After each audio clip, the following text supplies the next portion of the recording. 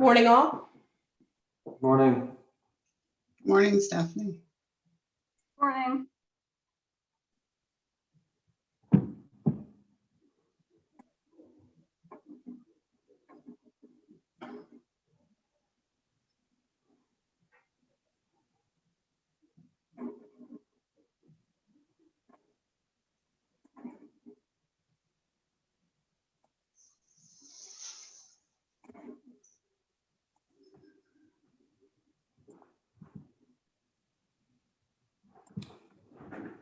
Okay, it's 9 a.m. Before we go on the record, is there anything from the parties? I'll go over the schedule basically, but is there anything you all need to address? Okay, so the game plan is we admitted Ms. Souls' exhibits, but we're going to do Mr. Downs. That should be relatively quick. Then we'll get to Ms. Souls. Then we will do Mr. Wilson, then Ms. Porter, and to the extent to which we get into Mr. Provencio, I suspect we're likely to come to the end of our time. If somehow we proceed beyond that, I assume we'll get to Ms. LaRocque. I have a hard time believing we're going to do Mr. Tupler and Ms. DeShano today, but that's the basic lineup. Any questions? Mr. Simpson, you appear to be speaking, but there's no audio. Your headset mic appears to be directed at the noon position. Is that better? Very, very much so. Thank you for that help. I didn't hear my name in that list. I thought I was scheduled before the city's witnesses. You were. I'm sorry. I apologize. Thank you very much for pointing that out. I just skipped over it. So that would be, then we'll do Mr. Downs, Ms. Souls. So Mr. Wilson and Ms. Porter both requested that we do today. So then Mr. Simpson, you would come after them. Is that acceptable to you, sir? Yes, sir. That's fine. Great, so then it'll be Mr. Simpson. Thank you, Mr. Simpson, for pointing that out. I apologize. Your Honor, I apologize. I left my headphones upstairs, so I missed. Are we doing Ms. Porter and then Mr. Wilson? The reverse, Mr. Wilson, then Ms. Porter. Oh, okay. Is it possible to go with the order in the, with your order of witnesses, which had Ms. Porter going first? That's fine if you prefer. I mean, I'm just trying to accommodate everybody, and unless Ms. Gerson has an objection of some kind. The last communication I had with Ms. Porter was that she would be going after Mr. Wilson, so I would have to just confirm her availability. This is up to you too. I don't really, it doesn't appear to be a strong preference from the parties. I don't care. It's largely contingent upon what your witnesses can do. It's not a strong preference, Your Honor. Yeah. Ms. Gerson, do you have a preference? I mean, it would be simpler to keep things as is and have Mr. Wilson go first. So just for the sake of simplicity, I would prefer to keep things the way they Okay, are. that's what we'll do. Very good. So, Ms. Hoyman, let's go on the record. Very good. Good morning, everybody. This is day 3 of the hearing for case number 20-00241, EPE's Transportation Electrification Plan. We had Ms. Souls present her direct testimonies at the conclusion of yesterday's proceedings. Due to scheduling necessities, we are now going to take Mr. Downs's testimony and then have him sit and then return to Ms. Souls. I'm saying all of this just so that this is reflected in the record, so it's clear why the jumping around has occurred. So, Ms. Souls, at this point, I'm going to ask you to call your witness. Thank you. Mr. Alan H. Downs. And sorry, Ms. Hoyman, you should probably swear in Mr. Downs first. I should have done that first. Mr. Downs, would you raise your right hand, sir? Do you solemnly swear or affirm the testimony you're about to give shall be the truth, the whole truth, and nothing but the truth? I do. Thank you. Good morning, Mr. Downs. Can you please state and spell your name for the record? Allen, A-L-L-E-N, H, or Herbert, H-E-R-B-E-R-T, Downs, D-O-W-N-S. And are you the same Alan H. Downs that provided testimony in this case on behalf of Mary Lee Souls? Yes, I am. Do you have in front of you what has been labeled Exhibit MLS-07, the direct testimony of Alan H. Downs on behalf of Mary Lee Souls? Yes, I do. Was that testimony written by you? Yes, it was. Do you have any corrections or modifications to make today? No, I do not. Are the answers you provided true and correct to the best of your knowledge? Yes, they are. If I were to ask you those same questions today, would your answers remain the same? Yes. Mr. Hearing Examiner, I move to admit Exhibit MLS-07, the direct testimony of Alan H. Downs on behalf of Mary Lee Souls. Any objections to the admission of MLS 07? That exhibit will be admitted. Mr. Downs, do you have in front of you what has been labeled Exhibit MLS-08, initial testimony of Alan H. Downs regarding the credit card issue on behalf of Mary Lee Souls? Yes, I do. Was that testimony written by you? Yes, it was. Do you have any corrections or modifications to make today? No, ma'am. Are the answers you provided true and correct to the best of your knowledge? Yes, they are. If I were to ask you those same questions today, would your answers remain the same? Yes, they would. I move to admit Exhibit MLS-08, initial testimony of Alan H. Downs regarding the credit card issue on behalf of Mary Lee Souls.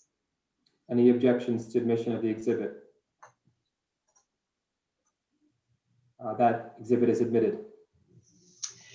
Mr. Downs, do you have in front of you what has been labeled Exhibit MLS-09, testimony of Alan H. Downs in opposition to the stipulation on behalf of Mary Lee Souls?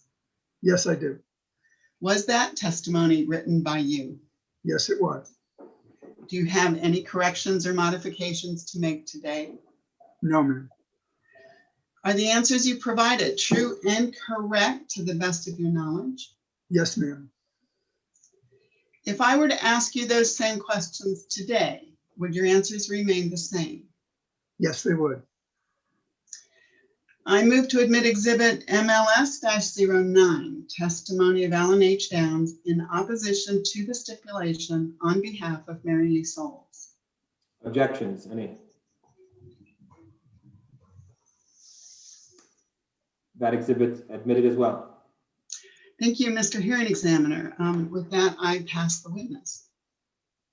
We had a conversation yesterday before concluding about folks waiving cross-examination time. I would just go through again and ask, as it's listed, EPE, would you like to utilize the 5 minutes you requested to cross-examine Mr. Downs? I have about 2 minutes, Mr. Hearing Examiner. Very good. I will set the clock in motion. Go right ahead. Good morning, Mr. Downs. My name is Jordan Kessler. I work for EPE. I don't think we've had a chance to meet. It's nice to meet you this morning. Good morning. I just wanted to ask you a couple of questions. In putting together the locations of the EV chargers, did you rely on the PlugShare website? That was one of the websites I used. Yes. And were there others? Yes. Okay. Could you also let me know, I understand that you're a longtime EV owner and user, is that correct? Yes.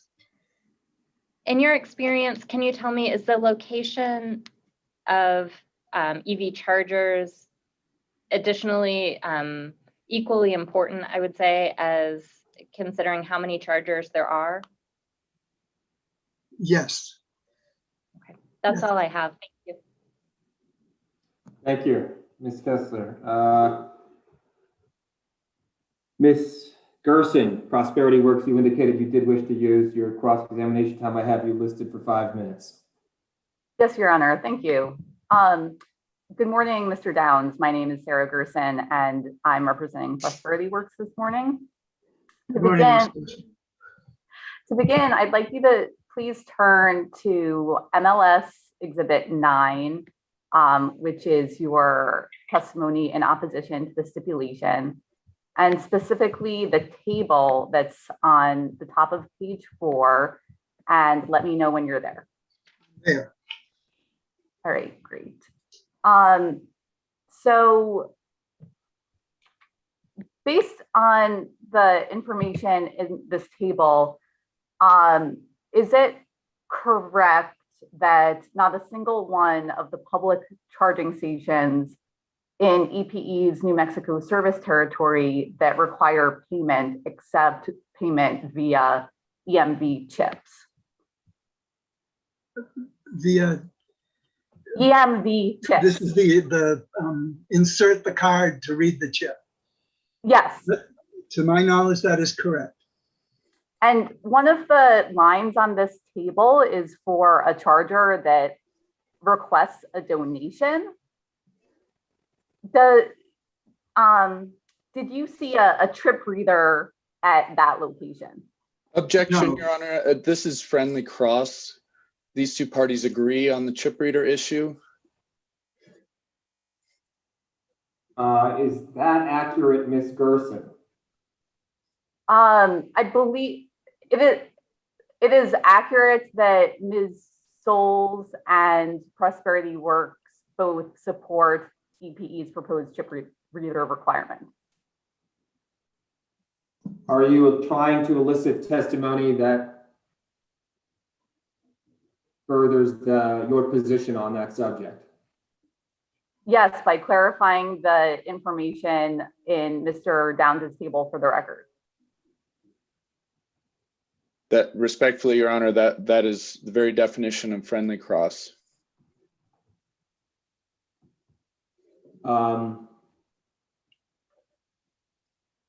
What is it that you believe requires clarification, Ms. Gerson?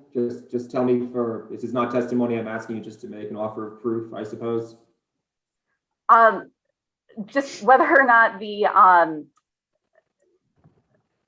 so I'd like to be able to tally the number of stations that accept chip readers.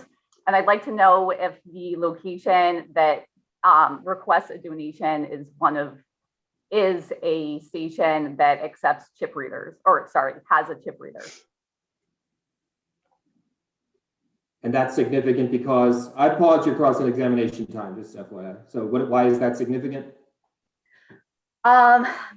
Because it's indicative of the charging options available to customers who make payments via chip cards. Mr. Dunbar, how is the clarification relevant? I mean, what she seems to be wanting to do is, Ms. Gerson wants to do is to clarify a minor point in Mr. Downs's testimony. I mean, for purposes of a complete record, it would seem beneficial to have that clarified. Why is that friendly cross? And perhaps you have a good argument why it is. Well, Your Honor, Ms. Sewells and Mr. Downs had every opportunity to file multiple rounds of testimony on this issue. And so using cross-examination to basically supplement the information they provided, it is friendly cross. However, that said, if I admit that I'm also curious what methods of payment a private home accepts in the form of donations for charging. So if we're going to focus on that very narrow issue and Mr. Downs is able to provide a complete account of the methods of payment that are accepted at that private home, I would not object to that, but I will certainly object to any further friendly cross-examination on the chip reader issue. Okay, I'll sustain that objection. I think you heard Ms. Gerson what Mr. Dunbar is concerned with, and so to the extent to which you wish to proceed, subject to my having to sustain the objection, you may do so. All right, Your Honor, I'll move on to a different line of cross. Mr. Downs, is it correct that you are both an EV driver and a net metering customer of EPE? Yes, I am. And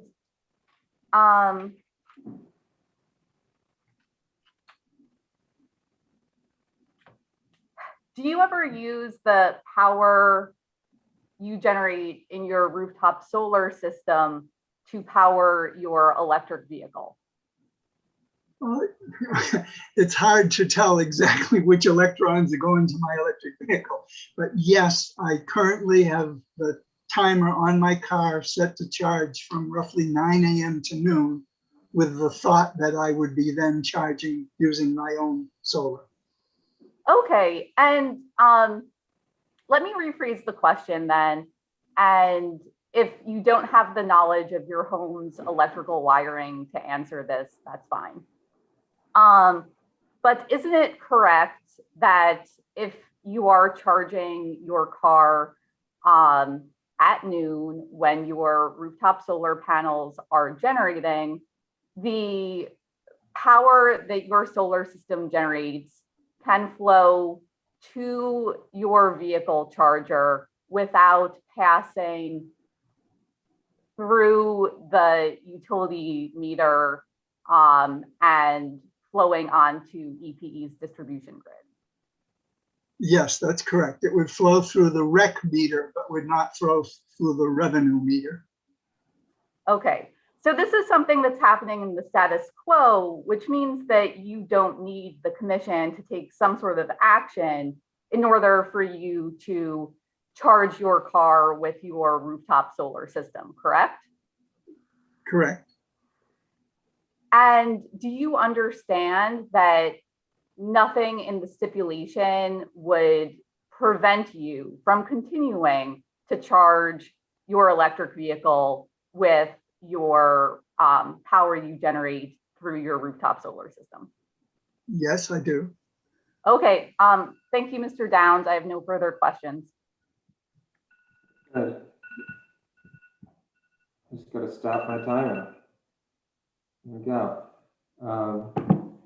Mr. Dunbar, you requested 5 minutes. And I'm happy to waive that, Your Honor. Thank you. Very good. The city of Las Cruces, you requested 5 minutes with Mr. Downs. Thank you, Mr. Hearing Examiner. I was willing to waive yesterday, but I just have one question, one, maybe two questions on, so I'd like to take them. Good morning, Mr. Downs. How are you? Good morning, Ms. Stevens. I'm fine, thank you. I'm still on page 4, the table on your testimony in opposition to stipulation, the list of the charging stations. But my question is about the issue of chip card readers. This is just such a nice table. We truly appreciate the effort that you put into this case.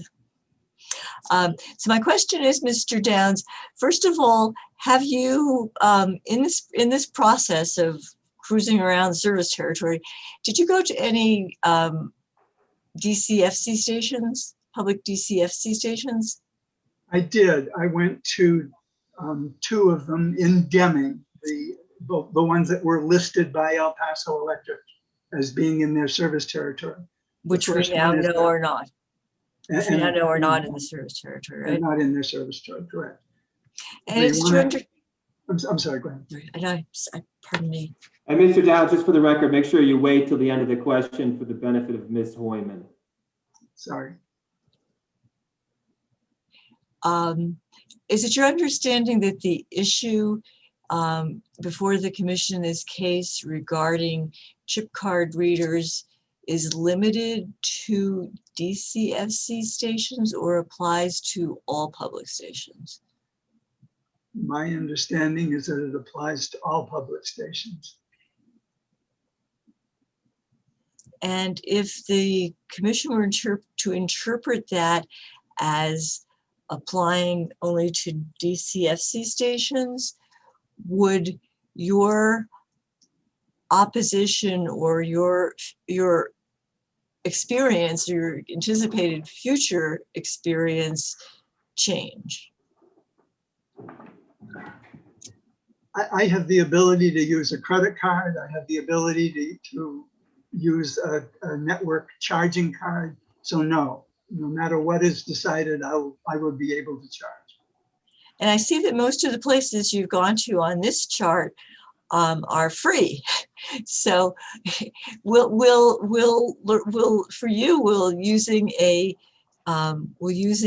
having to pay for electric vehicle charging alter your behavior at all in terms of using public charging? Actually, let me ask that differently. How will the intended availability, added availability of public charging stations that do charge a fee, how will that change your personal conduct in using public charging stations? Not for purposes of this case, but just as a driver in general. I'm sorry, I'm afraid I lost the point of the question. Once there are additional charging stations in the service territory that do charge a fee, will that change your behavior and your use of public charging, given that you've got home opportunities as well? Personally, most chargers that are close to my home, I would not be using because I would charge at home because it is cheaper. But I would be concerned about DC fast charging, perhaps in the Hatch area, to make it possible for me to get up to Albuquerque or Santa Fe. And whatever method of charging that is money charging they use, I would be able to handle it. Okay, thank you. I appreciate the information. You are a wealth of information. Thank you, Mr. Nance. Thank you, Ms. Stevens. Is that all, Ms. Stevens? Yes, thank you.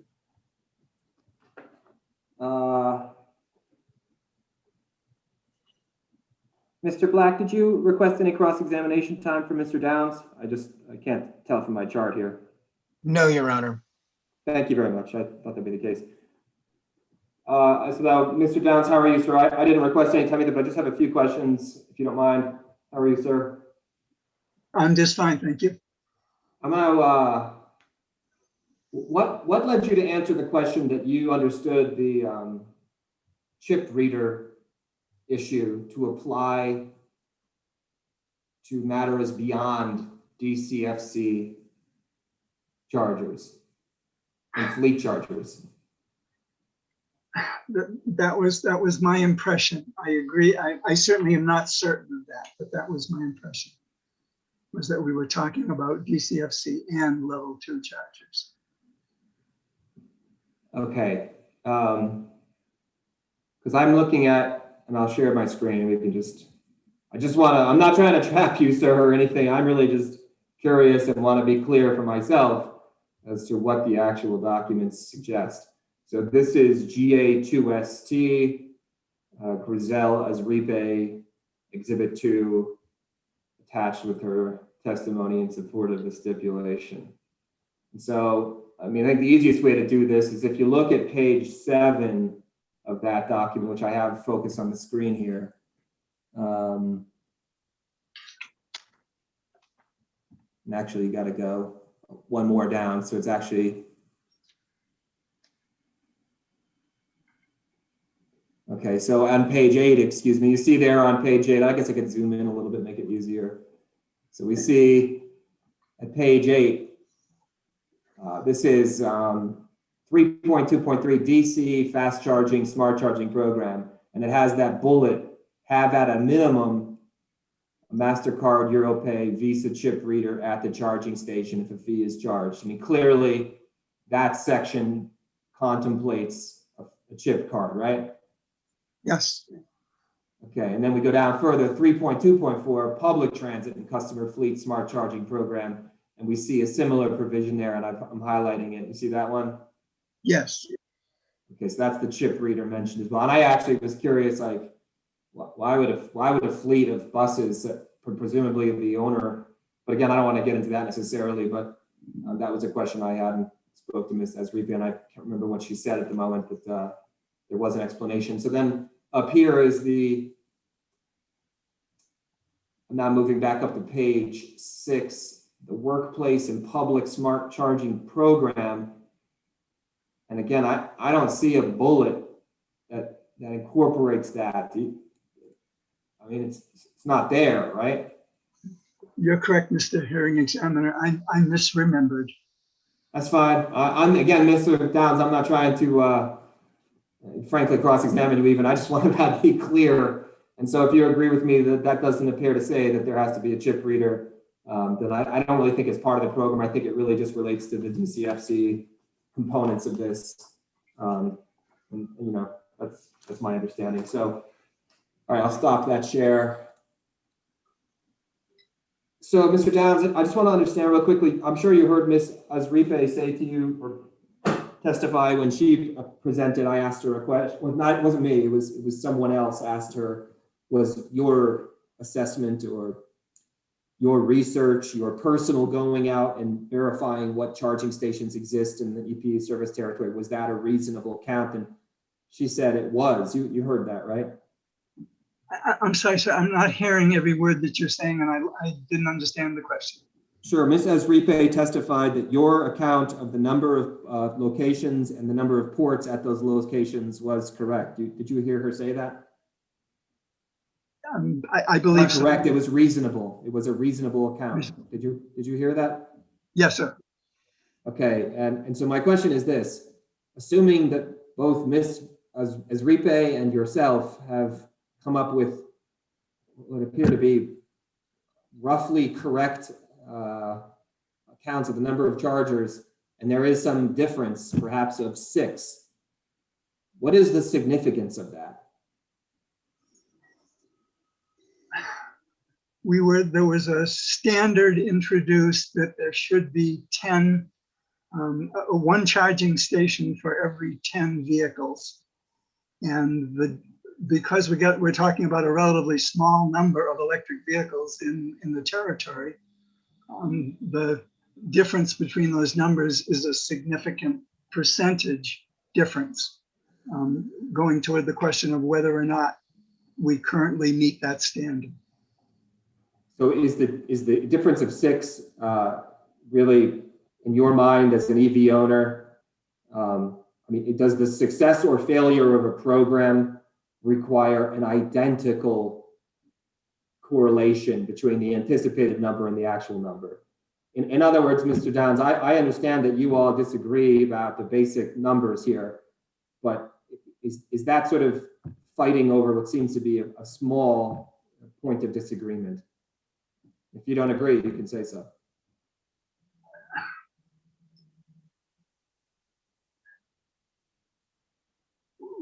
This is forming the basis of the starting point that we're trying to establish where we are before El Paso Electric's program hopefully brings us to a better place.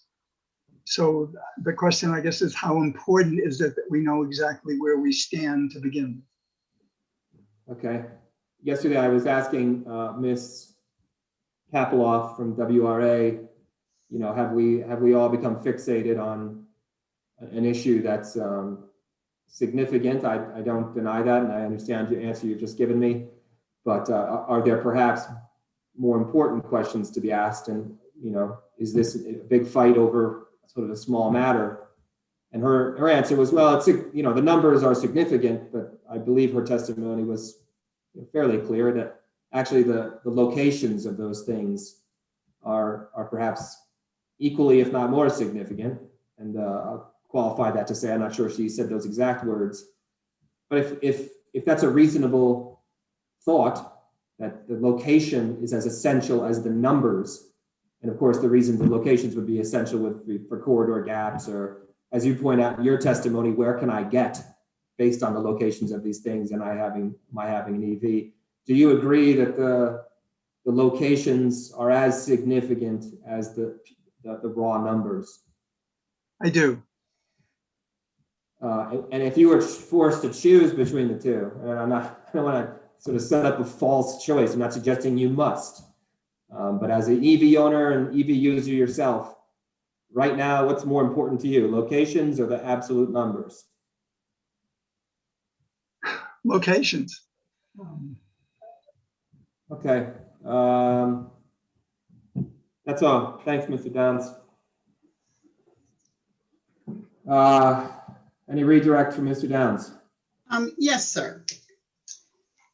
Mr. Downs, do you recall when you were asked about the one charger where you set out to pay? I believe it was Ms. Gerson asked you about that on your chart. Yeah, I mean, I'm sorry, no, I don't. I remember her asking about the one that is located at a private home. Would you go back to your page 4 of exhibit MLS-9? -9, yes, sir. Yes, ma'am.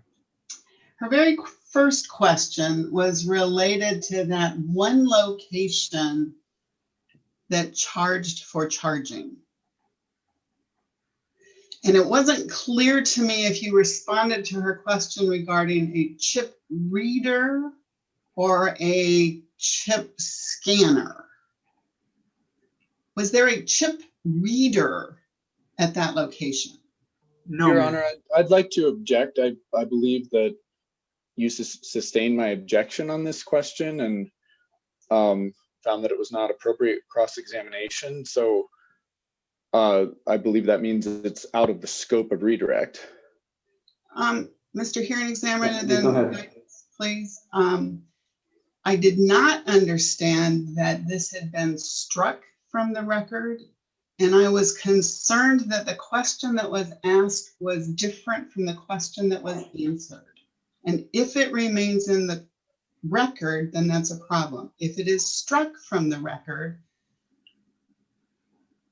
I can accept that. Miss, go ahead, Mr. Dunbar. What do you want to say? Oh, I was just going to clarify that I believe Ms. Sewells is following up on a question that was not actually answered, that I objected before Mr. Downs responded. And what it seems like Ms. Sewells is doing is trying to go back and ask Mr. Downs to answer Ms. Gerson's question that to which I objected and which you sustained. Mr. Hearing Examiner, Mr. Dunbar objected when Ms. Gerson was asking about the private home that requested a donation. He did not object to the exchange until that was regarding the payment. Ms. He did Sewells, not can you object until afterwards. Okay, can you just tell me what is the question you want to ask and what is the point of the question you're trying to get Mr. Downs to answer? What are you trying to achieve here? I think Ms. Gerson asked about a chip card reader, and I think Mr. Downs answered a card scanner. So Mr. Dunbar's objection was that we don't need to have friendly cross-examination further by the parties to elicit testimony about the chip card reader issue. You had all the opportunity you needed to satisfy your evidentiary burdens regarding that position. If you're trying to delve into additional testimony as regards the chip card reader, Ms. Sewells, then I'm inclined to agree with Mr. Dunbar on that subject. Yes, sir. We don't need any more elicitation of direct testimony on the question. I mean, that seems sort of right in the wheelhouse of friendly cross. So is that exchange struck from the record? He objected to the question and the objection was sustained. That's what's in the record. And so this disconnect between what was asked and what was answered is therefore moot. Is that correct? The objection to the question was sustained. How you want to think about that in terms of mootness would not be the correct way to think about it. If Mr. Downs said anything, his testimony was not admitted. Could we go then to the exchange you had with Ms. Stevens?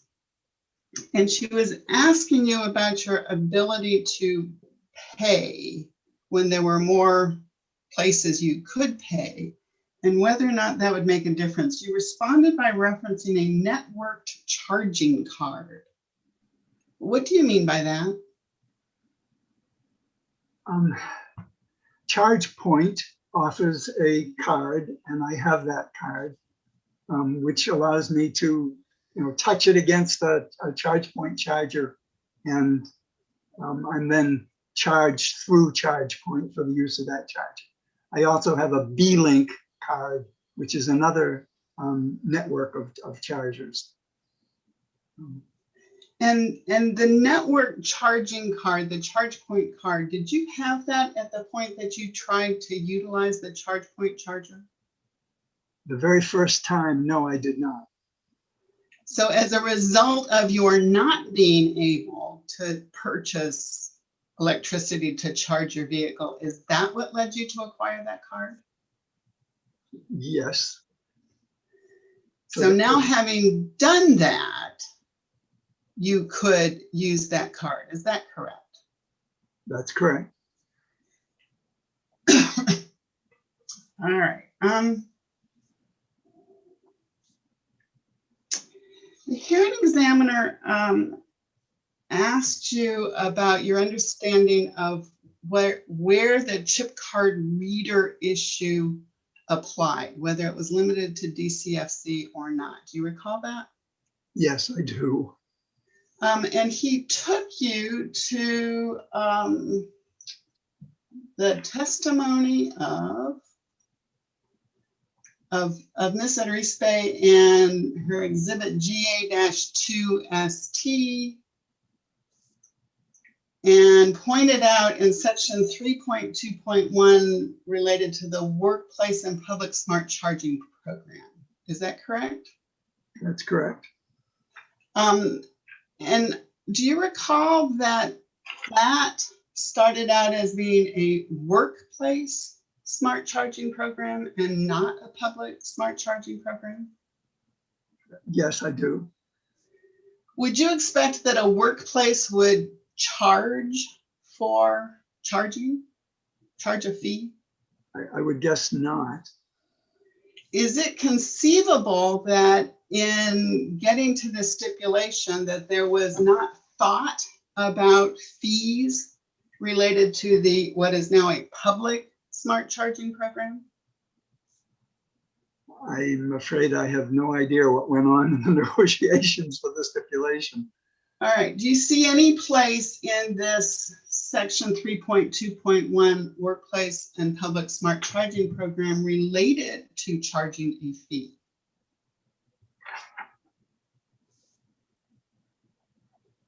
Related to chip readers? No, related to charging a fee for the electricity Charging a to the public. No, I do not. All right. And then the hearing examiner asked you some questions about the significance of the different numbers in your table versus Ms. Edderspace's table. Do you recall that? Yes, I do. And would you agree that one of the differences has to do with whether or not electrical outlets or receptacles should be considered chargers? Yes. And did your testimony address the use of EVSE versus receptacles? Yes, it did. Would you expect that there are electrical outlets, receptacles throughout New Mexico's service territory that nobody has quantified or identified as infrastructure for public charging? Yes, I would. It would be virtually impossible to do that. And that there's probably a lot of them. Would you agree? There's probably a lot of them. Could that be one of the significant of why your approach to this is different from a RESpace? Yes. And do you think that matters, as you said, for how electric charging infrastructure is pursued going forward and it gets bigger? Certainly, certainly. But the outlets are only usable if you have your own EVSE, your own charging equipment that you carry with you. Okay, thank you. No more questions. Anything further from Mr. Downs? I have one follow-up question Stevens, go on, ahead. Just one, that last round of questioning. Sure. Mr. Downs, these questions about receptacles that somebody could bring their own charger to. I just have to ask this: Are we implying that individuals with electric vehicles will go and plug into an outlet and steal electricity from the owner of a building? That certainly was not what I interpreted. I interpreted it as there are locations that have outlets that make them available to the public. Okay. Thank you. That's it. Your Honor, I had one follow-up on some of your questions. Sure, Mr. Simpson, go ahead. So, hello, Mr. Downs. Good morning, Mr. Simpson. Regarding the hearing examiner's questions about the relative importance of location versus the absolute number of chargers, have you ever gone to a local charging station, probably one of these free stations, and found that it was occupied? Yes, many times. Do you think that happenstance would become more common as more EVs are being used in the local area? Yes, that would make sense. The more people that are trying to get to the charger, the more frequently it would be in use. Thank you. That's all I have. Very good. Nothing further from Mr. Downs then, from the parties? Very good, Mr. Downs. Thank you for participating. You are excused. Thank you. Ms. Souls, Yes, sir. just for the record, I'm going to note again, we received your direct testimony yesterday, admitted all those documents. We took Mr. Downs out of turn just to ensure he would be received as a witness because of scheduling reasons. And now we're going to return to your cross-examination. And the EPE has requested 30 minutes of cross-examination. So, Ms. Kessler.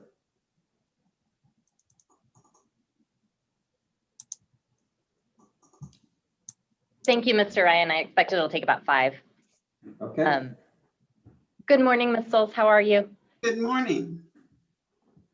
Am I correct in understanding that your primary criticism of EPE's TEP is the size of the programs?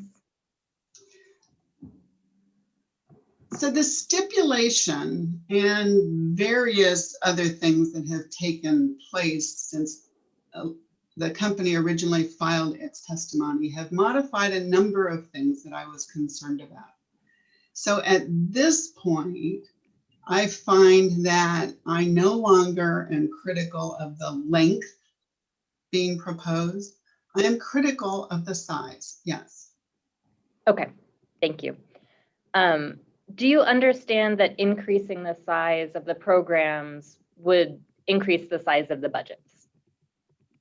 Oh, absolutely. I believe you've already taken steps that mandate increasing the size of the budget because of the changes being proposed to the incentive amounts.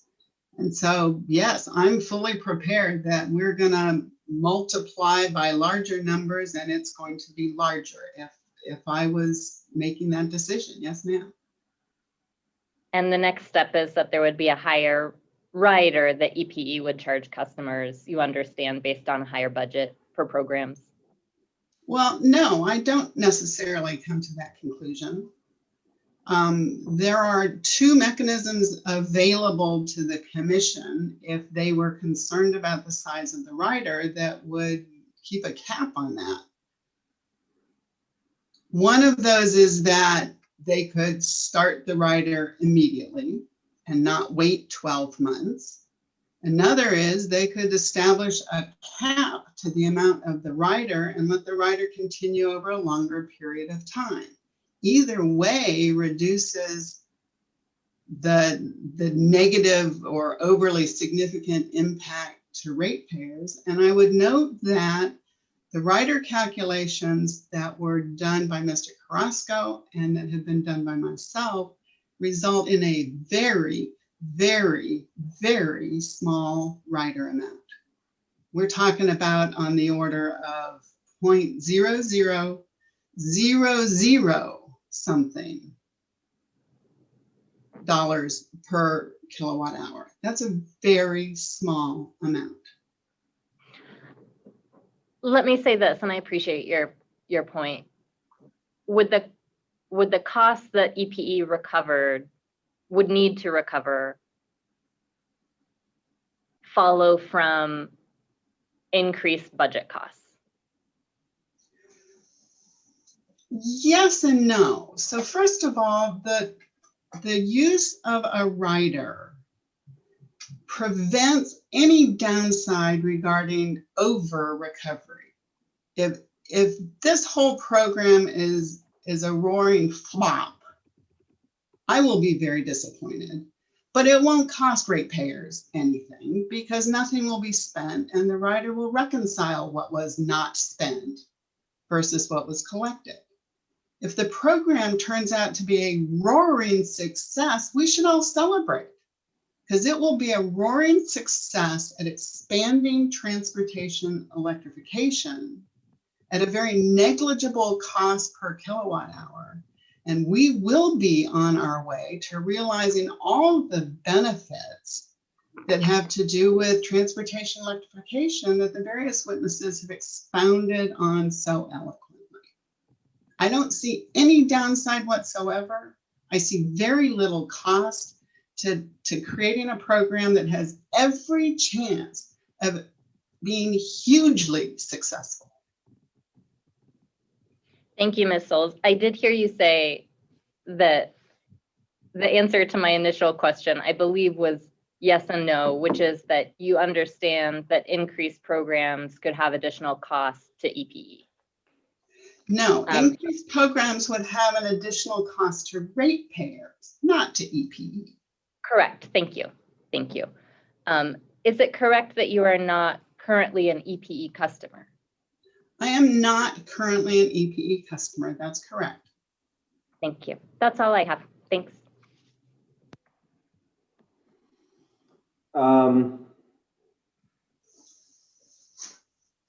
Western Resource Advocates, Ms. Beatles, you requested 15 minutes of cross-examination time with Ms.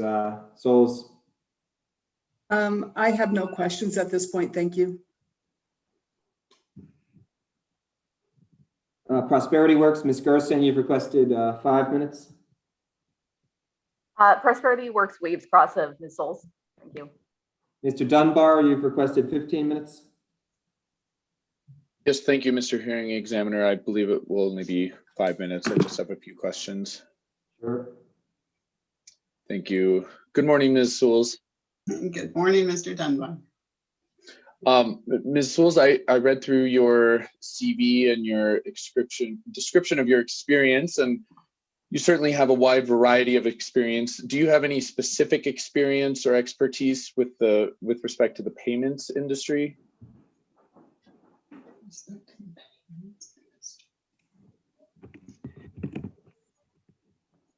What I would claim is my educational background. I do have an MBA from the Harvard Business School, and I have extensive experience as an executive utilizing that business experience. So within the realm of business, I wouldn't claim that specifically I have worked in the payment industry.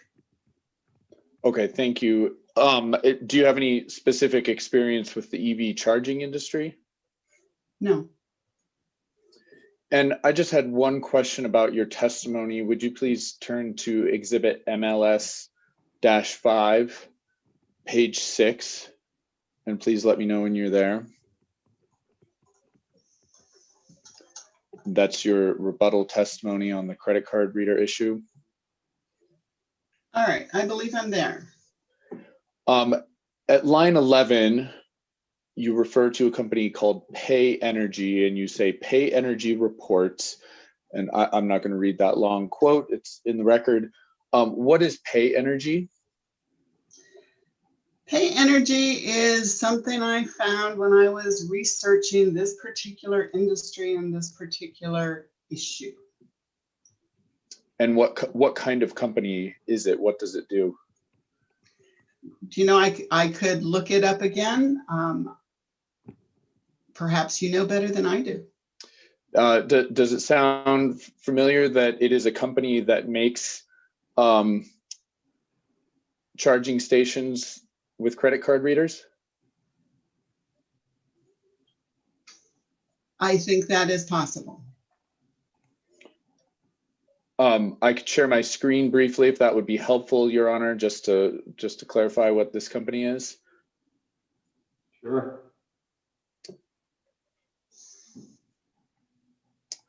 Your Honor, I'd just like to make an objection for the record. We were asked to circulate exhibits days in advance of this hearing. If the rules are changing and now we can have cross exhibits shared via some other mechanism, I think that all of the parties should be aware of that and be able to take advantage of those opportunities.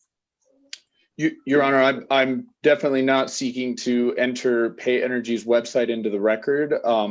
I would just like to refresh Ms. Sewell's recollection as to what Pay Energy is. She indicated that she didn't really remember what the company did. And so I thought showing her and all of the parties the website would refresh her recollection. There's no need to enter anything into the record here. Well, and I guess, Mr. Dunbar, let's just do this. I mean, if you're going to ask Ms. Souls to accept your representation, that she can, you're saying, hey, there's a company that exists. It has credit card readers. I don't know if sharing a website's frankly going to have all that much consequence. So I understand what you're doing. I think just continue on with your question. Let's just do that.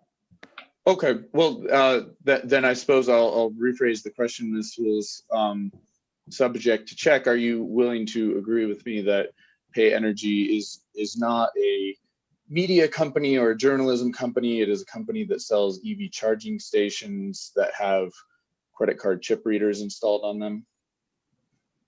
I'm willing to accept that, subject to check. Okay, thank you. Your Honor, I have no further questions, but I did have a clarifying question with respect to refreshing witnesses' recollection that I would like to seek your guidance on at the appropriate time. It certainly doesn't. You could ask it now since we just had an instance. Well, Your Honor, it's certainly common among witnesses. We've done it. Other parties have done it to provide a quote from a source that is online, and rather than providing that source, the party just drops a footnote and puts a hyperlink to that source. And so, I mean, I'll just be transparent about the reason for my asking this. Prosperity Works witness Ms. Porter cited quite a number of links, and in my questioning of her, there's a lot of clarifications that I think are necessary with respect to the way that she discusses the material and the links that she cites. And again, I don't want to enter those documents into the record. Prosperity Works did not ask to enter them into the record. They just relied on them and quoted from them. And so what I am planning to do is what I was planning to do and what I would like to do is simply share my screen so that the witness can refresh herself on the contents of the resource that she cited, and then I can ask some questions about it. I'm happy to do the subject to check thing, but I think that gets a little unwieldy after a time. And, I'm not expecting anyone to remember the details of 20-page reports that they read 2 weeks ago or anything like that. So it's, like I said, it's really just to refresh recollection. The record will be clarified through verbal testimony, and that without a need to actually enter the documents that are cited into the record. Yeah, and the last thing I'll say is I wouldn't object to entering them all into the record. I just don't have them all prepared because I thought the cleanest thing to do was to simply refresh recollection. So I appreciate your guidance. Sure. So let's go back to first principles. Where are we? We are not in a district court. We are not in a trial court organized under a state constitution in which the rules of evidence are applied with rigor. That is not where we are. And I think we all can agree on that. We are in a commission organized by statute. The commission's regulations specifically provide that the rules of evidence shall be relaxed. This is in part a consequence of the fact that judicial efficiency is a concern of great importance in all administrative proceedings. We do not need to have mini trials over something like, does Apple produce iPhones? We all know they do. If the basic point that Mr. Dunbar wishes to make is that Mrs. Porter refers to companies similar to the question we just had, and that Ms. Porter is incorrect in her understanding of what this company does, and this can be established by a website, I refuse to accept that we must sit here and have lengthy evidentiary disputes over a matter that is ancillary to the purpose of these proceedings. Does that ruling offend anyone? Offend is not the right word, but do you disagree? Mr. Hearing Examiner, I just would like some clarification because this has mystified me on both sides. And on Wednesday, I guess, Ms. Aripe wonderfully came up, and when we were talking about the cars.com stuff, she was there with her computer and she pulled it up. Because but I think that, and I appreciate what you're saying, absolutely appreciate what you're saying, but in terms of us practitioners, it would sure help to have some guidelines about the expectations. I know that when I'm preparing my witness's testimony, if something's important, we put it in as an exhibit. I'm old, right? Yeah, I'm old fashioned.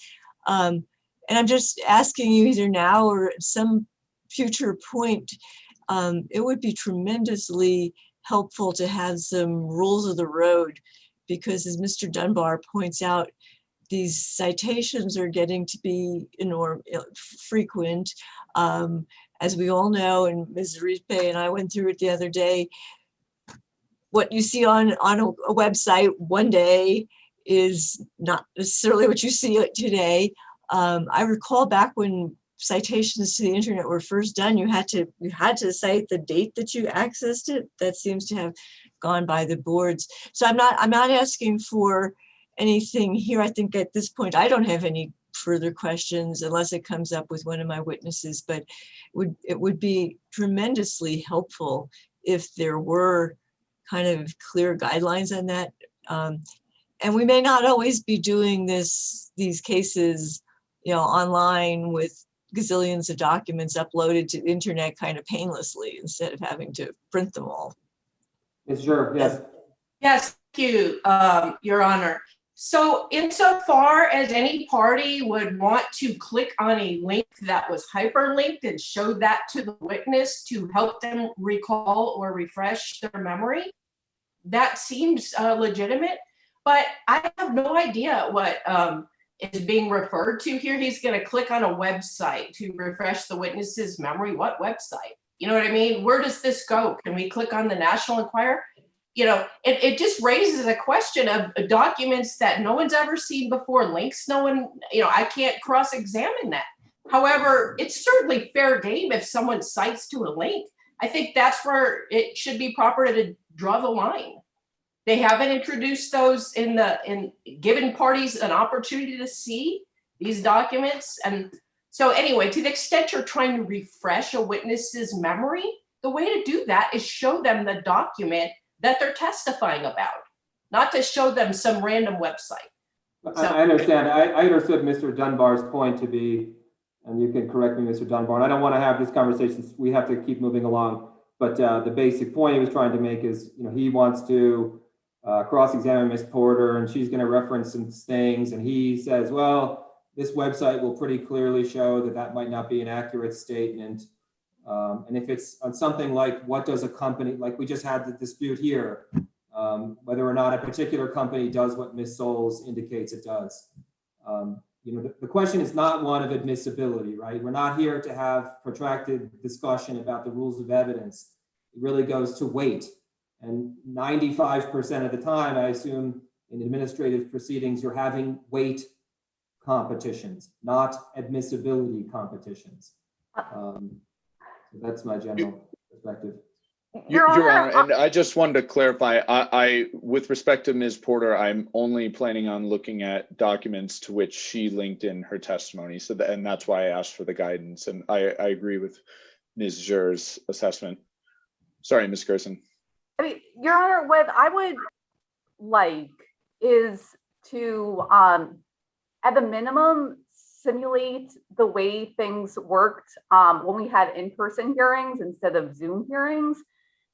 In that setting, if a party wanted to cross-examine another party's witness about something they introduced, something they cited in their testimony, that cross-exhibit would be an exhibit, so that in the record, so that if Mr. Dunbar cross-examines Ms. Porter about something she has cited, I'd like that thing to, and he puts it in front of her, I would like the full thing to be in the record so it's absolutely clear that Ms. Porter hasn't taken anything out of context, and that we have the full context for the portions of the document Mr. Dunbar asks her to discuss. Sure. So, Ms. Chris, let me ask you this question. Though. You're setting up a paradigm that I don't think we're trying to create here, a blanket rule that extends to all questions that shall be answered. For instance, if you're Ms. Porter said, Apple does not create iPhones, they create sponges. Are you telling me that Mr. Dunbar would then be required to submit an exhibit to disprove the fact that Apple does not create sponges? Only if Mr. Dunbar brings up some document during the course of the hearing, puts it in front of Ms. Porter. I would like that document that he puts in front of the witness to be in the evidentiary record. Your Honor, and I'm more than happy to put all of these documents in the record. I mean, Ms. Gerson certainly cannot claim surprise here because I'm only going to look at documents that her witness cited to and provided hyperlinks to. So, you know, as long as we can do this after the fact, I'm fine filing all of the documents. Thank you, Mr. Dunbar. And Ms. Gerson, let me ask you this question. Functionally speaking, your witness is providing hyperlinks. What's to stop me from thereafter going and checking and discovering you're wrong? That's an evidentiary matter. Nothing. I mean, why is it that Mr. Dunbar wants to say, look, the website clearly disproves what she said? How am I evidentiary, from an evidentiary perspective, how have I done anything that I can't just do on my own? If you're telling me I'm not able as a fact finder to go confirm your representations, well, that's an interesting argument. It just seems like we're having a discussion about a level of formality that, Frank, I understand your point about wanting to have exhibits, but at the same time, the failure of a party to do something shouldn't allow you then to state to me things that aren't true. Mr. Hearing Examiner, I know this isn't quite my fight here, but if you would allow me to interject one question, does that mean that, does that follow from what you just said, does that follow that every single hyperlink in any piece of testimony is effectively part of the record? I'm being troubled here because we're talking about some, gigantic documents that are full of stuff. Yeah, I understand that. No, I don't agree that that's been said at all. Yeah. No, I think that the basic premise of Mr. Dunbar's question is rooted in a context. We are not making blanket propositions about what can be admitted in administrative proceedings. We are simply acknowledging the reality that people are pointing to very general things like, what does a company do? And to the extent to which there's information that exists, I don't understand why we would have to have meaningful formal procedures around how one establishes that a witness may be incorrect at a very basic level about something that's highly generalized. And by that, I'm talking specifically about Mr. Dunbar's debate here, Ms. Stevens, which is, Ms. Porter, you seem to believe a company does something. The website clearly indicates it doesn't. So we're keeping it on a really basic level, not incorporating a lot of stuff. That's my concern. Thank you. Let's move on, and we will, to the extent necessary, address these matters. Where were we? Good question. Mr. Dunbar, you had completed questioning.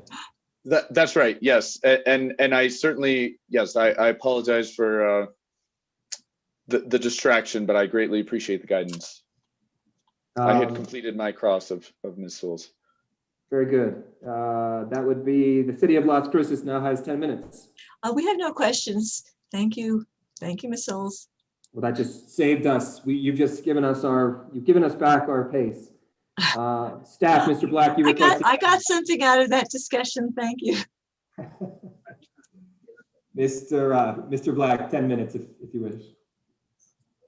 Thank you, Mr. Hearing Examiner. The cross-examination that has already occurred of this witness has answered any questions of staff, so we have no additional questions. Thank you. Very good. Okay, Ms. Souls, I'll just ask you a few questions myself. I heard you say, I'll set a timer on myself to keep me honest. You conceded, I believe, that you're no longer objecting to the time frame of this plan, and I'm not trying to tell you that you did, I'm asking a question. I no longer object to the time frame that's being proposed by the stipulation, correct? I just want to try to understand why, my thought about these subjects is there is great uncertainty about what is going to happen, how these customers in EP service territory are going to respond. You yourself discussed a moment ago that there is a possibility that this is not utilized, and that would be disappointing, but it's certainly a possibility. Do you see the abbreviated time frame of this particular first plan as being a useful opportunity to just gather data so that people have a better sense as to where this whole thing's headed? I no longer see it as abbreviated. If the company is required to file within 18 months of approval, then that will get them past the statutory no sooner than January 1st of 2022. So I anticipate that would be sometime in the first 6 months of 2022, and that the commission will take reasonably 6 to 9 months to make a determination on their next filing, and that effectively takes the term of this transportation electrification plan through to the end of 2023. Maybe slightly shorter than that, but I find that I'm not concerned about it because there is now the requirement for a follow-up plan, that they are committed to filing a sequential plan, which my reading of the statute is not required statutorily. And the commission has not yet established rules or requirements about how often a transportation electrification plan must be filed. So Okay. my concern that the plan being proposed was going to end at the end of 2022, which is how I read it originally. And sometime later, maybe there would be another transportation electrification plan. Those concerns have gone away. There will be another transportation electrification plan to follow on to this one. It's likely to not leave a gap that I saw originally in terms of the restriction imposed by the statute. So my concern about duration no longer exists. Ms. LaRoque testifies that there are 120 EVs in Las Cruces out of 98,000 cars. You have a reason to doubt this? I do. What's the basis? I'm not entirely clear what she means by that. As I recall, her testimony had to do with light duty, not fleets. Las Cruces only. I don't know until her testimony is submitted how she came to that number. I found the data foundation that PNM used to be far more compelling than other foundations that were provided by either Ms. LaRoque or by Ms. Arispe. So I know you know from my testimony, I extrapolated from the actual data foundation that PNM claimed that they used in their case for Doña Ana County not being able to distinguish between Las Cruces subset and the entire county. Okay, so the testimony at page 48 of Lisa LaRoque's direct testimony says You want me to pull that up? I don't think it's necessary unless you Okay. feel compelled to look at it. EP has projected there are 185 EVs in its New Mexico service territory, and the city's own analyses estimate 120 EVs within the city limits. It's fairly safe to say that the small number of EVs out of approximately 98,000 vehicles registered within the city limits are almost exclusively owned by relatively affluent individuals, blah, blah, blah. It's on the subject we don't need to talk about now.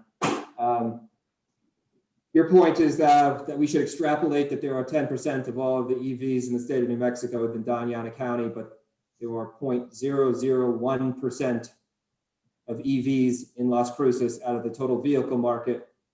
How do you get to 10% if there's only 0.001% of that total in Las Cruces? If it is if it is. Ms. LaRock, in the same sentence, is citing El Paso Electric's number, which, according to Ms. Arispe, is determined because, of course, New Mexico Service Territory is just a suburb of El Paso, or an extension of Texas. And frankly, I don't think that's reasonable at all.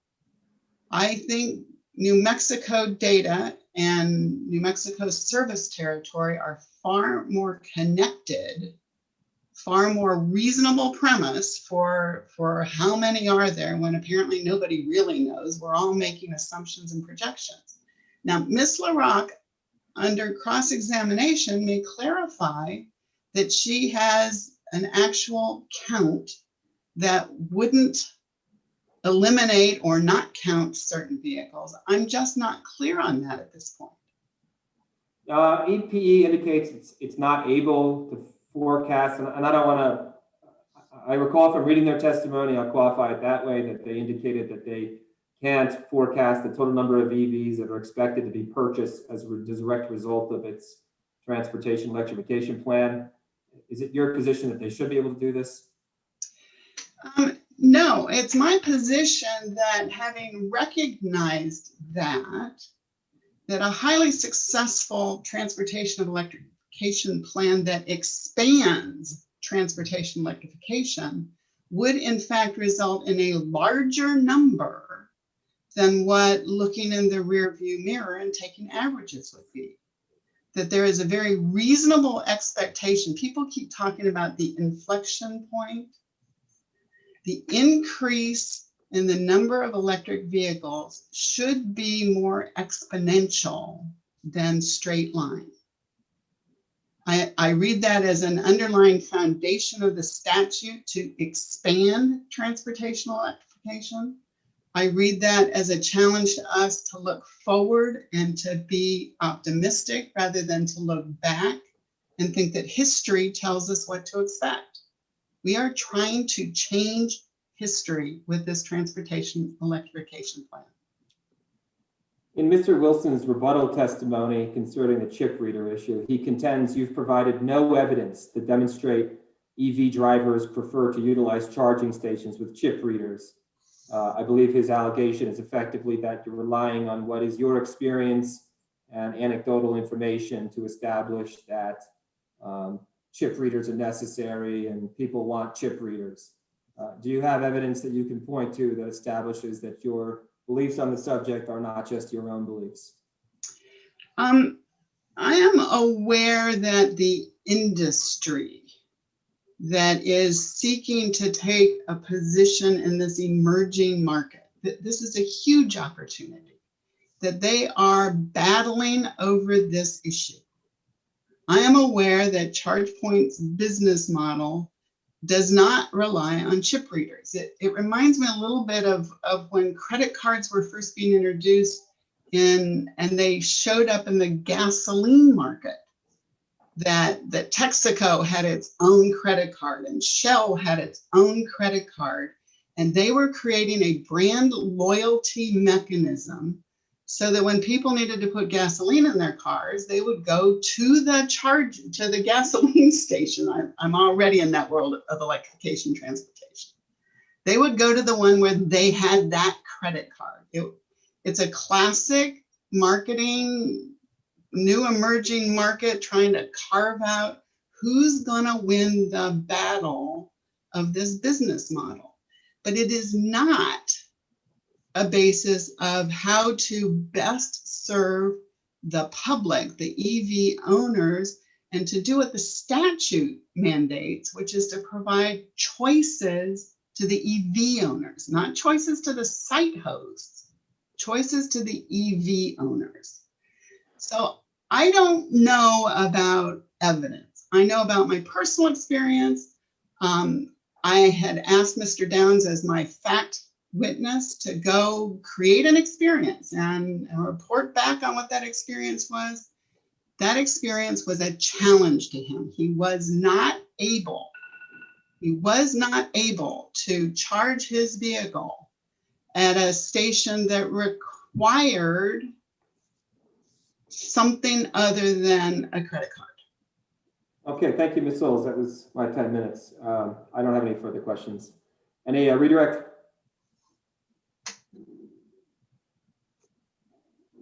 Very good. Thank you, Ms. Souls. You're Thank you. excused. What do we have here? 10:13. We would now go to Mr. Wilson, Mr. Dunbar. Thank you, Mr. Hearing Examiner. Charge point calls Mr. Justin Wilson. Ms. Wyman, when he appears, there he is. Mr. Wilson, would you raise your right hand for me, please? Do you solemnly swear or affirm, you keep moving, do you solemnly swear or affirm the testimony you're about to give should be the truth, the whole truth, and nothing but the truth?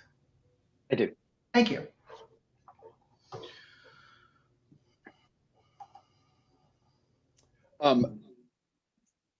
Mr. Hearing Examiner, should I proceed? Yes, please, go ahead. Yes, of course.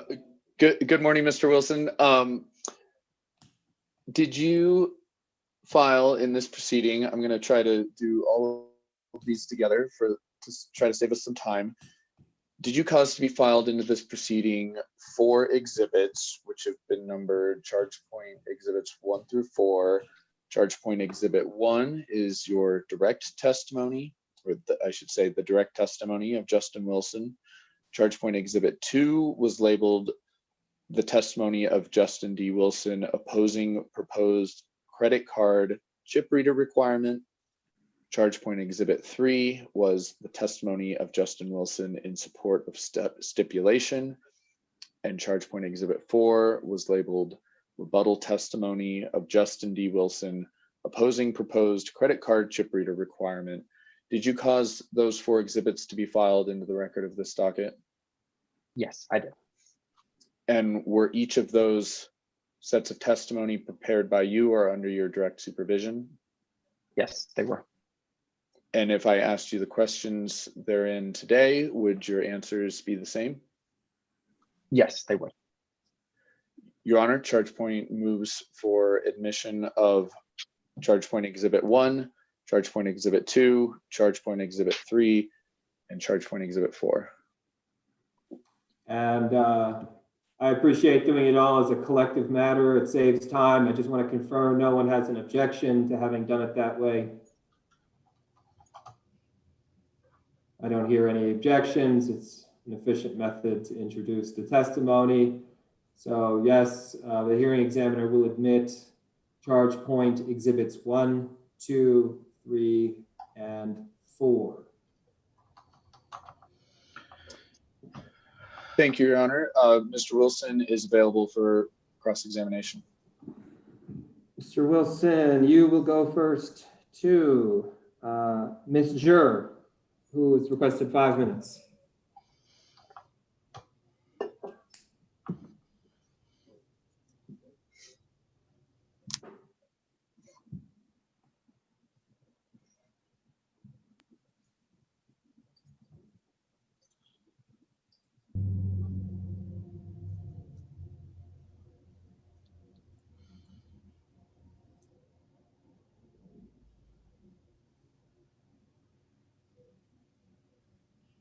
Give me a second here and I'll go quickly once I get started. I just misplaced something and I do apologize for that. No, that's fine. While we're filling that gap, if I could just thank all the parties and the hearing examiner for the scheduling flexibility. I do appreciate that. Oh, no problem. Okay, I'm ready. And since we're thanking people, I do want to thank ChargePoint for appearing in this docket and the P&M docket and the SPS docket. I noticed we've been on opposite sides from time to time, but we mostly agree on most issues. So I just want to tell you, please don't interpret my questioning or anything else as disrespect or lack of appreciation for you all. Okay? All right. Yes, and good to see you again. Yes, you as well. Okay, I would like you to let's see, refer to your direct testimony, which I believe is ChargePoint's Exhibit 1. And I'm at page 14 of 29, if you would turn there. And just to clarify, is this, sorry, due to the nature of the hearing, I just want to make sure, in support of the stipulation or on the credit card chip reader issue? This is ChargePoint Exhibit 1, which is your direct testimony. Okay. And Page I'm 14. Sorry, I'm just juggling the documents here. Just one moment. Okay, yes, here I am. Thank you. Okay, I am reading at the top of page 14 where you testify. While access for LI, low-income customers, is often cited as a justification for requiring credit card readers, the facts do not support a finding that credit card chip readers are needed for access or increased accessibility. Smartphones are fairly ubiquitous these days, including in low-income populations. Could you explain to me, what do you mean by ubiquitous, by telling me what percentage would you consider ubiquitous? I don't know that I have a specific threshold at which something becomes ubiquitous. I have seen studies that suggest that smartphone adoption among— And I'm not asking you about studies. I just asked you about your, what does ubiquitous mean in your testimony? Yeah, I think ubiquitous can be, above 50, 60% of population. Okay, so are you saying that if only 50 to 60% of low-income New Mexicans had access to smartphones, you would consider that ubiquitous? Meaning, according to your testimony, that credit card chip readers are not necessary? I think you have to take this into the context. And what we've made clear in the testimony is that many charging providers, including ChargePoint, provide a multitude of ways to pay for charging. And a credit card chip reader is one method. In the case of ChargePoint, I believe it's one of four, or using a credit card is one of four ways that could be paid. And so I think you have to take it into context of what the other available options are, which we've discussed in this proceeding. An RFID card, roaming with other partners, a 1-800 number, all of those are available. Because this is not responsive. I understand your testimony is that there are other payment methods, but I'm focusing on at what point do you think this is not a need? You said it's ubiquitous. So let me just ask you about your footnote number 6. And I'm going to use the numbers in there hypothetically. You can confirm that's what it says after we get done. If the percent of adults who earn less than $30,000 per year that had smartphones is 70%, is that ubiquitous? Yes, I believe so. And if the percent of adults whose educational attainment in high school or less that had smartphones is 70%, is that ubiquitous? Yes, I believe that meets the definition.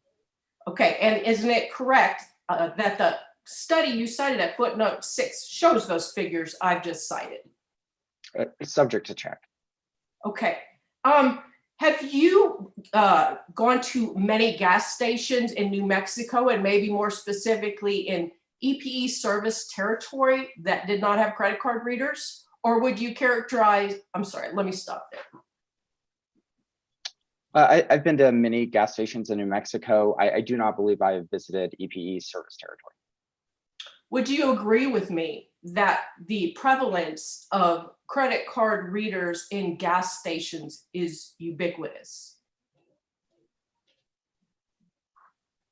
I think it has become more ubiquitous over time. I've certainly visited gas stations that did not have credit card readers. Well, you said 60 to 70% you would consider ubiquitous when we were referring to how many low-income customers had cell phones. So now I'm asking you about how many gas stations have credit card readers. Is that ubiquitous? Okay. I believe so. I can't state on the technology they use, swiped versus EMV, but I believe many stations accept credit card payment. have you ever gone into a gas station to pay for gas and then the credit card reader doesn't work? Have you had that experience?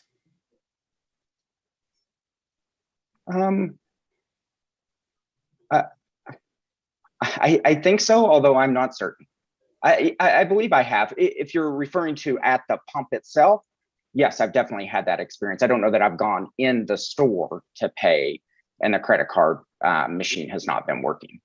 Can be pretty inconvenient when that happens, when your normal payment method doesn't work, right?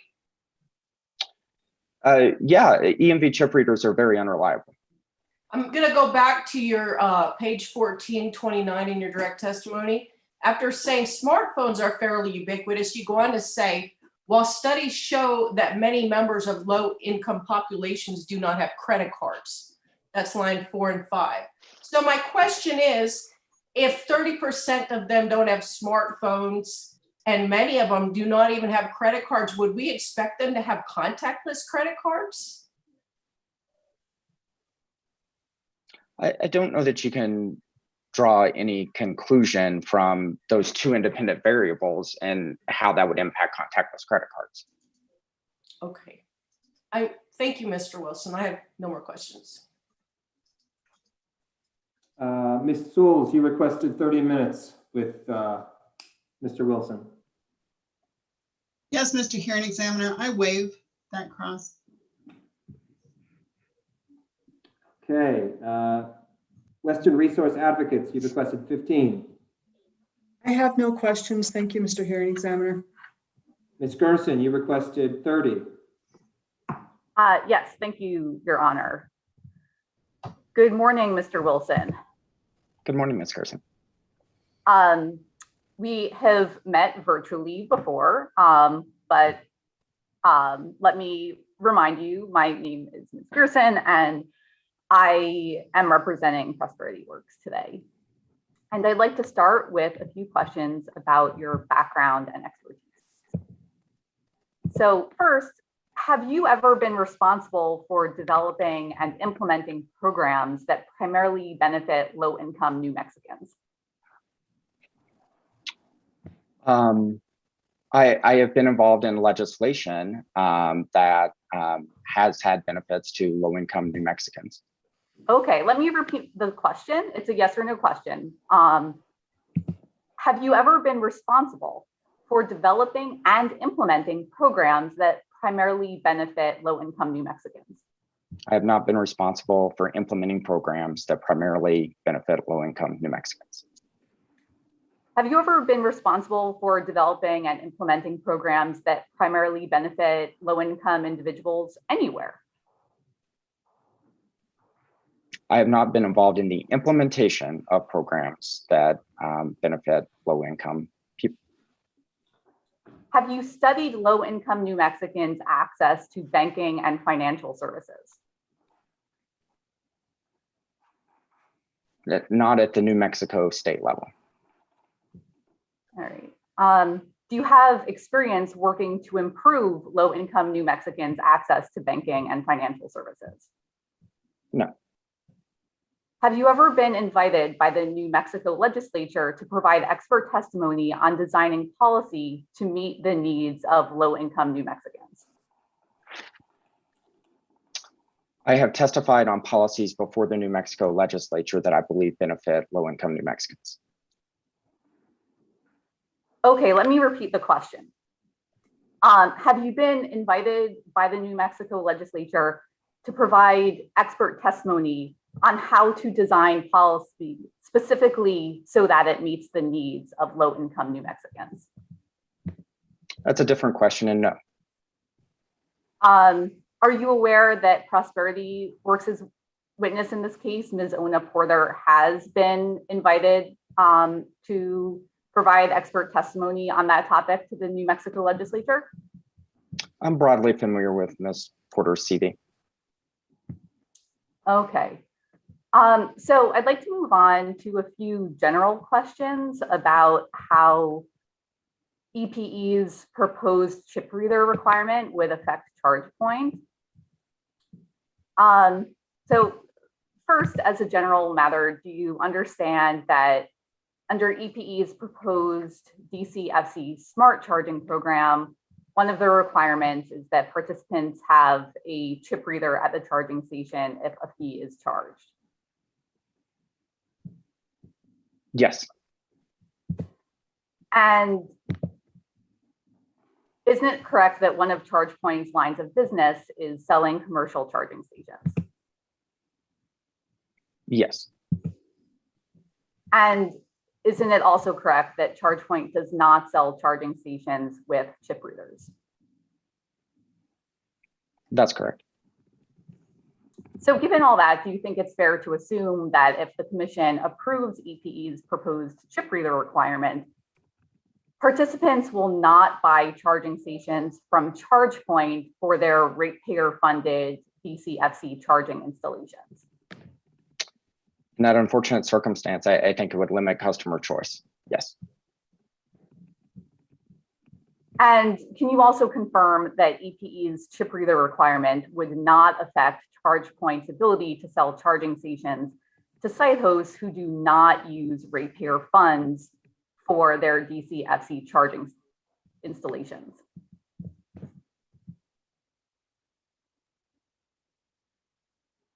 the requirement would not expand beyond those who participate in the program. If that's what you're saying, I believe that is my understanding as well. Okay, great. So let's move on and look at your direct testimony in this case, which is ChargePoint Exhibit 1. And if you turn to page 16, let me know when you're there. I'm there. Okay. So starting on line 14, you state that data suggests that the cost of adding a credit card chip reader increases the lifetime cost of a charging station by approximately $3,000. Did I get that right? Yes, And you support this statement with a citation to a document from the California Air Resources Board, correct? that's correct. If I refer to that agency by the acronym CARB, will you understand what I mean? Yes, Have you read the document you cite in footnote 10 of your direct testimony? I've read certainly the relevant sections. I can't say that I've read every word of it. Okay, so you're aware as a general matter that this is a document that examines the economic impacts of a proposed CARB rule. Correct. And are you also aware that after CARB developed and considered the data in the document you cite here, it adopted standards for payment methods at publicly available EV charging stations? Yes, that's correct. And specifically, can you confirm that after considering the cost information you cite here, CARB found it would be reasonable to require all public DCFC charging stations to accept EMV chip payments as long as the chargers require payment and are installed after January 1st, 2022? There are two compliance deadlines, one for DCFC stations, as well as a separate and distinct compliance deadline for level 2 stations. But yes, I agree generally with your statement. Yes, so the compliance deadline for DCFC charging stations is January 1, 2022, correct? That is the current compliance deadline, yes. Okay. So moving from the footnote back up to the text, you say that this data suggests that adding a chip reader to a charging station could potentially double the lifetime cost of a level 2 charging station, correct? That's correct. So I have a few questions that I hope will illuminate how the cost of a chip reader compare not to the cost of a level 2 charging station, but rather to the lifetime costs of a DCFC charging station. So to start, would you agree it's fair to say that the lifetime cost of a DCFC charging station has multiple components? Yes. And one of those components is the hardware of the charging station itself, right? That's correct. So for example, ChargePoint sells a model of DC-FC charging stations called the Express 250, correct? That's correct. And you can buy one of those for over $40,000 plus tax, correct? I don't have a exact cost on it, but that seems to be in the range. Okay. And in addition to buying the EVSE or electric vehicle supply equipment, installing a DC-FC charging station also typically requires upgrades to the utility's distribution grid, correct? If you're installing a single DC-FC station, it can be installed without distribution system upgrades. If you're installing multiple DC fast charging stations at the 62.5 kW level that the CP250 is, then it's often going to cost some distribution upgrades. It is, I'm sure everybody knows, the distribution system is very varied in what capacity it has on it. Of course. So the understanding that the cost of a utility system upgrade will vary from location to location, could you agree generally that these infrastructure upgrades you just described could run in the tens of thousands of dollars? Yeah, I think that's reasonable.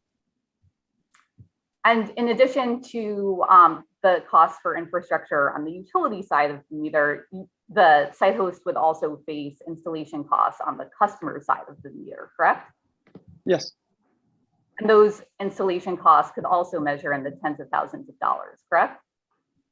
It's a wide variety. You know, if you have to break concrete and do trenching and those sorts of things, it can get into the tens of thousands of dollars. If you don't have to do those things, the installation cost between the meter and the charging station, I would say could be in the 4 figures instead of the 5-figure range. Okay. So once you've gotten over the upfront costs of installing a DC-FC charging station, if the charging station is requiring a fee, there are also going to be operational costs associated with connecting the charger to the internet and processing payments, correct? That's correct. And ChargePoint offers these very services, correct? Yes. For DC-FC charging stations, ChargePoint offers a enterprise networking plan that costs about $1,200 for 1 year, correct? Our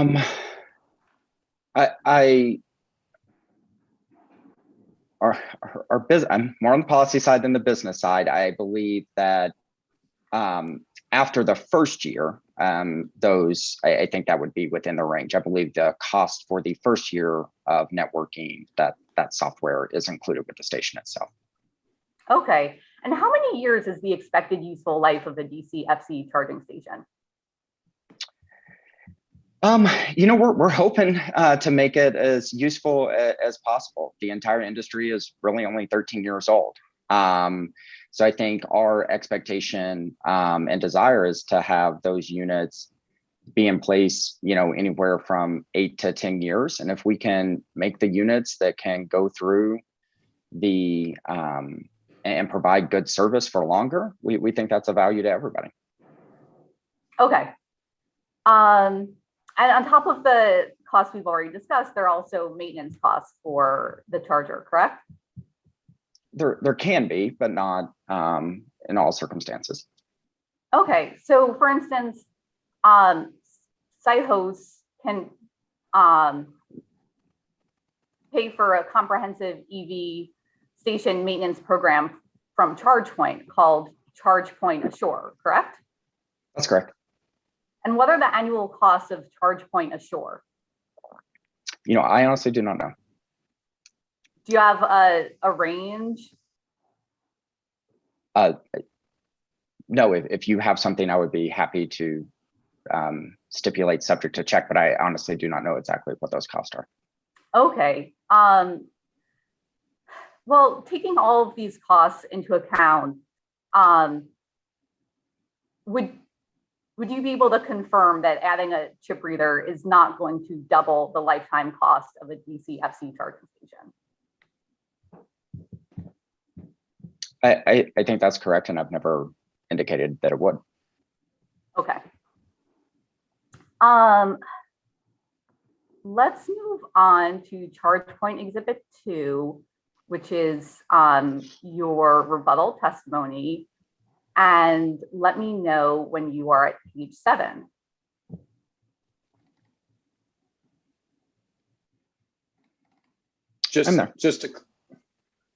Just for clarity, Mr. Hearing Examiner, I believe we made a typo in labeling this rebuttal testimony in the header of ChargePoint Exhibit 2, but Exhibit 2 is the testimony of Justin Wilson opposing the credit card reader requirement.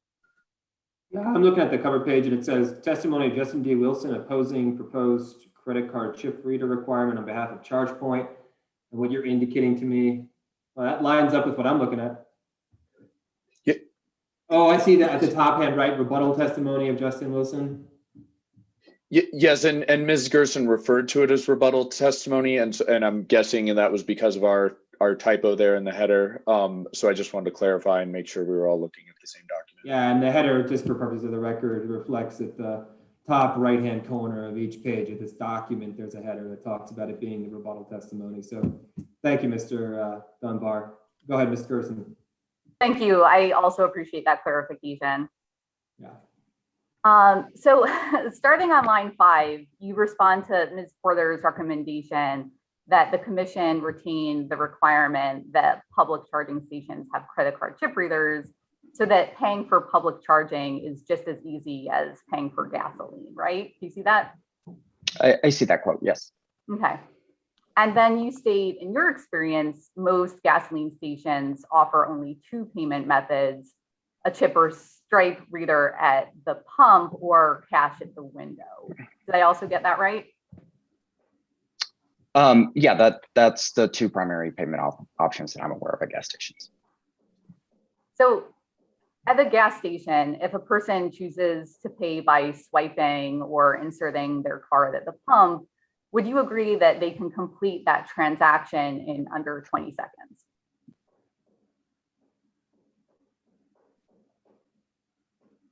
I think it could be in that range.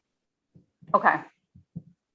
And in your testimony, you state that in contrast to a gas station, ChargePoint's charging stations include several payment options, including calling a 1-800 number, correct? That's correct. So next, I'd just like to walk through the process of what it takes for a customer to pay for a charge by calling that 800 number. So would you agree that the first few steps would be for the customer to locate the 800 number, get out their phone and dial? Yes. And once they call the 800 number, before they speak to a person, can you confirm that the first thing they hear is a robotic message? That's been my experience. And they listen to the robotic message for a bit while they wait for instructions on what number they need to press for help paying for a charge, correct? Just like almost every other 800 number, yes. And at that point, if call lines are busy, they might need to wait to speak to a customer service representative, correct? They could. And once they've started speaking to a human who can help them, they'll need to provide that customer service representative with several pieces of information to pay for a charging session, correct? My understanding is some issues can be resolved even without speaking to a human. But yes, I would agree with your process flow here. Well, in order to, I'm sorry, are you saying that there's a process to call the 800 number and pay for a charge without speaking to a person? So I apologize. You went from a menu of options to payment, and I think there are some things, maybe not payment, but if trying to think of a good example here, I believe there are some issues, is my understanding, but maybe not payment. Okay. Thank you for that. I think we're on the same clarification. page. Yeah, I think we're on the same page. Yeah. Okay, so just to clarify, all of my questions are going to be about the process for paying for a charging session. Fair. So the driver would need to provide, would be asked to provide their name to the customer service representative, correct? I know you have to provide information in the context of payment. You're definitely going to have to provide credit card number and those sorts of things. I believe name, although I'm not 100% sure that name is required for credit card processing. But I know that you have called our 1-800 number, so I'm happy to stipulate that is in fact true. Okay, well, I am going to go through a few other pieces of information that a person might be asked to provide.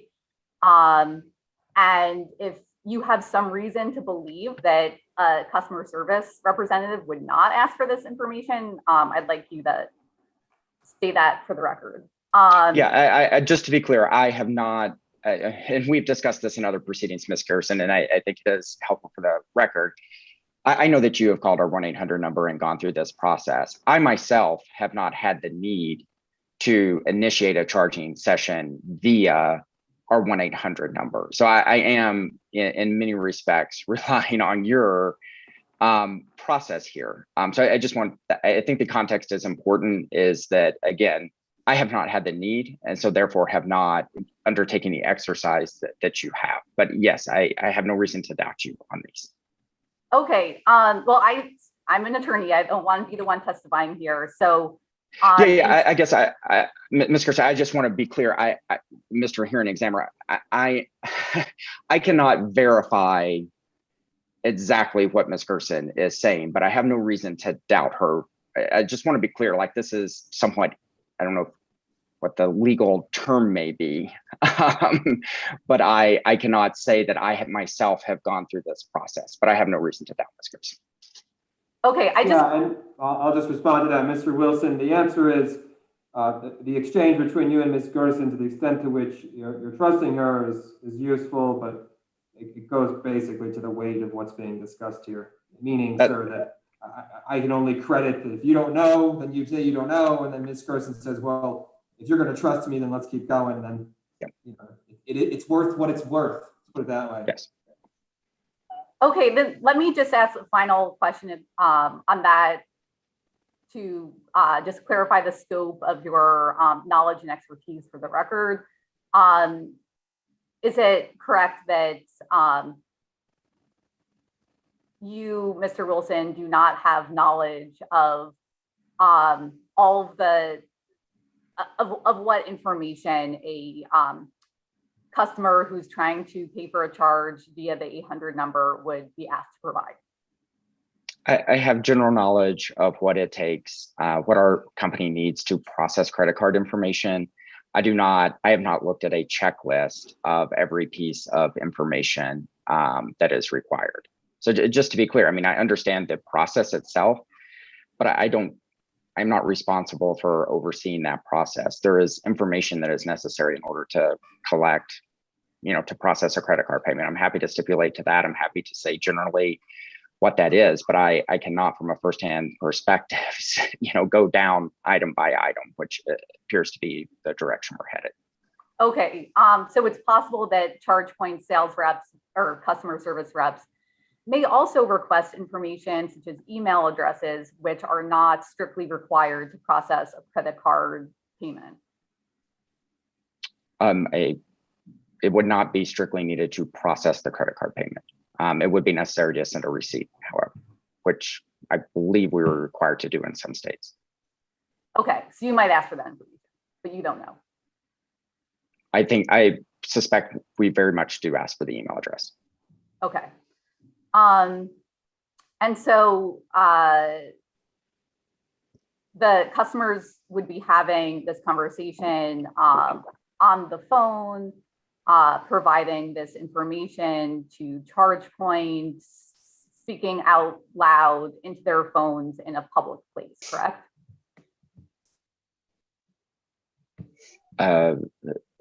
Likely in a parking lot. I don't know how, if other people would be around necessarily. Every situation is going to be different. Okay. Those are all of my questions. Thank you, Mr. Wilson. Thanks, Victor. Okay, we move to Mr. Simpson. You requested 15 minutes, sir. Yes, sir. Give me just a moment. Sure. Good morning, Mr. Wilson. Good morning. Nice to meet you. I have been frantically scribbling questions while you were talking. I'd like to go to page 25 of your, I think it's the same exhibit we've been talking about. It's your direct testimony. Let's see. Charge point one. Charge point one, correct. Okay. We were just on two, I believe. Give me just 1 second here. Okay, I'm at one. 25, okay. Mr. Simpson, is that right? Yes. Yes, I'm looking at page 25 of 29. And starting at page 8, you have some discussion about the incentive credit. Line 8. I'm sorry, yes, line 8. Yep. You say that your support for the EVC rate is contingent on the commission also improving the EV charging incentive credit. And then down below line 11, you say EPE's estimate of up to $5,000 for a second meter is likely to be cost prohibitive for many customers.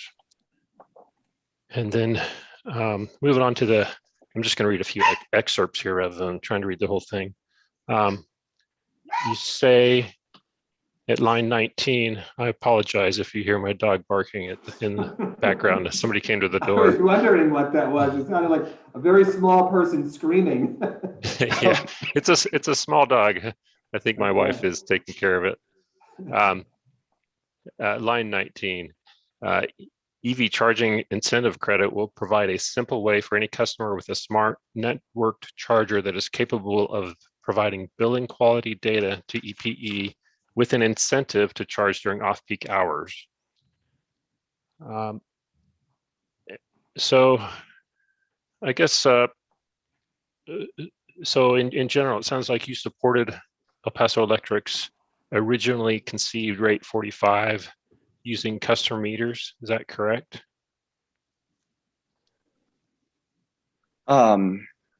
So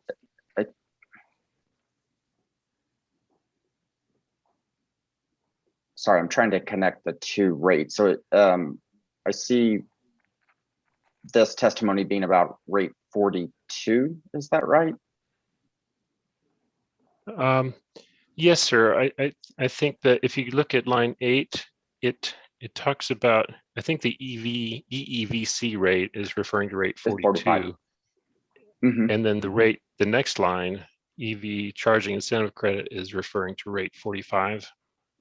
Okay, thank you for that clarification. I guess the numbers weren't in here. Yeah, I think our general position is that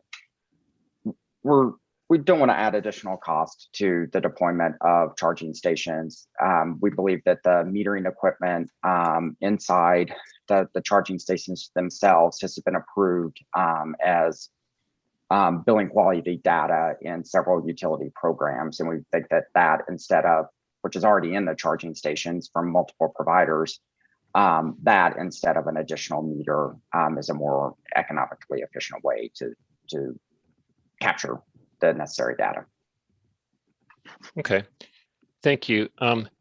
So are you familiar with the stipulations replacement of this rate 45 with a whole house / service standard and TOD rate rider. It's in stipulation paragraph 2.2.4 if you want to look at that. I'm sorry, that's the wrong reference. It's in 2.2 in general, but I do not have the stipulation in front of me. If we wanted to screen share or if Mr. Dunbar wanted to send it along promptly, I'd be happy to take a look at it. I am more familiar with the commercial rate issues as part of that have come up in recent days as part of the stipulation. So I'm just having a little bit, I just want to make sure I'm clear. Excuse me, I am sending it to you, Mr. Wilson, so you have it handy. I know you have it in your files somewhere, but yeah.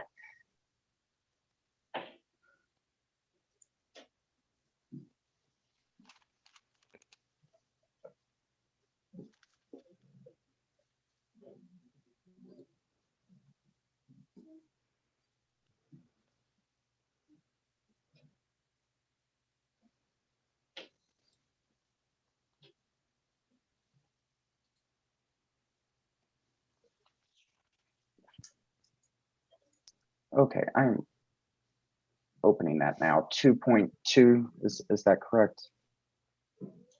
yes, 2.2. It's Yes, I'm there. so do you see where it talks about replacement of rate 45 with a standard rate rider? And I would refer you to I'm not sure where it's well let's look at program description in 2.2.2. Program description, energy usage, and I believe this refers to all, up it talks about the whole house in 2.2.1, and in 2.2.2 it's talking about the whole house energy usage during the hours listed above will be multiplied by the incentive credit rate. So energy usage,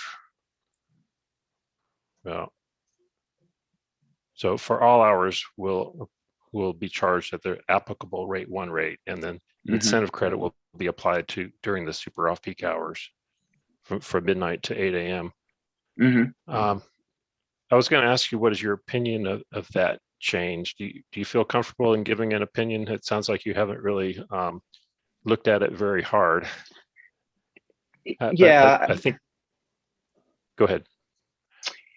Yeah, I think I'll speak a little bit generally. I think that we support, I think, economically efficient ways in order to incentivize off-peak charging. We think level 2 and residential charging, level 2 residential charging in particular, where the vehicles are parked, has the opportunity to really shift that load. That economic signal here, just generally speaking, we think is enough that could encourage customers to shift that load. So I think that's kind of where the level of, kind of support on the rate design piece that we have. We have not gone in and, done any sort of big economic analysis to say,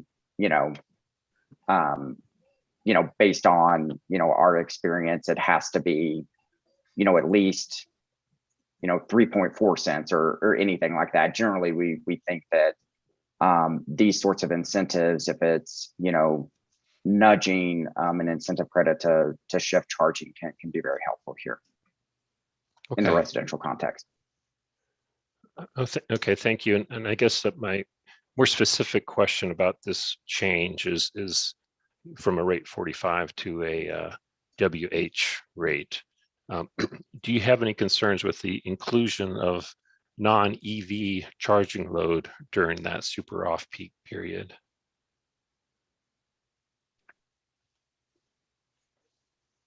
I don't have any concerns about that from, our perspective in it. I would understand if others had concerns about it, though.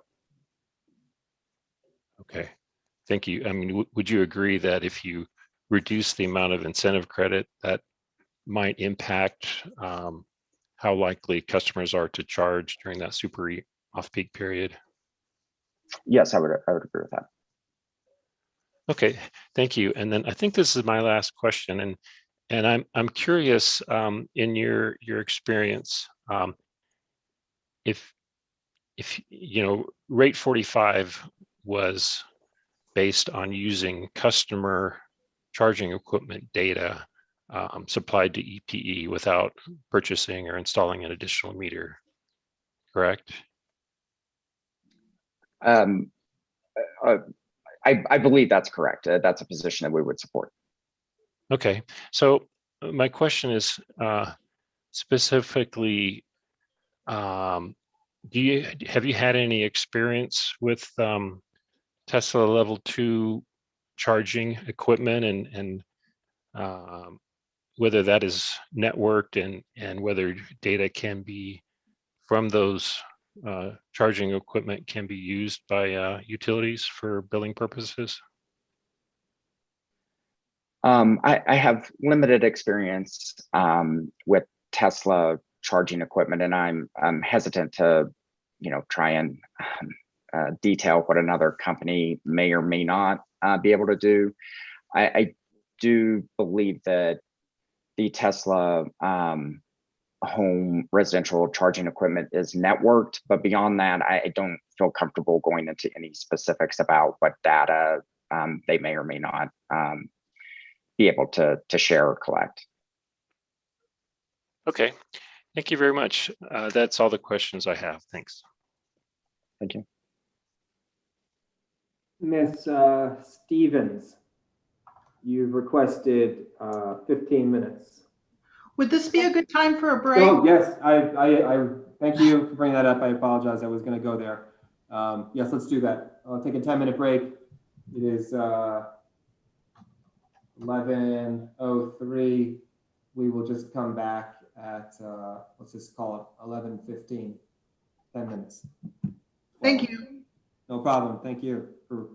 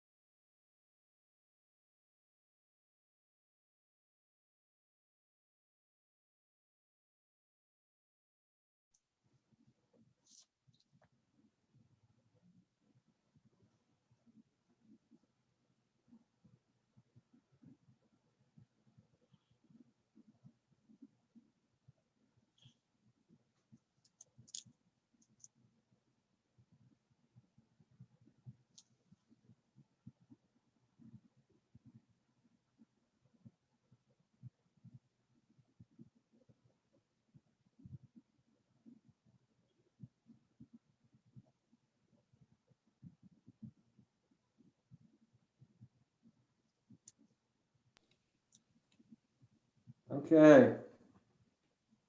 11:16, I'm a minute behind. So back on the record, Ms. Wyman. Terrific. And thank you for stopping the record. I know you're just doing that in the background. I appreciate it. Thank you. I forget. Ms. Stevens, we were going to go to you and you've requested 15 minutes. Yes, thank you. Hello, Mr. Wilson. I'm Anastasia Stevens. I represent the city of Las Cruces. And I'd like to pick up where you left off with Mr. Simpson regarding the whole house, whole service EV rate riders. And he was asking about section 2.2.2, the stipulation. You said that you had not analyzed it in great detail. Can you tell me the level of detail or the extent of the analysis that ChargePoint did before signing on to the stipulation? And I don't want to discuss the discussions, just your thinking. Yeah, I'll try and reiterate it. I think my apologies to Mr. Simpson if I got a little confused there, but I think, you know, in general, what we're looking to make sure that we're doing is, you know, we believe that it is important to incentivize off-peak charging. You know, there can certainly be a variety of opinions, you know, when you're talking about an incentive about what is necessary, the amount that's necessary. We think the stipulation is reasonable in the incentive credit that is being proposed, and will likely encourage people to charge during those off-peak times. Additionally, you know, I would say, you know, it's going to be upon, you know, folks programming their smart chargers to make it super easy and making sure that they're aware of those time periods. But, you know, when you think about the amount of energy that somebody who's primarily charging at home could consume, that level of incentive will provide savings, and we're supportive of that. I think additionally, the one other thing is we have seen some programs that, again, add additional cost to, you know, maybe with a requirement for a second meter or something like that.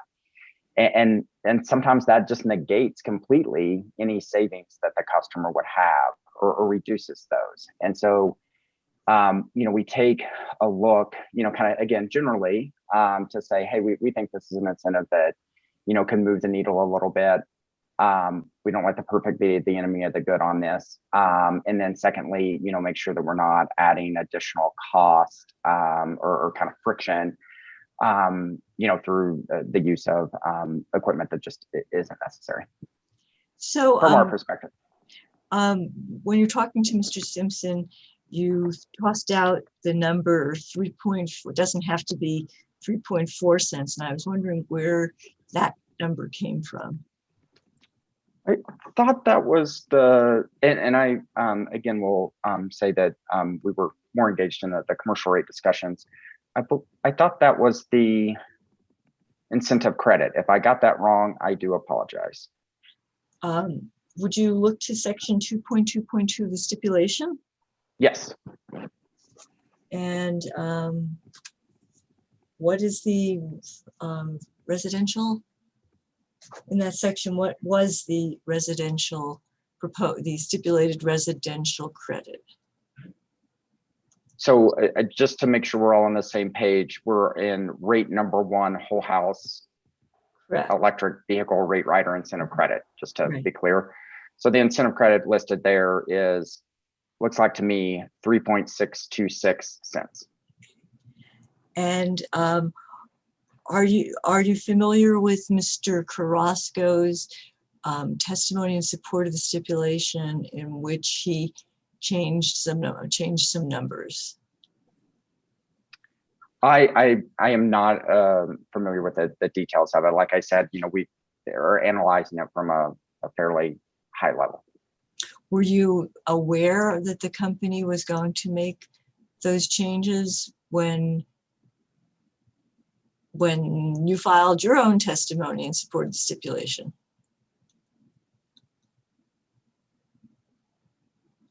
We were aware of what was included in the stipulation.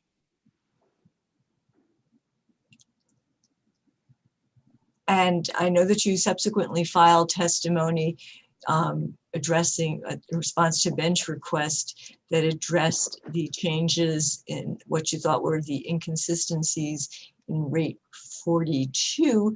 Did you at that point in time review the additional information that Mr. Carrasco provided that changed the whole house riders as well?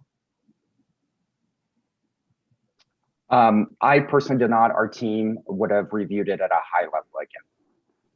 At a high level, did you say? Yeah, again, at a high level, looking at, you know, are we providing a credit? Could that move the needle? Are we making sure we're not adding additional and unnecessary cost at that level? And you've several times mentioned moving the needle, and with Mr. Simpson, the term was nudging. Would you look at the credit for rate number 3? Rate number 3 standard. Let's see, number 3, sorry. Number 3, whole house electric vehicle rate rider incentive credit, standard service incentive credit appears to be about 0.2 cents. And so are you aware that that was somewhat modified by the company in the in Mr. Carrasco's supplement testimony in support of the stipulation? Mr. Wilson, before you answer that question, just for clarification, sir, the number that you just read was from the bottom of the stipulation, am I correct? Yeah, the very last line Very on bottom. page 8. Yes. I just want to clarify that for the record. Go ahead, Ms. Stevens. Are you aware of subsequent changes? I think you just said your team reviewed it, but are you personally, have you between the time that of this testimony and you're sitting here now, have you looked at the schedules attached to Mr. Carrasco's testimony in support of the stipulation that changed those numbers? I personally have not. Would be happy to discuss them, but I have not personally looked at them. Well,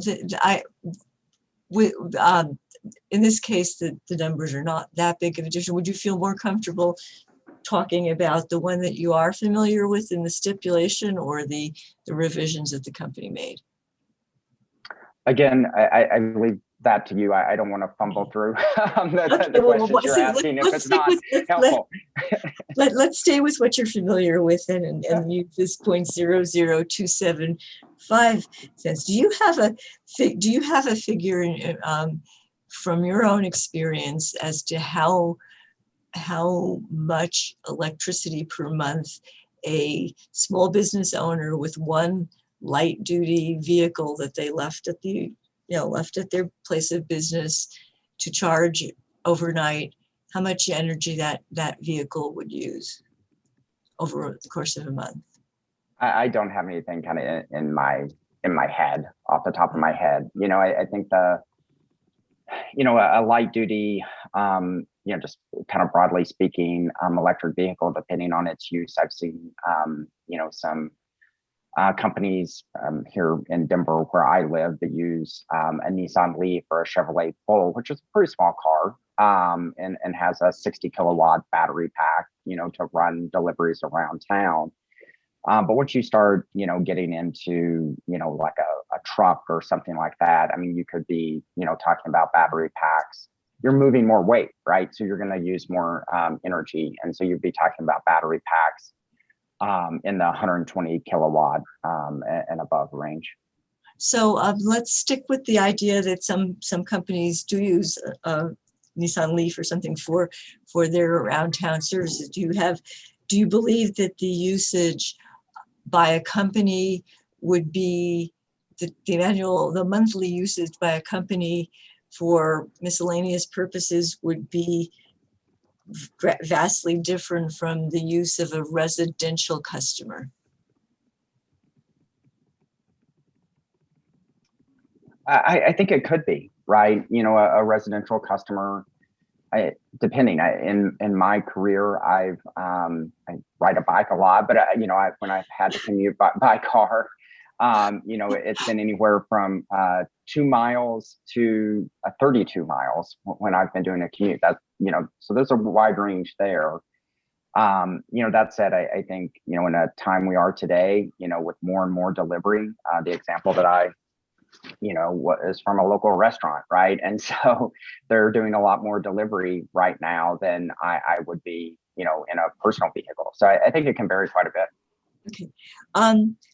Are you familiar with the number that Mr. Carrasco and the company used for residentials of 314 kilowatt hours per month? That was in his direct testimony, and it was in cross-examination yesterday, which I think you probably were not present for. And just to be clear, 314 kilowatt hours a month for the home or for the EV? For the home, for residential. Okay. Have you seen That seems number? reasonable to me. Sounds reasonable to you? And could that be a reasonable number for a small commercial customer as well? Just hypothetically. If you want a bigger number, we'll use a bigger number. I just want you, I'm just trying to move this along. Yeah, no. Yeah, I mean, look, I think, commercial customers are very varied, right? And so I think you could have some that would be smaller and some that would be, much larger. It's going to depend on the business. Is it, a restaurant that's primarily using gas, natural gas for cooking service, or is it a laundromat that's using massive amounts of electricity? It's going to vary quite widely.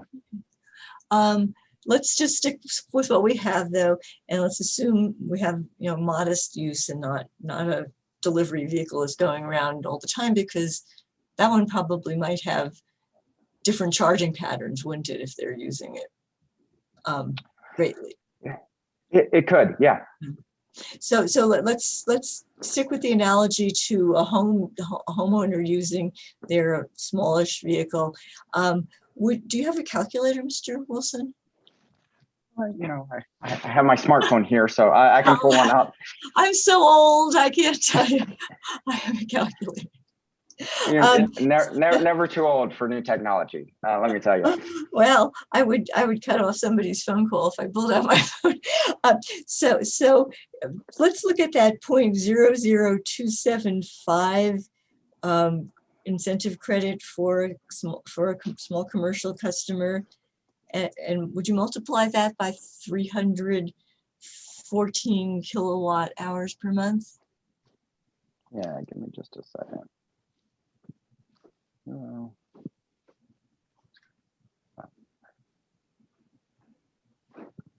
314 times point. Lost my marker here. 0.0275. I'm getting 0.8635.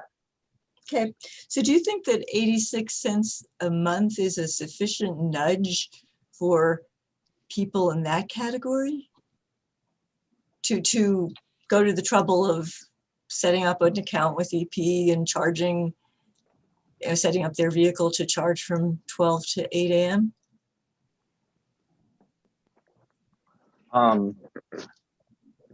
If you're doing this on a monthly basis, it's going to depend on the number of vehicles and what other, energy usage that facility has.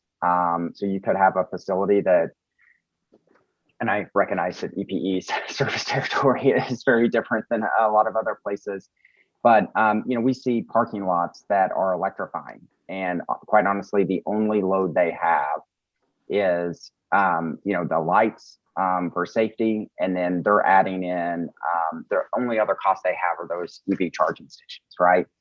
And so in the instance that it's several vehicles, it's going to become better. It's going to become more attractive. So it just depends on the use case. So in this 86 cent thing, assuming the kind of rock bottom minimum, new customer trying it out, one vehicle because it's a small business and they're not about to buy a fleet, would 86 cents a month be enough to change behavior? I think if they're setting up new service, right, in this example, why not go through the trouble? right? So I think if I'm a customer and I'm coming in to set up, new service as we're talking about in this example, and, there's a rate, and even if it's, any sort of discount, right? They take any decimal point afterwards, and I've got the ability to save money, I might take advantage of it. So I think you've changed my hypothetical a little bit. Oh, I'm sorry. We have an existing business, and they're looking at this opportunity to basically put in a charger, or not even put in a charger, even use a plug-in charger, because the whole house does not require the network meter, and they're trying to it's time to buy a new vehicle for the business, and they want to get one electric vehicle. Would the 86 cents a month be worth the hassle, to be honest? I think more would be better. I understand where you're going, right? I think, what I'll say is, it's anything that furthers the needle is going to be helpful.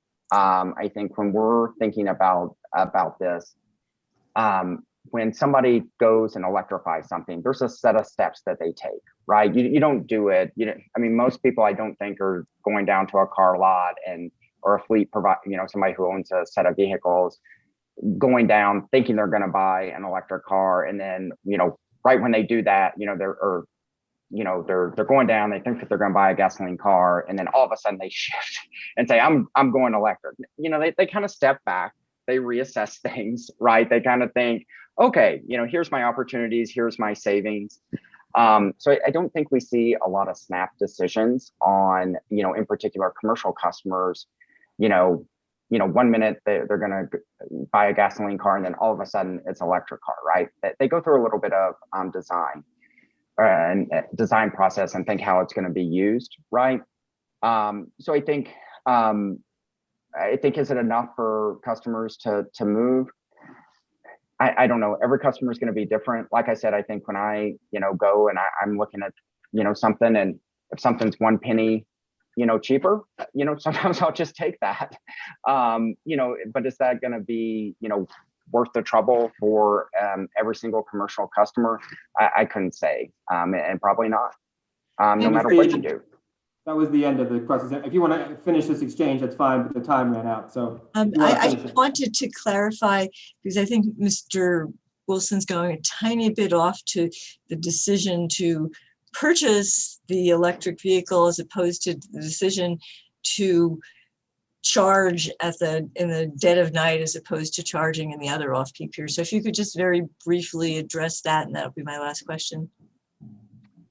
Yeah, so I'll just say, and I take your clarification that not everybody chooses to go with a smart charger, but we do try and make it as easy as possible, right? When somebody installs that charging station and you're activating it, through our app, it asks you, do you want to set a charging schedule?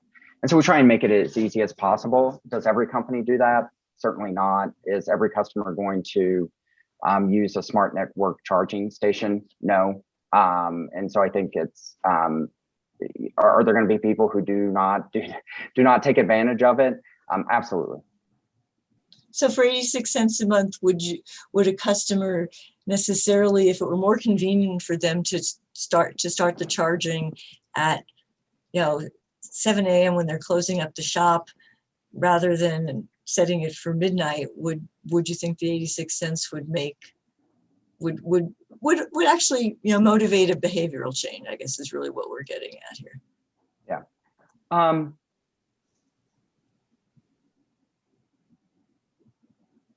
I don't know. I think, again, I'll be clear. I think we know that it's kind of a scale, right? If you want to motivate more behavioral change, provide more of an incentive. Rates are complicated, and a lot of different things have to be taken into consideration.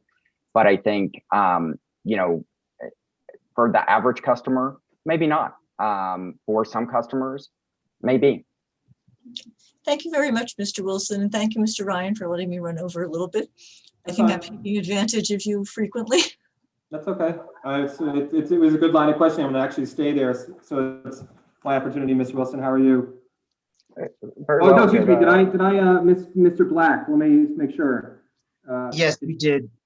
Very good. Yes, you did. Sorry about that, sir. For 15 minutes, Mr. Black. Thank you.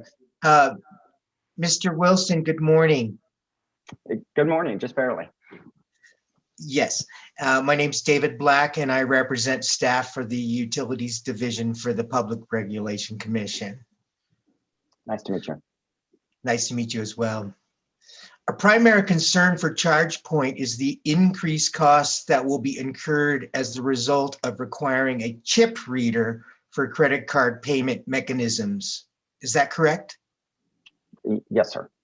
Okay, I'm going to Mr. refer Hearing to. Examiner, I'm Yes, Ms. sorry, Black. Mr. Black, can I interrupt you? This sounds like Friendly Cross staff has taken the position in the SPS case and the P&M case. I mean, they're on record all over opposing this and saying the commission doesn't have jurisdiction. So just want to put you on notice. I believe this is going to be Friendly Cross. Mr. Black, do you want to just make an offer of proof of where you're taking this before you engage in the questioning? Yes, I'll be asking him about his statements once in his testimony about charging stations costs will be doubled. And then his testimony this morning before Prosperity Works cross-examination denying that statement. Ms. Jur, do you find that objectionable? Sorry, I'm muting here. To the extent he's seeking a clarification, I don't have an objection. Thank you very much, Ms. Jur. Go ahead, Thank Mr. you. Mr. Wilson, referring to ChargePoint Exhibit 1, which is your direct testimony, page 16, lines 13 through 16, there is a question and answer about specific concerns requiring credit card chip readers. Do you see that? 16, page 16, could you repeat the line numbers? Lines 13 through 16. Yes, I do see that. Okay, and the statements basically says the lifetime cost of a charging station will be nearly doubled by adding a credit card chip reader. Is that correct? Generally, it's correct. I would note that in this particular statement, it says a level 2 station. So the cost data here is saying it would double for a level 2 station. Understood. Do you remember your testimony this morning by Ms. Gerson from Prosperity Works, where you stated, I didn't say that credit card chip readers will double the lifetime cost of a charging station? I do recall that. I believe we were talking in the instance of that scenario that Ms. Gerson stood up was around a DC fast charging station, which has very different economics. Okay, understood. Now, line 16 also refers to a footnote 10, which is a California Air Resources Board report of December 20th, 2018, entitled Electric Vehicle Supply Equipment, EVSE Standards, page 24 of that report. Do you see that footnote? I do. Okay, thank you. Can you explain to me, please, where in that report on page 24 does it say that the cost of a public level 2 station will be nearly doubled by adding a credit card chip reader? So the footnote is referring to the cost that are contained in this report. To get the $3,000 number, you take the cost and apply it to what would be an anticipated useful life of the station. Okay, I'll ask it yes or no. Does on page 24 of that report, does it say, quote, the cost of a public level 2 station will be nearly doubled by adding a credit card chip reader?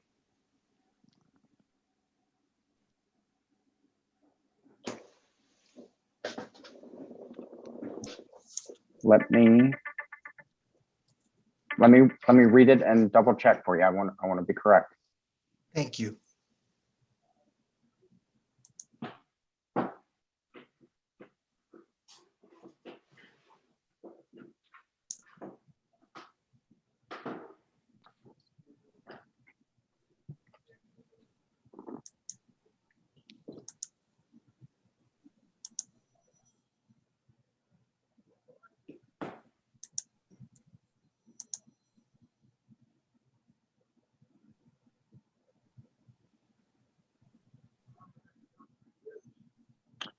I am not seeing the word doubled.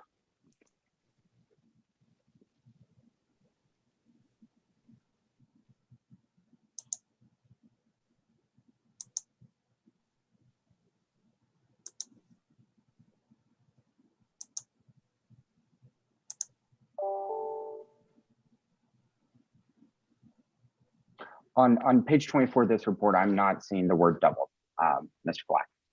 Thank you. Now I'm going to refer to Charge Point Exhibit 2, which is your rebuttal testimony. And I'm going to refer to page 10, Okay. lines 13 through 14, Mhm. in which it's referred to the direct testimony of Lisa LaRock, page 13. Do you see that? Yes, I see the citation. Now, that direct testimony of Lisa LaRock on behalf of the city of Las Cruces has not yet been admitted in this case, but for purposes of discussion, I would like to ask you, when referring to that testimony, page 13, at lines 19 through 21 of that testimony, it indicates that Charge Point has entered into an agreement with the city of Las Cruces. Are you aware of that? Broadly speaking. Okay. Broadly speaking, then, does that agreement disallow credit card chip readers? I'm not on the business sales side, and I do not know the details of it. So I think I'm aware to the extent that this agreement has been entered into, but beyond that, I couldn't speak to it. I honestly couldn't speak to any details within in that agreement document. Understood. Okay, then.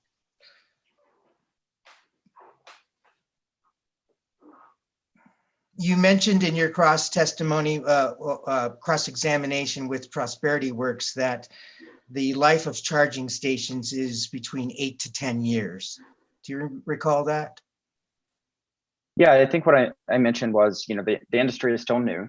In particular for DC fast charging stations, when you think about how they operate, right, moving a lot of power really quickly, inverting that power from AC to DC, they're complex machines that are doing really hard work.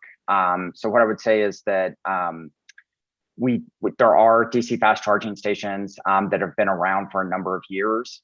With the industry so new, can we say that the average is 10 years, the average is 8 years, but I think we don't know what that upper bound is, right?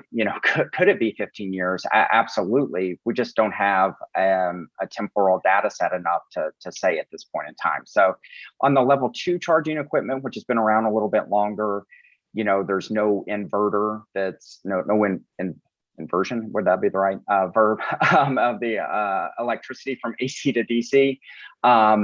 Those equipment, I think, I'm much more comfortable saying, the life of that equipment is at least 10 years, just because of the way the mechanics work. Interesting, thank you. So I guess my question is, to tie it to my previous question, is would you agree, subject to check, that the agreement between Charge Point and the city of Las Cruces is for 1 year? I don't know that I am comfortable saying I could check that agreement. I don't know the confidentiality terms of that agreement. Again, personally. Okay, finally, my question is, does ChargePoint supply any charging stations that have credit card chip readers?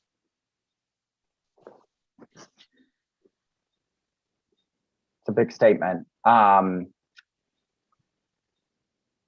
am not aware of any that we have. Thank you. I want to be careful because we're a large company that operates in multiple nations, and those business units are slightly different, but I am not aware that we have. I have no further questions. Thank you, Mr. Black. Mr. Wilson, how are you? I'm well. Good. Still morning. Yeah, good. I want to ask you, I've watched these proceedings. I've listened to you. And by proceedings, I'm referring to this one and the PNM and the SBS. I've had an opportunity to view them. And you've been asked similar questions in all of these proceedings. And generally one is along this lines, and you've been asked that this question in this proceeding is, are you familiar with any gas stations that don't take credit cards? I think the basic proposition that's being asserted there is that the point of the question is to suggest that ChargePoint is really asking for something that's unusual and not consistent with the typical experience the person has for fueling a vehicle. And I can very much see that as being a principal question in the minds of the commissioners, and in the recommended decision I ultimately have to provide to them. If one was to say, you should not require credit card readers, I think the obvious question is, why would we do that? And I'm wondering, sir, if you have any further argument or just factual representation that you'd like to supply at this time, given that that's what you can expect. Yeah, and thank you for the opportunity. I know that it's been talked about in the brief or in the testimony back and forth, but sometimes having a conversation is a little bit easier. So I would first say that I think if we are confining ourselves to saying that the way we are going to fuel electric vehicles now and in the future, we're using the baseline of the traditional gas station model, we're not being very creative.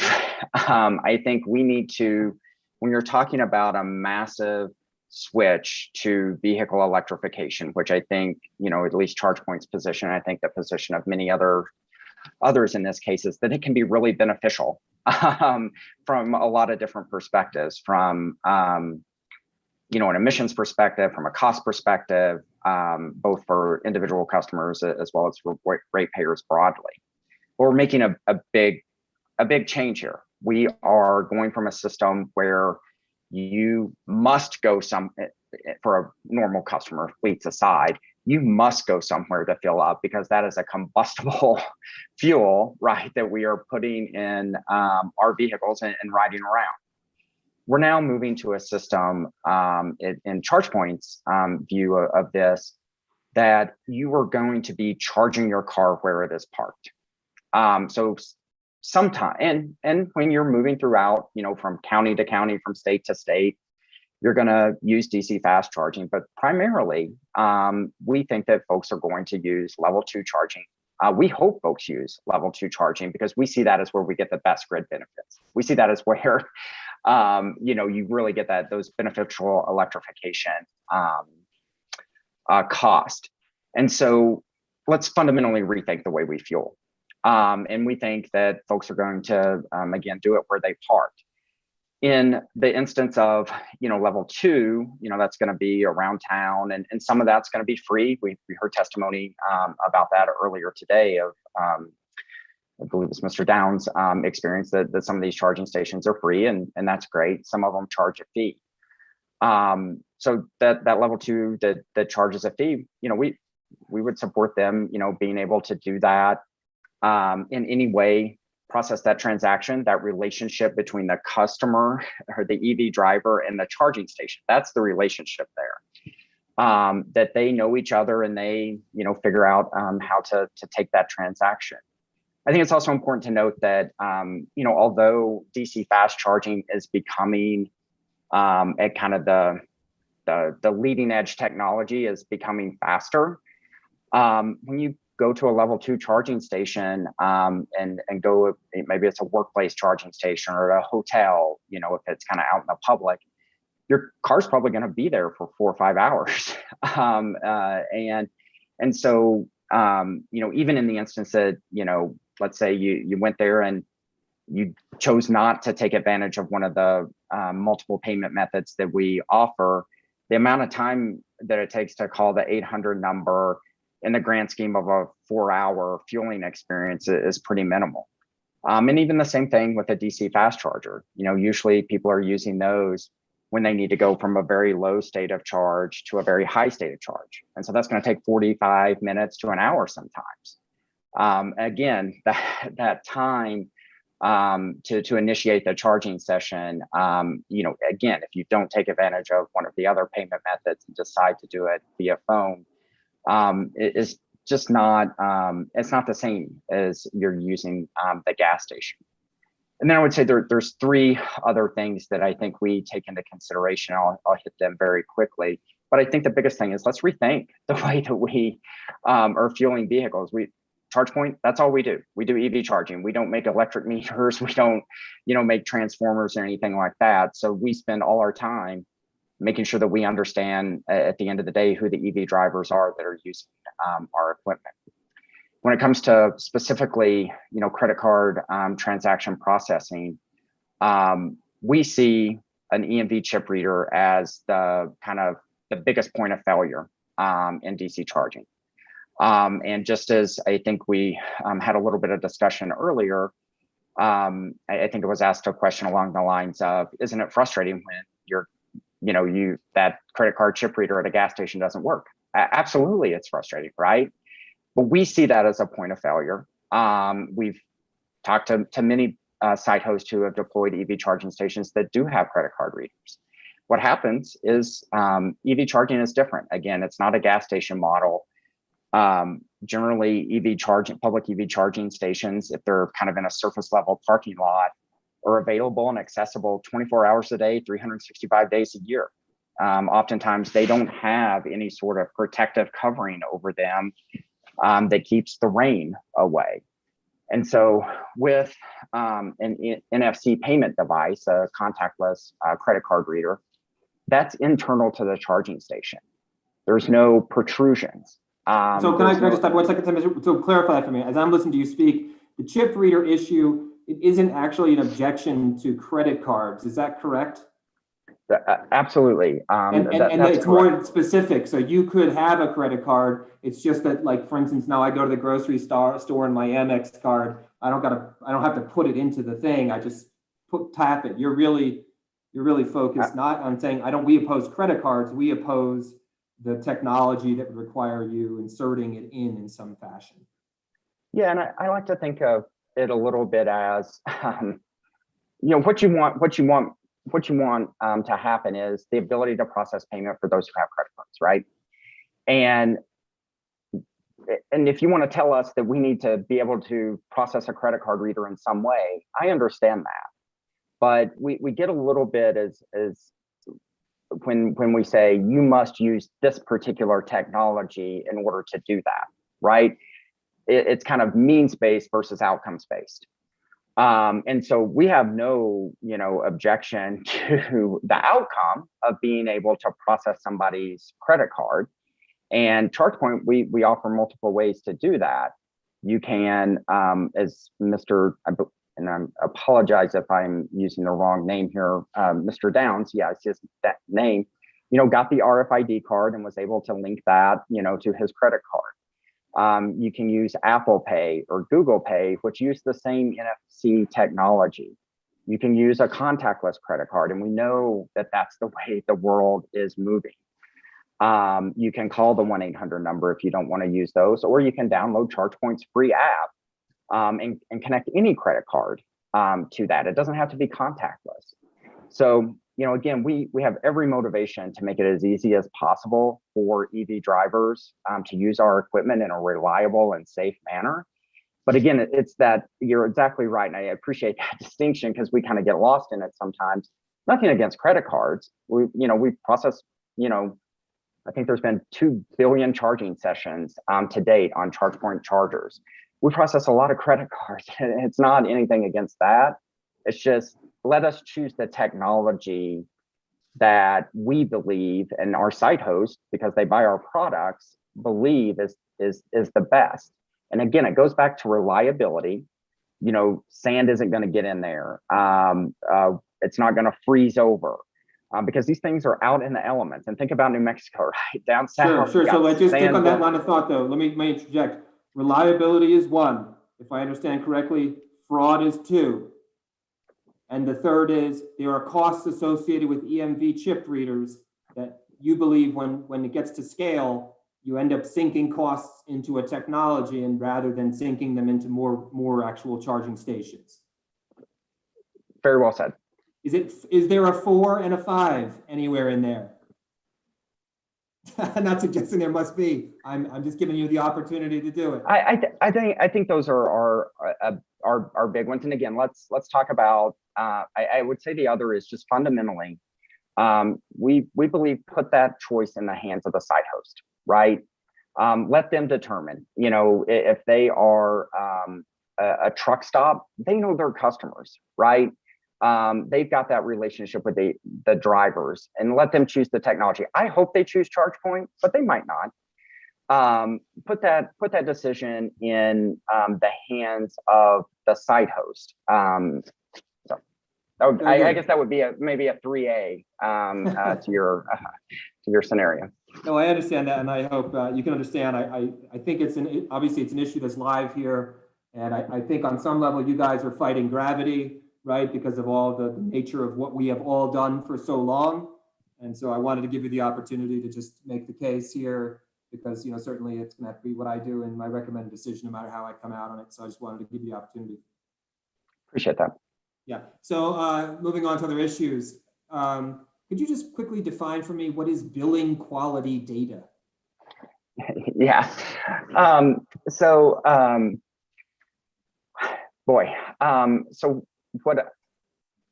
I know that there are several standards related to metering infrastructure, and those are very precise.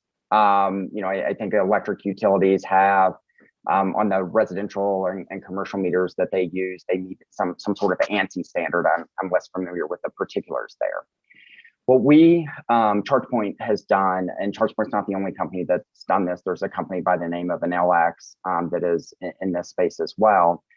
What we've done is we have developed meters that have been tested to a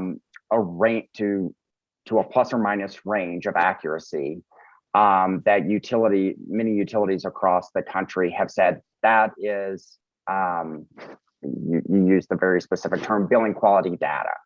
So it meets the specifications that they're comfortable with to do subtractive billing, for example. So essentially they will take the data that they get from the charging station. Is it the same as a residential meter? No. But it's good enough. The quality and accuracy of it. Pardon me, I have a call coming in.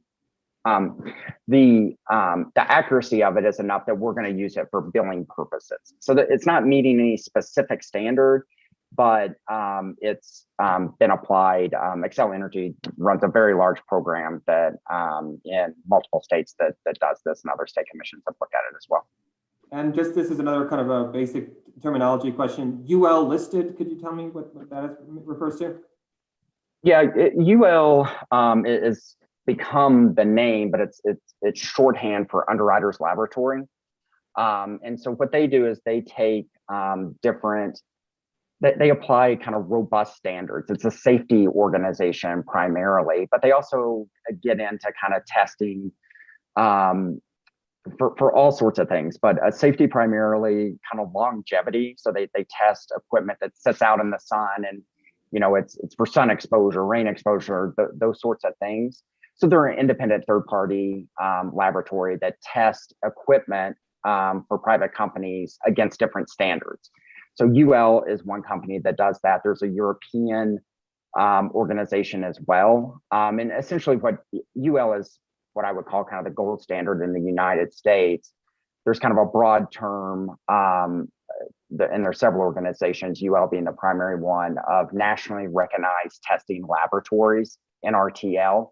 So UL is one of the NRTL and the primary NRTL entity.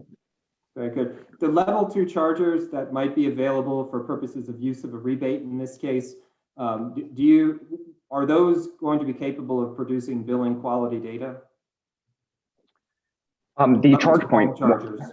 The charge point home chargers would. I know that the NLX home chargers would, to the extent that a customer chose a different brand. I honestly just couldn't say.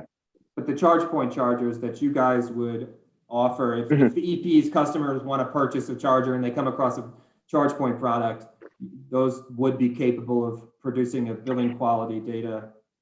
Yeah, it's the home charger that we use in those other programs for billing quality is the same ones that we ship through Amazon or through our web store. It's nothing special and discrete for those utility programs.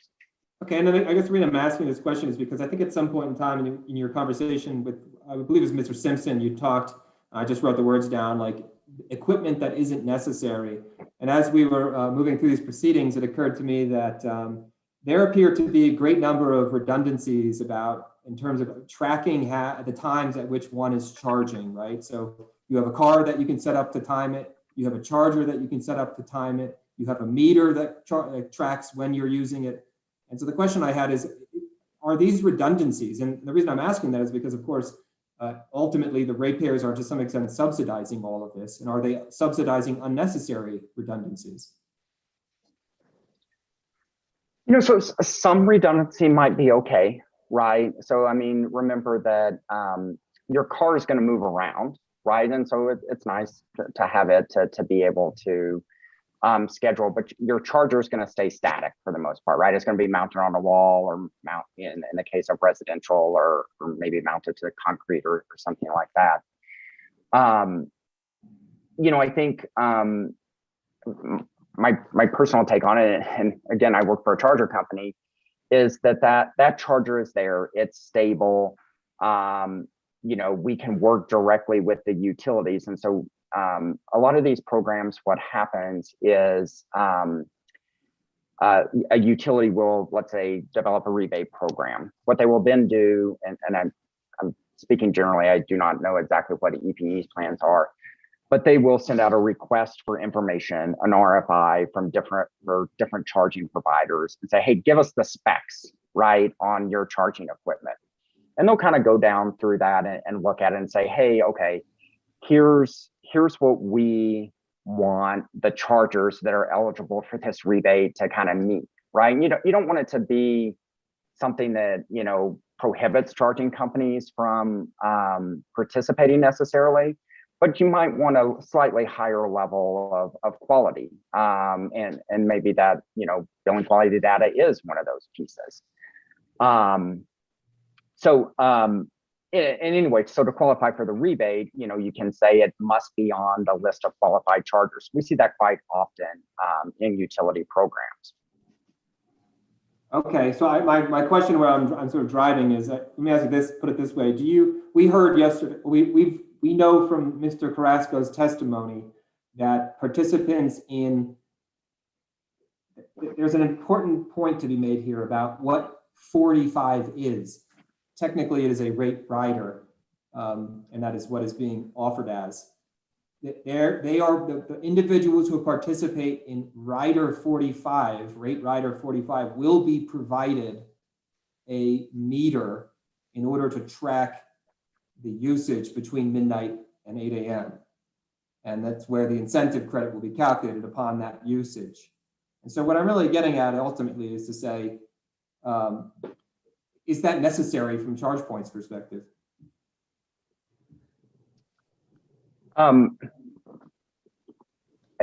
I saw Ms. Olson jump on, and I guess I'm just trying to kind of clarify if the understanding is common that additional meter will be required, and I defer to you, Mr. Hearing Examiner, but I'm not sure I had the same understanding. Ms. Olson, is my misunderstanding correct? Or am I understanding correctly? Mr. Hearing Examiner, I just want to make one point for clarification. Are you talking about the rate that's being proposed under the stipulation? Or are you talking about the originally filed rate 45? Because the stipulation suggests that we would withdraw rate 45 and propose in its place a rider that will be added to particular rates. So there is no rate 45 being proposed in the stipulation. I just want to make that clear. I understand your position on that, but am I understanding correctly too, Ms. Olson, that Mr. Carrasco testified that folks who want to participate in the rider, we need to know what energy usage you've utilized between midnight and 8, and the way that they do that is through a supplied meter for which those individuals who participate in this shall not be charged? That's correct. That's my understanding. Okay. Do you know, Ms. Olson, the cost of that meter? What the cost of the time of day meter is? Yes. No, I don't. I asked Ms. Glick, who presided over the hearing in the 104 case, if that was a subject that was raised. I presume because the time of day rate was proposed in that case, as was the similar the EV rate, and all of this has to do with keeping track of time. And maybe that was a subject of discussion that came up, and she was unaware that the cost of that meter that would be supplied was ever identified. And then Mr. Simpson's questioning, obviously, the other day indicated that the cost of those meters supplied for free to these individuals isn't exactly a free lunch, because we all know there is no such thing. So that will be ultimately put into base rates. And so the question was ultimately, what is the cost of the meter? My line of questioning with Mr. Wilson is that cost one that must be borne? And is it efficient and prudent to do so? So I'll say in our analysis, right, we're a private company, so take it for what it's worth, right? We want to make sure that the customer is not required to bear that extra cost. And I completely understand, Mr. Hearing Examiner, your perspective, which is a little, your lens, your viewing it through is a little bit different than mine. What I would say is, it didn't happen overnight in these other utility programs where they said, you know, we are comfortable with using the sub meters in the EV chargers for billing purposes. So, you know, what we would support, and I think this is that we would look to move towards that, right? Every state, every commission, every utility has their own process for getting comfortable with that technology, kind of moving from, you know, the tried and true utility meters that they've known for a long time to using, in this instance, kind of like a DER provided, you know, integrated sub meter. We would encourage the commission to, I think, certainly work to understand that.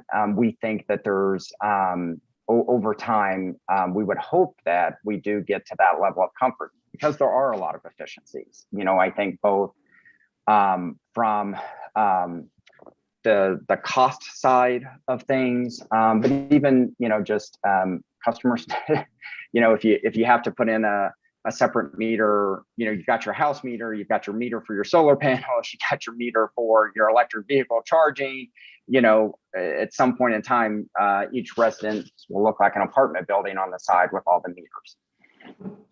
Well, not only that, but then inside of each of these new devices, you know, the technology is incredible these days. So you have all of these mechanisms by which you're tracking and being able to program.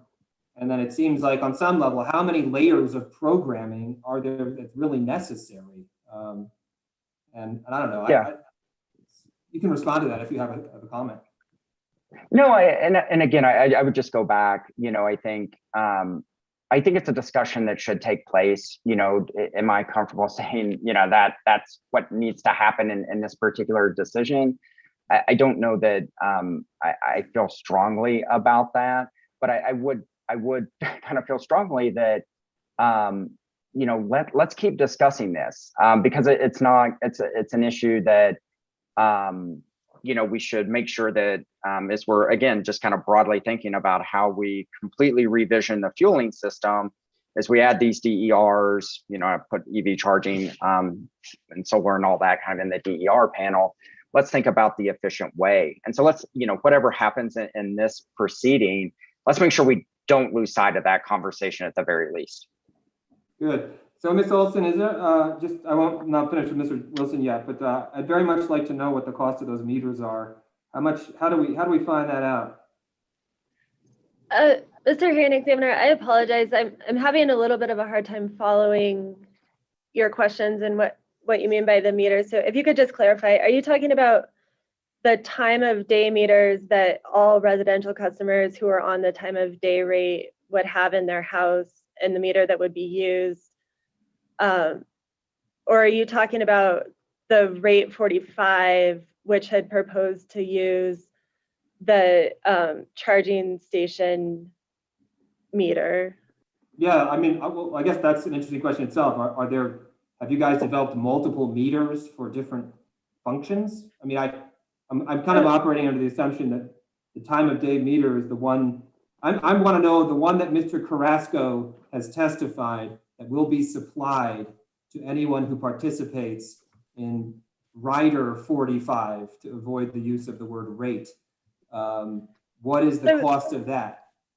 This gets to the problem that I tried to raise earlier with you conflating rate 45 as proposed in our original filing with the time of day whole house rate rider, which is intended to replace the originally proposed rate 45. So as I understand it, and I'm not intending to give testimony, I'm just clarifying my understanding of the proposal. In our case in chief, we had proposed rate 45, which would be available to customers who had a level 2 smart charger, and the level 2 smart charging station would be effectively the meter to base the incentive credit for that rate. As part of the stipulation term is to withdraw the rate 45 proposal and instead propose a incentive credit for whole home EV charging and all charging that takes place during that super off-peak period. And that would be metered through a time of day meter instead of through the customer's smart charger. So it's two different concepts. Okay, I'm everything you said, I understand. Okay, so how much does that meter cost? The time of day meter? It has to be there, right? It has to be there to participate in 45, Rider 45. I'm going to use the word. It's not rate 45. It's not a standalone rate. It's a rider to rates 1, 3, 7, and 9. There is no rate 45. That's just what I want to make clear. Okay, so for purposes of what you've proposed, I'm trying to understand. You're not saying, so this rider that you're seeking approval of, you are seeking an approval of a rider in this case, is that correct? That's correct, yes. Okay, in order to participate in that, does the customer have to have a unique form of meter? The time of day meter, that's my understanding, but I'm not If they don't have that meter and they want to participate, does EPA say, sorry, too bad? Or do you give them a meter? My understanding is that they're supplied with a meter. And Mr. Carrasco testified that they won't be charged for this being supplied for that meter, will they not? There's no customer charge under rates 1, 3, 4, 7, and 9. I'm not sure that I have that exhaustive list right. Mr. Simpson asked Mr. Carrasco. Okay, well, Mr. Simpson asked Mr. Carrasco. Well, there won't be a charge, but you're going to include that in base rates. And Mr. Carrasco said, yeah, that's what we're going to do. Well, I think that's a very simplified explanation to a complicated. Sure. Okay. Well, I appreciate that you think it's complicated. It's fine. I would like to know what the cost of the time of day meter is. Okay, if you're issuing, I can take that as a oral bench request to the company to provide the commission with data, and I can get that from my client. That's not something that I know. Okay, that's fine. And I was advised that, give me a second, Ms. Stevens. I was advised that it would be better to have your witness reappear and just answer that question. If you insist on doing it through a VentureQuest, you can insist on that. I can't force you. I'm not insisting. I'm asking you what you're asking for. Are you asking if the witness is available to come back and give testimony on that? Okay, I can also find that where he is. Ms. Stevens. Mr. Hearing Examiner, as we're discussing this, City Witness Lisa LaRock is sending me email messages. She has this information as well. I don't know whether you want it to come from a company. Should come from the company. I appreciate that. Yeah, she does have. She has as a customer. She has direct knowledge. Okay, so Ms. Ellison, I'll finish up with Mr. Wilson, and then we can whatever. We'll figure out how we're going to do this moving forward. Okay. All right, Mr. Wilson.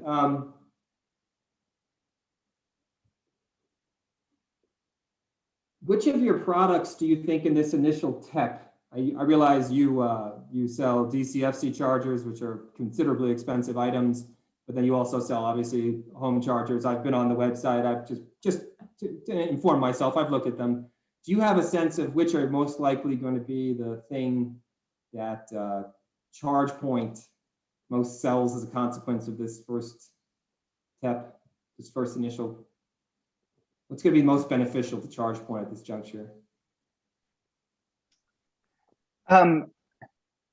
Yeah, honestly, I couldn't say. I think, what we, certainly, as I'll always say, I think we think we've got a great product. I hope everyone, chooses us. If they don't, that's in the hands of the site host, and we completely support them having that flexibility. What I would say is, I think, what I'm hopeful for all these TEP programs, again, regardless of whose company, benefits from them, is that I think the one thing we know broadly, and not to get into specific numbers, is we need more EV charging stations, right? For a variety of reasons. We that can be related to, you just think EVs are better. That can be related to, climate goals. And so what we're trying to do is really use these incentive programs to probably pull forward investments that eventually would be made, with the private market, right? And so what we oftentimes in a lot of TEPs will discuss is just making sure that we're doing both level, that we're for sure doing residential programs, and that we're doing both level 2 and DC programs. We have seen some states that kind of, what I would kind of say, over rotate and try and kind of push the market to more DC or push the market to more level 2. And we really think it's both of those, right? You need both solutions to have a really good, community charging experience. And I guess the reason I'm asking the question is because obviously the chip reader issue is something you guys care about, and it's live issue in this case. But I mean, on some level, we're talking about so many DCFC chargers being installed, but perhaps more significantly, there seemed to be a far more, greater number of residential level 2 chargers, and that's simply not an issue. The EV chip, or not the EV, the ECM chip reader issue with the level 2 charger. So I just am wondering, all this attention given to this chip reader issue. I mean, if really the focus of this our attention should be drawn to the merits of the residential charging program at this juncture. I mean, would you agree with that as a sort of general proposition? I think they're both really important. And I think, if we're trying to connect it, to where, ChargePoint hopes to sell those products and how big of an issue that the chip reader is, I think, we would pull it back again to say, let's put that decision in the hands of the site host. Tell us you want us to process credit, take credit, accept credit card payment, but just don't tell us exactly how we need to do that. We're gonna, work with those site hosts. We think that, there's ChargePoint charging stations there at the Roundhouse, right? And the state, had the option to go with a bunch of different charging solutions. They chose a ChargePoint charger that didn't have an EMV chip reader on it. And it's not because they were trying to limit access or anything like that. They heard us out, wanted reliable stations and chose to go that route. The same thing with EPE, right? Outside of an incentive, both of those purchases are outside of an incentive program. And they were convinced, right? Or sorry, the city of Las Cruces, not EPE, that, they didn't need that charging station. And I would, suspect, I think that the city of Las Cruces has the best interest of all their citizens in mind. But you have to, we have to balance these different different goals, right? And if a station is unreliable, it doesn't matter what type of payment technology you're going to use, you won't be able to use it, right? So we don't want it to be the point of failure. Mr. Simpson protests in his testimony in this case that it's surprising and perhaps shocking to him that the company didn't propose a rate that specifically applies to DCFC charging. I guess these are going to be businesses really kind of similar to gas stations. That, in fact, it seems to Mr. Simpson anyway that should have been an initial proposal, a rate that applied to DCFC charging stations specifically. Do you agree with Mr. Simpson's critique? There's a lot of, again, we're massive change to the transportation sector. What I would say is we don't have to get everything done right now. Let's make sure that what we're doing sets a really good foundation. I'll say that demand charges, and sometimes I will say, sometimes it's nice to talk about, controversial. I don't want to assume it'll be controversial, but it's nice to talk about super complex issues discreetly. So for example, here in Colorado, we've got we have transportation electrification programs. And in one instance, a utility proposed a new commercial rate within that transportation electrification program. We have another utility that filed a transportation electrification program, and then subsequently, or actually prior to that, filed a new DCFC rate proposal for commercial customers. So should we?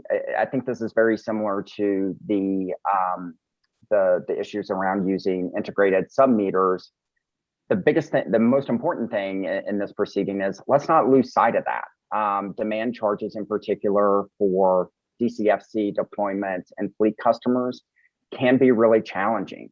Let's make sure that we don't lose sight of that. And at the very least, again, that we say, we're gonna keep this conversation going so that we have a good collective charging experience across the communities.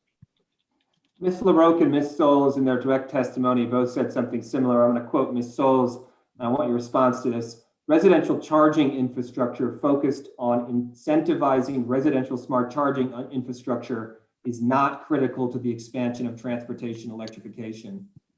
I'm going to guess you disagree with that. I do.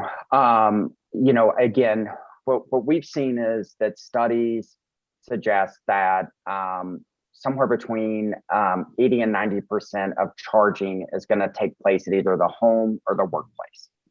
That's going to be that level 2 charging.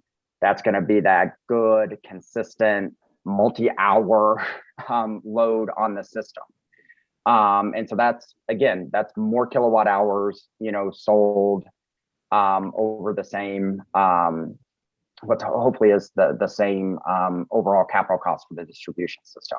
So really support that. We think personally in an area where I suspect I haven't, as we talked about earlier, spent a lot of or any time that I'm aware of in the EPE service territory, but a lot of single family homes. And let's make sure that we are,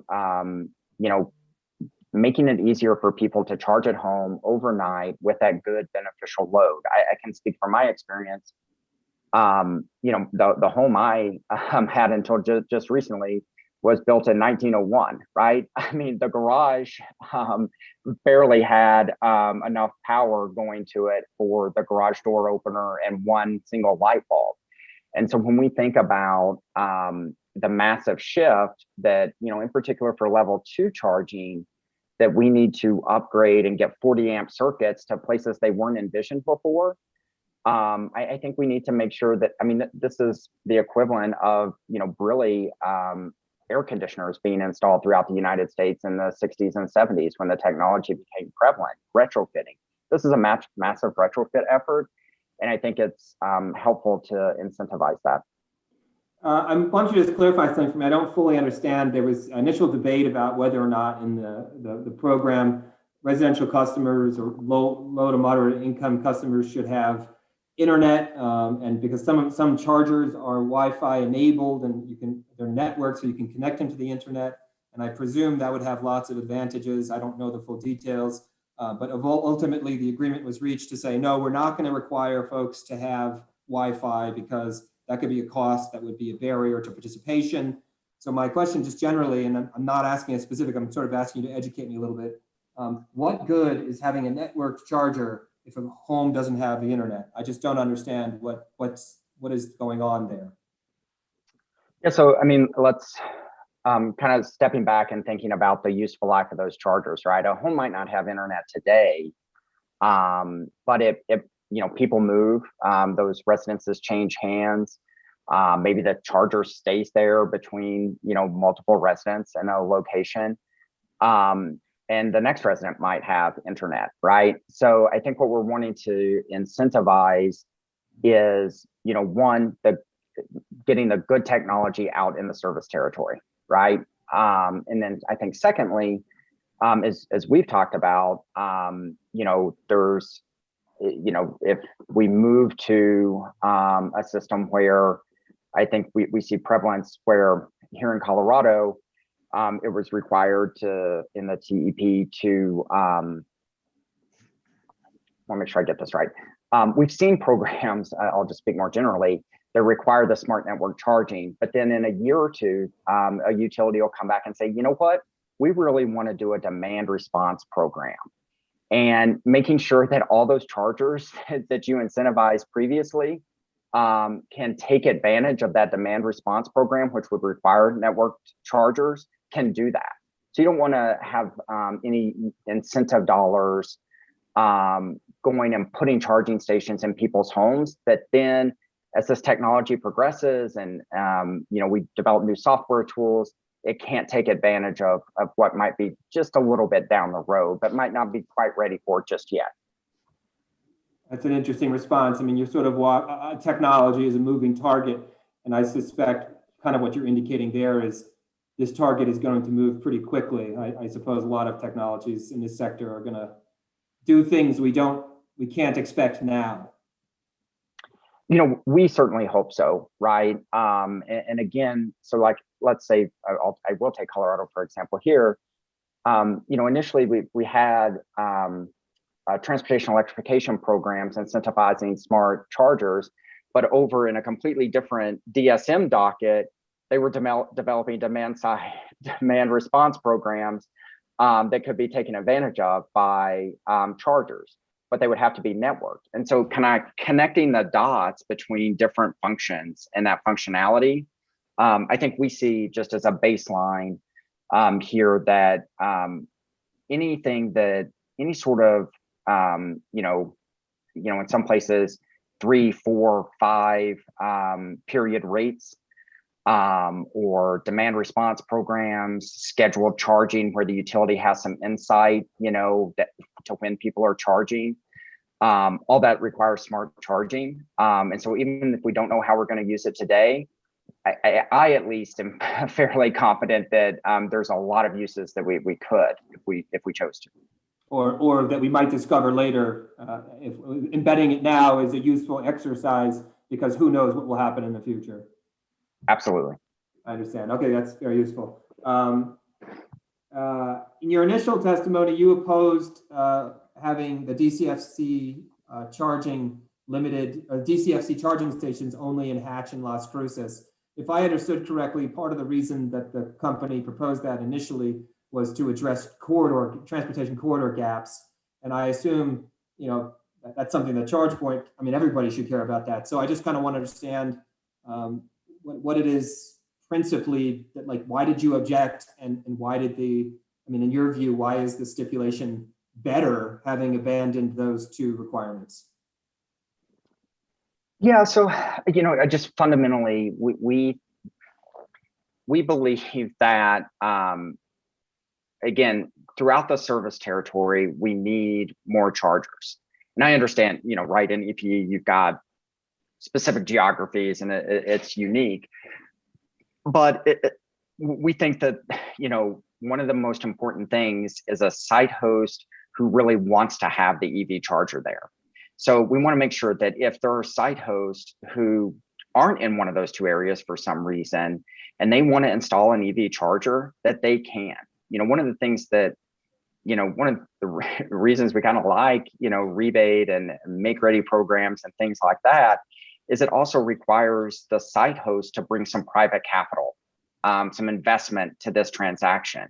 If it's just a passive thing that's out in the parking lot, we're not sure that site hosts are going to have that. They don't have that skin in the game. They don't have as much connection.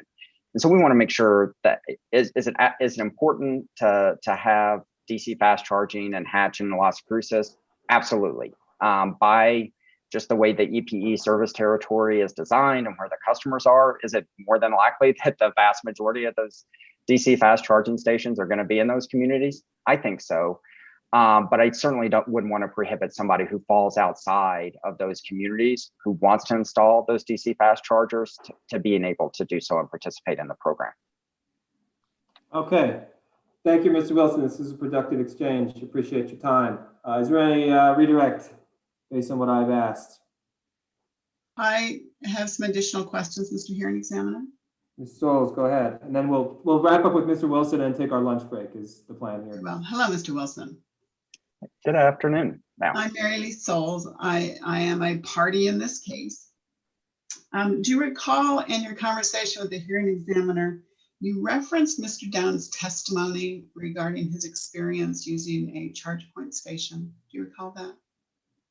I referenced generally. I don't think it was a super specific reference. And do you recall that in his testimony, he described trying to use a tap feature of his credit card and was unable to do so? Do you recall that? Generally. And do you recall that he was able to utilize the ChargePoint network card that you had provided him? Do you recall that? I recall him being able to use the ChargePoint. I believe one other, I believe it was a Blink network charging state card as well. So cards from multiple companies on our single charging station. So if you need to reference his testimony that you and the hearing examiner were talking about, I would encourage you to do so. At the same event, his trying to charge his vehicle, he describes the ChargePoint station as no network connectivity and therefore could not use his regular tap credit card feature. Do you recall that? Yes. But that the ChargePoint station was able to process his ChargePoint card. Do you see that? I recall your last statement. I'm trying to put my hands on the testimony right now. So I don't see it to answer your question because I haven't. His testimony, which is MLS-08, on page 3, because I believe this is what you were referring to with your. Ms. Souls, if you could just give me 1 minute to get it pulled up. Yes. Thank you.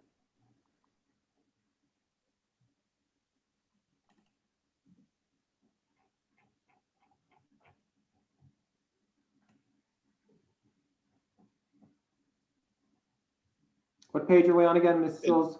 Page 3 of exhibit MLS-08. Beginning the question at line 9 and then his response at line 11. Perhaps Mr. Dunbar could help me with an email here. I apologize. I can bring it up on the screen. Let's just do it and make it quick. Oh, yeah, absolutely. Thank you. Bingo. You seeing it now? Which lines, Ms. Souls? So his response at line 11, Mhm. he goes on to describe that the charging station recognized the tap-enabled credit card, but then gave the message no network connectivity. Mhm. But the ChargePoint card was recognized and charging was available. Do you see that? Mhm. And can you explain how that works?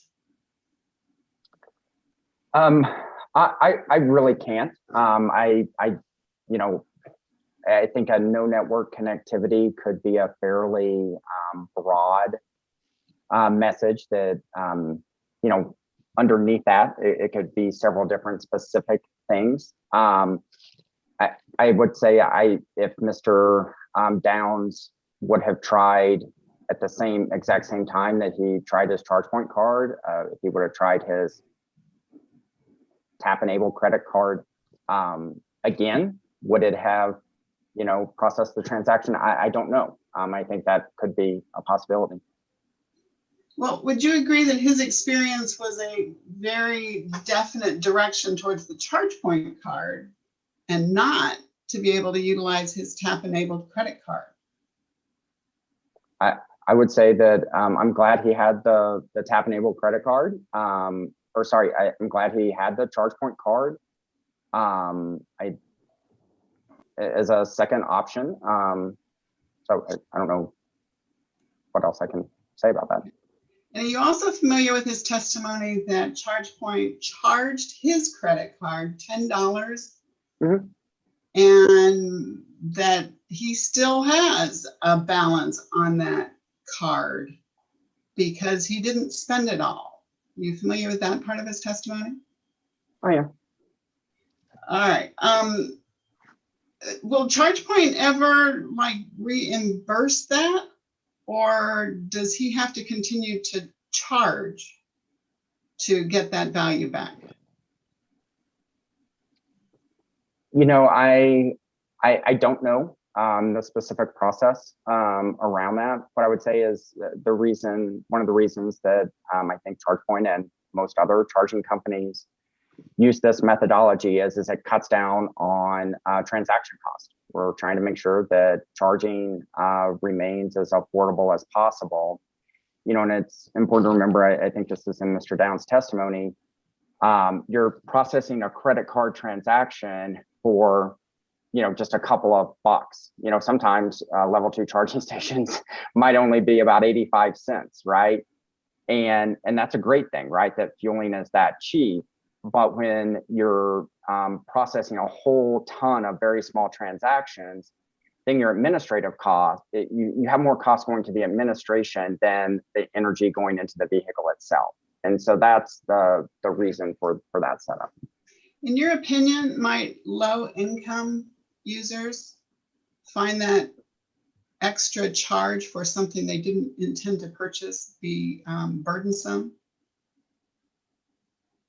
I personally, I believe that they would like cheap fuel in their vehicle. And at least I myself, you know, tend to visit the same places to fuel over and over again. I think Mr. Downs, you know, and I appreciate him, you know, going out and using our stations, but was engaging in an experiment, not necessarily, and I think his testimony this morning, where he said he's going to charge at home, right? So this is an experiment, not necessarily a real world example that we're in.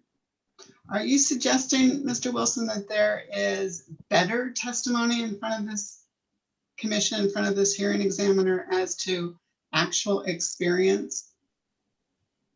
I'm not suggesting that, you know, any sort of grading of testimony. What I'm suggesting is that I believe what I heard listening in from the background today is that there was testimony that Mr. Downs often charges at home.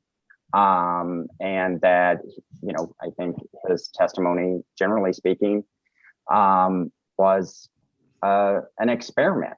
He went out and charged at these locations, not because he needed to, but because he was trying to gain experience. And all I am saying is I think that That's, while maybe useful, doesn't tell the whole story, that somebody who is going to be relying on public charging infrastructure more and more would perhaps rather have low cost energy going into the battery than having more of their money going towards administrative transactions. I'd like to go to the exchange you had with the hearing examiner about residential charging incentives and my testimony, frankly. Do you recall that? I recall the exchange I had with the hearing examiner a moment ago. I've read your testimony. If you want to direct me to it or put it up on the screen, I'm happy to talk specifics. Well, let's see if we can do it without that, because you didn't do that when you responded to the hearing examiner when he cited it. You responded by talking about your own experience and the need for service upgrades to be charging an electric vehicle from a home receptacle. Do you recall that? I spoke generally about my home and what would be needed to upgrade that facility. Yes. And would you agree that the proposed incentives for the residential smart charging program do not provide for service upgrades? So I think you look at it as a package, right? So, you know, somebody who's installing a charging station is looking at the cost, right? So you can't separate the installation cost from the charger cost. You know, I mean, for accounting purposes, we can, but it's still a total bill at the end of the day. So for what that's worth. Would you agree that the cost for whatever service upgrade, the cost for a level 2 charger, and then the cost for making that level 2 charger a smart charger are what an EV owner would be looking at, separate from the cost of the EV itself? Yeah, and I would also just suggest that if I could add to your suggestion that the cost of those installation costs, that kind of make ready infrastructure cost can vary pretty widely. But yes, I agree with you. And that the incentive is not available to an EV resident unless it is smart. Would you agree with that? Yeah, I do. And that the cost would be lower for a level 2 not smart charger, and the other costs would still be there, service upgrade or what have you. Would you agree with that? Yeah, I think there's a gap between non-networked and network charging stations. And you remember your conversation with the hearing examiner about redundancy? I do. Would you agree that for the EV owner who has these other options for managing when they charge their vehicle, that they don't have a need for that smart level 2 charger? Would you agree with that? I'm not as familiar with all the different bells and whistles that might be on vehicles. Not all vehicles, my understanding, early model vehicles may not have the same capabilities as a network charger. Okay, I have no further questions. Thank you. Anyone else for Mr. Wilson? Your Honor, I'm assuming you're asking about recross. I do have redirect, but I assume that comes after Yes. everyone else. Yes. So if not, I'll turn it over to Mr. Dunbar. And Mr. Hearing Examiner, I am sensitive to time and I really want to be efficient, but I think it will take about 15, 20 minutes to clean these issues up. I know I'm getting hungry and I want everyone to be, sufficiently fed and not hungry what while would you they're prefer to listening. do? Do you want to go till 1 or do you want to take a break now? That's from Ms. Hoyman for our court reporter. It doesn't matter to me. It's whatever everyone else prefers. I mean, if Mr. Dunbar, if you can go and wrap us up by 1, that's what I would prefer to do. Okay, yes, happy to, and I will do my best. to do it in 15 minutes. Thank you. Mr. Wilson, I'd like to start with where we left off with Ms. Sewell's recross of you. And she asked you about her witness, Mr. Downs' experience using an EV, using a charge point station and paying. And she described the fact that Mr. Downs was unfortunately at first unable to use his contactless credit card, but then was successful using his ChargePoint RFID card.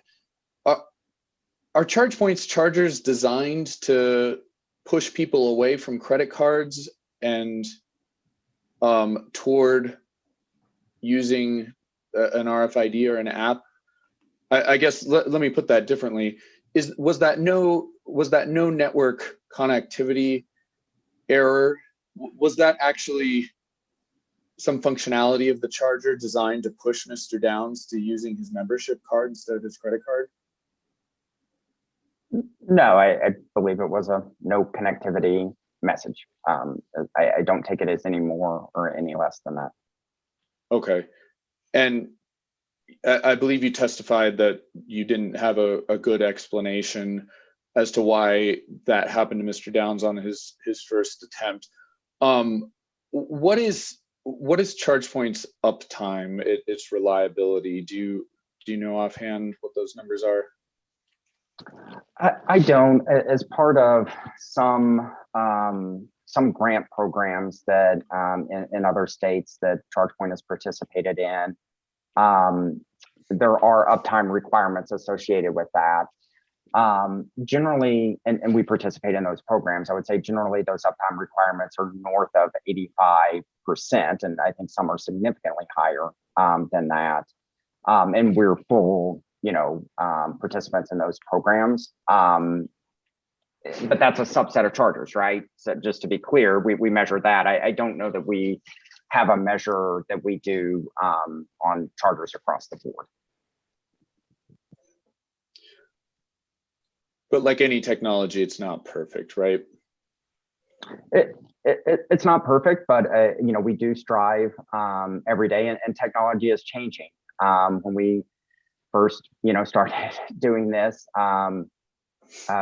we had different technology available. Today, we can do proactive monitoring and maintenance of the machines. We can send out repair folks when we know a problem might occur, and go ahead and proactively, swap out equipment on the machines. So we do everything we can to make sure that the stations are as reliable as possible. And it's also, oftentimes, one of the things we suggest to customers is don't just install one station, install 3 or 4. I think very rarely do you see one gas nozzle. You see multiple gas nozzles, and I know I've said already earlier, we don't need to, rely on the old gas station model, but I think that redundancy in that instance can be good. Okay. I'd like to ask you a couple questions, couple follow-ups on the hearing examiner's questions of you. And he very helpfully, and I'll add my thanks to Mr. Wilson's, Mr. Hearing Examiner, for the opportunity to talk about the reasons not to require chip readers. And I'm glad we clarified a few issues. Are there any advantages to using the ChargePoint app other than that it's a method to pay for charging? Yeah, so, or yes. So I think with an app, it gives more information to the consumer, and that can be really helpful. So, first and foremost, you use the app to find a charging station a lot of times, and not just know, that there's one at a hotel, but even to get more precise direction. You can see the pin that has the location of the charging station in, for example, the southwest corner. So we can guide customers to those charging stations, and they can do it when they're driving down the road, which is great. You don't have to wait until you see the sign at the exit and move over. You can integrated into your mapping software or your Apple CarPlay or Android Auto even. So first, it's finding the charging stations. I would say second, after you're processing the payment, as we've talked about today, even DC fast charging is oftentimes going to take 45 minutes. Level 2 charging could take multiple hours. With the app, you can monitor, how much charge you're getting, how much left you need to go. And that's really helpful, in particular, if it's going to be 30 or 45 minutes. You can go and grab a hamburger real quick, and as soon, if you've got time for a milkshake afterwards or not, if you need to get back to your vehicle and keep moving down the road. So that app provides the information to the customer. And then finally, it allows the customer to really closely track and monitor their fueling experience or their fueling dollars, and manage it in a way that's most economically beneficial to them. Maybe they find a free charging station, and if it's free, that's even more economically advantageous than charging at home, which is already pretty cheap as well. Thanks. And one more question with regard to the hearing examiner. And I recognize this was kind of a comment as much as a question, but I believe he said that he thinks it's possible that ChargePoint is fighting gravity here on the chip reader issue. Is ChargePoint alone on this issue? I mean, well, to restate, certainly ChargePoint is the only party in this case opposing a chip reader requirement, but could you talk a little bit about how, in your experience in other states, how does the EV charging industry generally feel about chip readers, and what is the prevalence of chip readers in competitors' chargers? I'm just going to note for the record that this is beyond the scope of the examination so far. I understand it to be responsive to the questions I asked. There's other possible ways of thinking about it. Is it friendly cross? I asked some questions and gave Mr. Wilson an opportunity to make the case about the chip reader issue, as it's the one live issue that no one has resolved. So I'm going to permit Mr. Dunbar to ask that question. I can assure you it seems to me a relevant consideration and something that the commission would want to know. So I'll overrule the objection and allow Mr. Wilson to go ahead and answer. I'll try and keep it pretty tight. I understand the procedural conversation.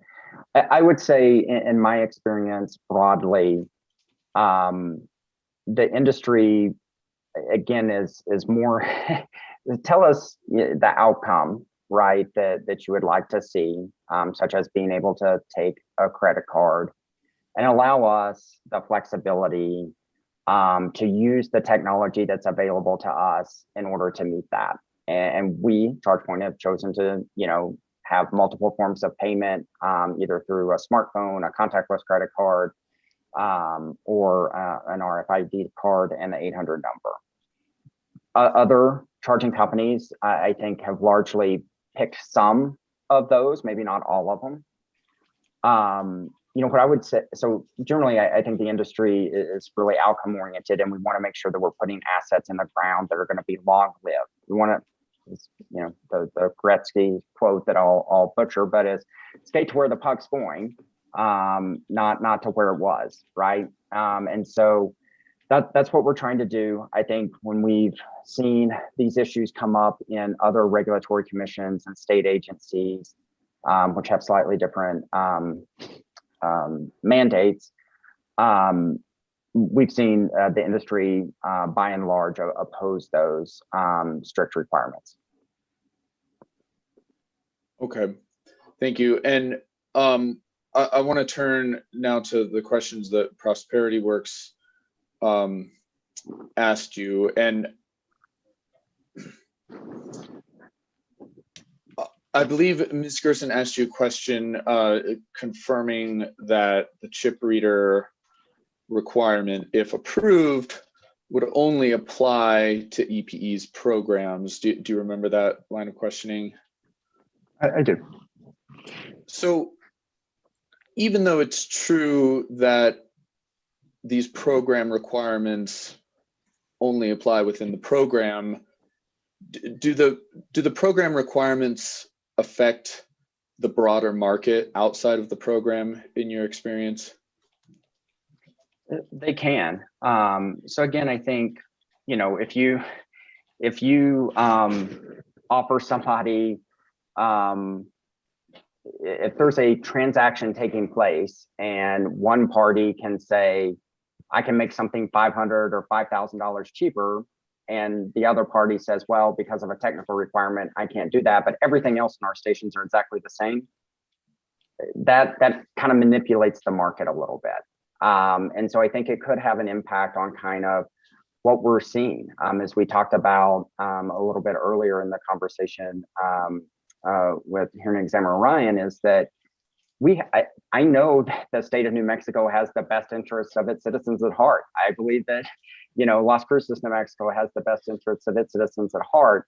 And absent any sort of requirement, they have chosen to go a route. And I know this, you know, only because they're charge point stations. They've chosen to go a route that does not have an EMV chip reader on it for perhaps a variety of different reasons. And I think we need to put the power to make those decisions on, in particular, the relationship between the site host and the driver in the hands of the site host.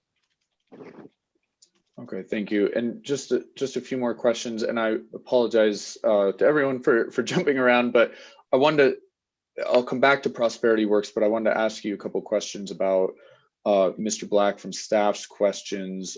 He asked you about the California Air Resources Board report, which I'll refer to as CARB.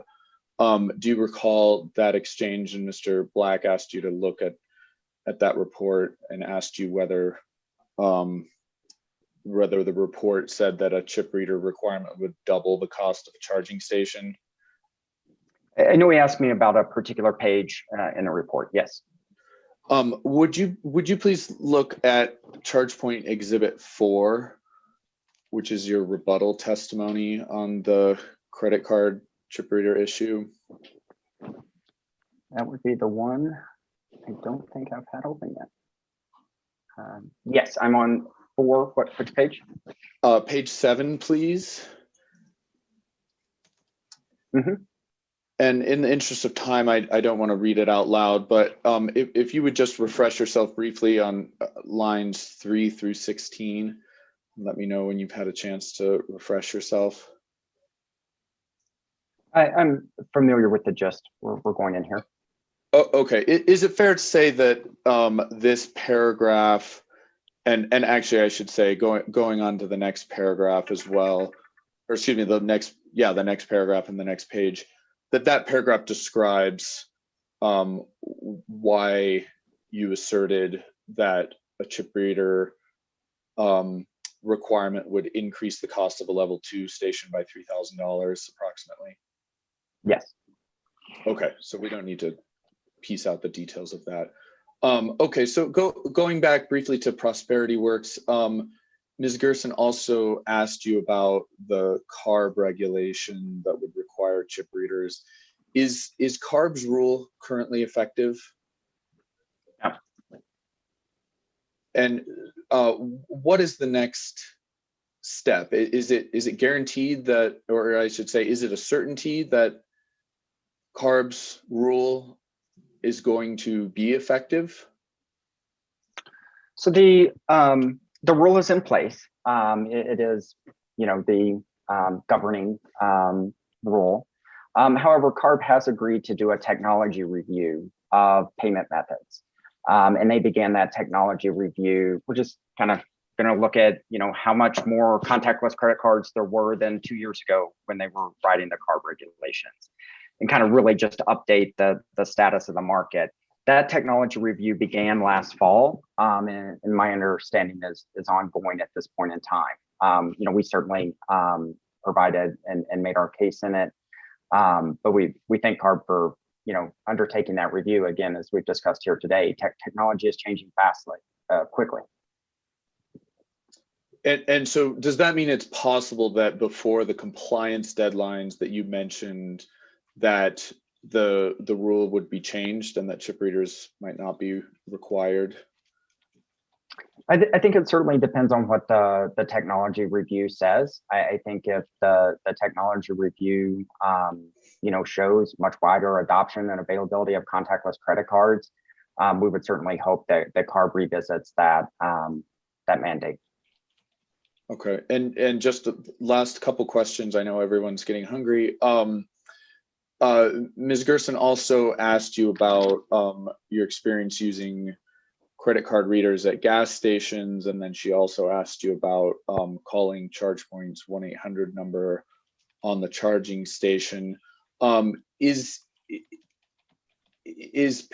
payments through the 1-800 number? Would you say that that's a common way that EV drivers pay for charging on the ChargePoint network?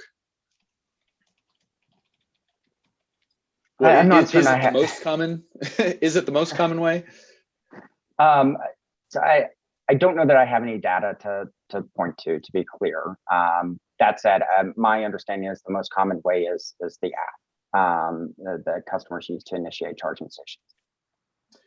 And I believe Ms. Gerson indicated that customers would have to listen to an automated voice and that there were several options to listen to before they got to option to pay. Could you elaborate a little bit about what that's all about? Are there other purposes that this 1-800 number serves other than just facilitating payments? Yeah, and again, I've never had a reason to initiate a charging session via the telephone because I've used my phone or contactless credit card in the past.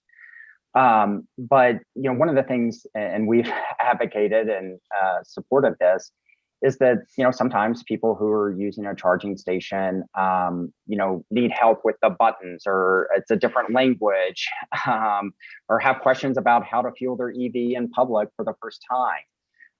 And so we've got 24-hour customer support who can pick up the phone, as Mr. Downs talked to one of the ChargePoint representatives, and can walk them through things not related to payments. Again, just a general educational and helping customers through the experience. Okay, thank you. That is all I have, Mr. Hearing Examiner. Thank you. Unless there is a pressing need for any further questioning of Mr. Wilson, I'm eager to have us break for lunch. I'll excuse him.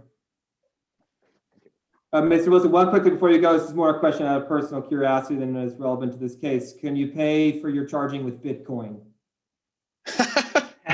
Excuse me. So you cannot. However, I would note that I do think that in the arguments here, or not arguments here, in the grand scheme of things, I hope that we do get there, right? There are a set of customers, the unbanked, who have a different level of access to digital payments and cryptocurrency, especially in other countries.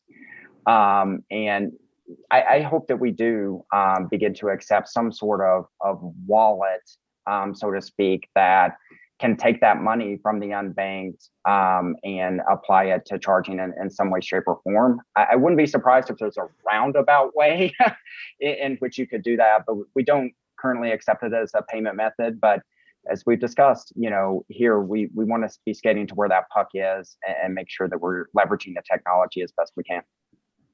That's interesting. Thank you, sir. Mr. Wilson, you're excused. We appreciate your participation. Thank you. Okay, everyone, we'll take a break till 2 and then we'll come back. Everyone's tired. Thank you.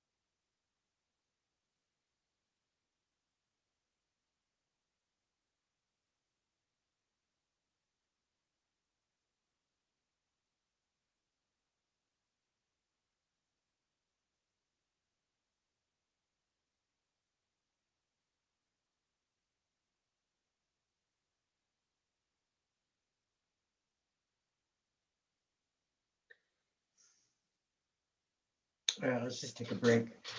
Time to take a break, Tai Tai. Time to take a break, Tai Tai. Eat.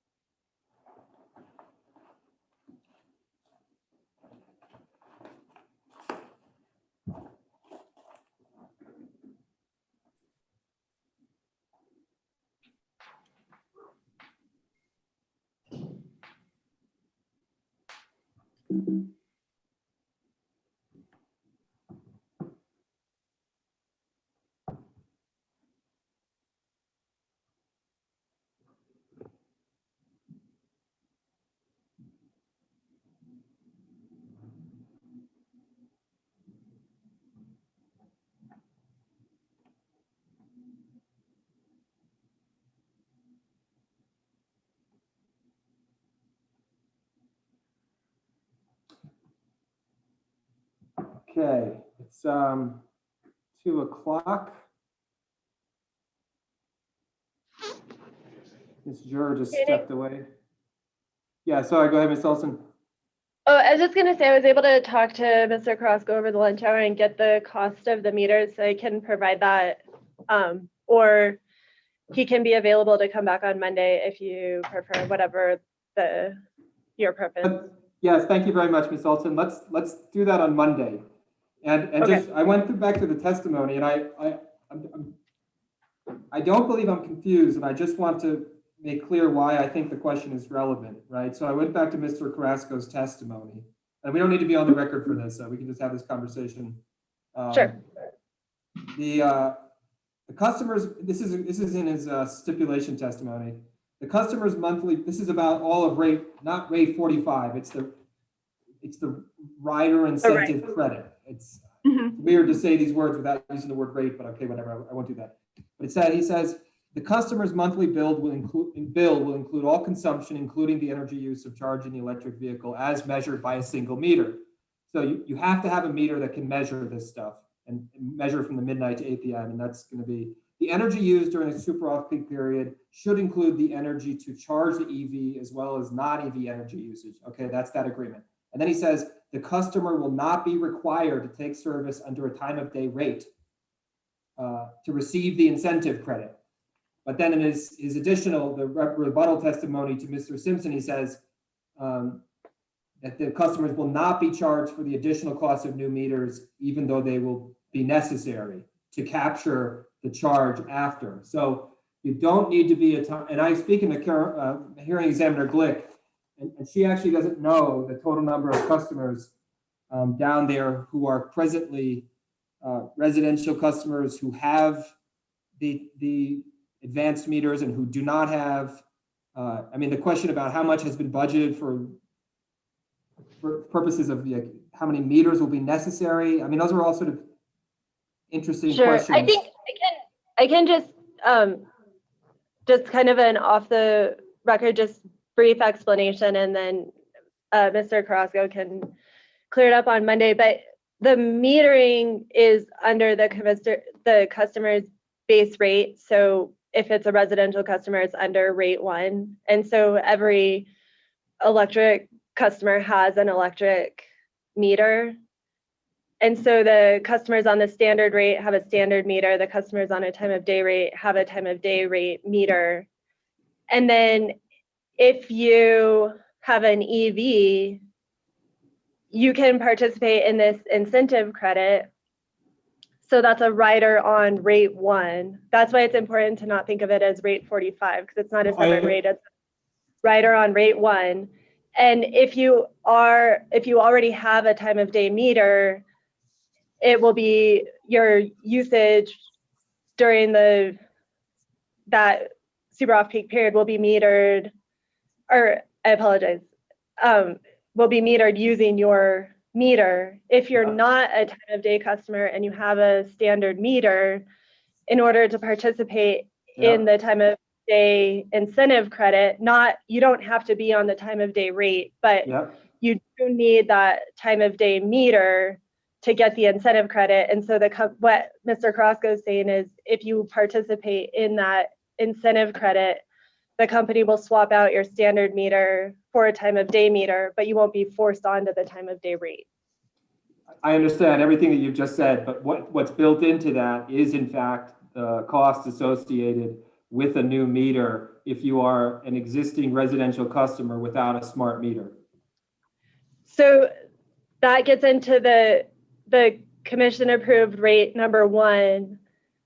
The customer charge for that under the standard or time of day rate covers the customer's cost of the meter. And it's the same customer charge whether you're on the standard or time of day rate if you look at the tariff for rate number 1. Which gets into the question, are the ratepayers more generally, I mean, the ratepayers as a collective, this was a question that Hearing Examiner Glick and I spoke about, and she couldn't answer the question. Do they subsidize the EV owners' meters? We are off the record, are we? We are. I don't want to get further into it, but like, I just wanted to say yesterday, Mr. Carrasco testified to one of my questions that they have about 20 customers, or maybe he said fewer than 20, just consistent with the information, residential customers on time of use rates already, just for, the scale. Yeah, so I think, but before I agree with Ms. Stevens, we don't need to take the conversation any further. So Ms. Olson, it would just be very helpful to me to have an opportunity. The question that I raised about the cost of I just want to know the cost of participating in the TEP as proposed. And I don't think, I don't. You mean the cost of taking the rate? Is that what you mean?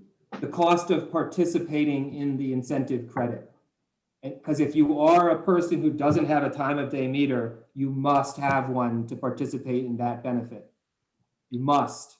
And so that necessarily assumes a cost of some kind. And I understand sort of how you're pushing back on me, but I guess I would just prefer to have that presented in testimony to the extent to which there is pushback. Absolutely.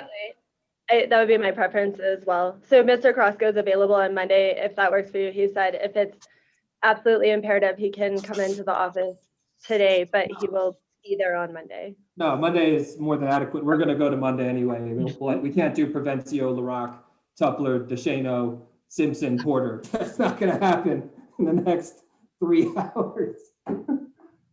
Which I actually had not really clear to me, like what the urgency to complete all this is. I know everybody's got lots of stuff to do with their lives, but it's like, it is what it is. So we'll just move along.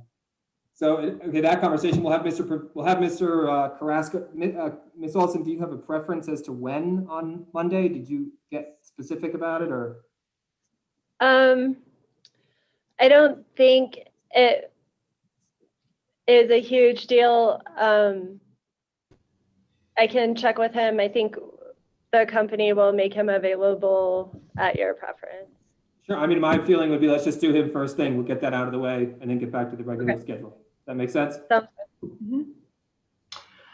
And before we go back on the record, I just want to mention, I don't know if anyone else is dealing with this, but just before we went off at lunch, we are having extremely loud thunder here.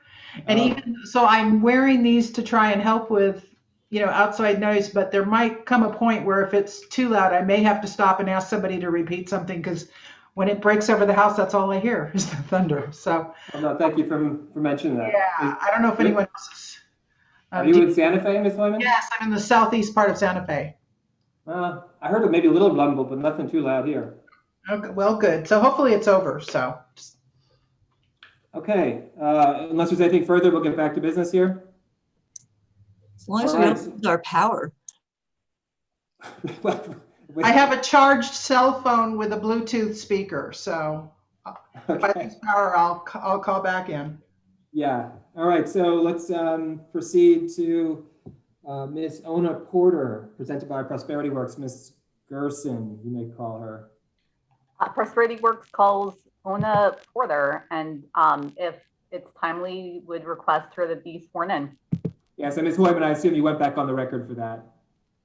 Thank you very much. Ms. Hoyman, if you could swear the witness in, please.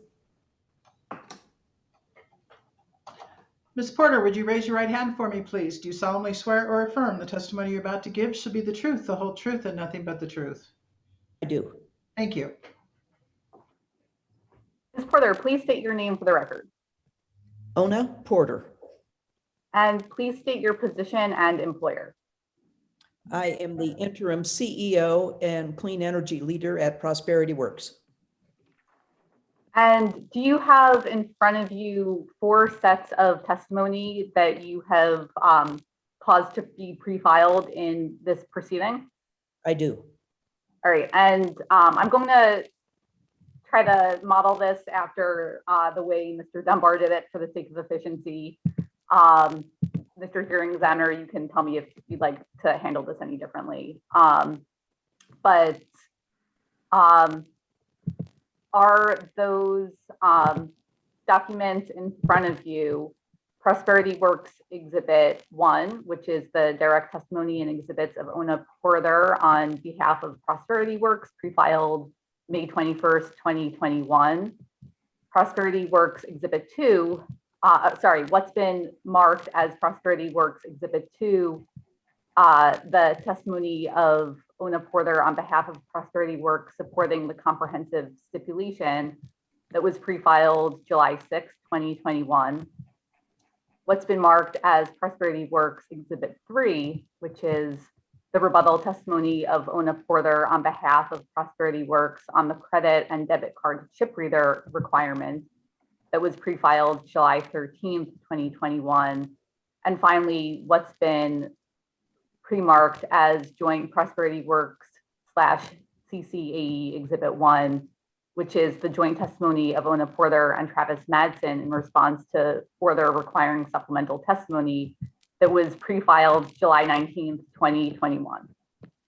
I do. And has each of those pieces of testimony been prepared by you or under your supervision? They have. Do you have any corrections to make to that testimony? I do not.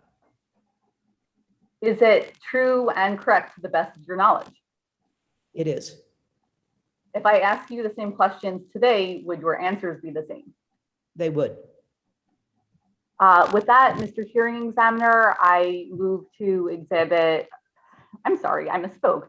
I move to admit Prosperity Works Exhibit 1, Prosperity Works Exhibit 2, Prosperity Works Exhibit 3, and Joint Prosperity Works CCA Exhibit 1. Ms. Juror, if you could just say for the record that you're happy having Ms. Gerson move that exhibit on behalf of your client, Mr. Madsen. Yes, and I would note it's already been moved into the record previously. Thank you. Actually, I thought that too. Thank you for saying this, Juror. Okay, having said, so in light of that fact, should we not admit this then? Ms. Juror, why don't you answer that question? We don't need to, and it is duplicative. It's up to your honor. I don't think it makes a difference. I'm glad you said it, because I actually had that same thought. So Ms. Gerson, is it acceptable to you to not admit the joint exhibit in light of the fact that Ms. Juror and I are both confident that it has already been admitted? Yes, that's fine. Fine, great. So let the record reflect that. Are there any objections to the admission of Prosperity Works 1, 2, and 3? Okay, so Prosperity Works 1, 2, and 3 will be admitted. The fourth document, the joint supplemental testimony offered on behalf of Prosperity Works and CCAE witnesses, was already admitted, so we won't admit that again now. Ms. Gerson. Ms. Porter is available for cross-examination. Great. Ms. Porter goes first to Ms. Souls for 30 minutes. Thank you, Mr. Hearing Examiner. Hello, Ms. Porter. It's good to see you again. Good to see you, Mary Lee. Am I correct that Prosperity Works provides financial capability, training, and coaching for the limited income families that it seeks to empower? It does. Does that training and coaching address the subject of budgeting? It does. In its financial capability, training, and coaching, does Prosperity Works teach folks to create budgets that are intentionally smaller than planned spending? Yes.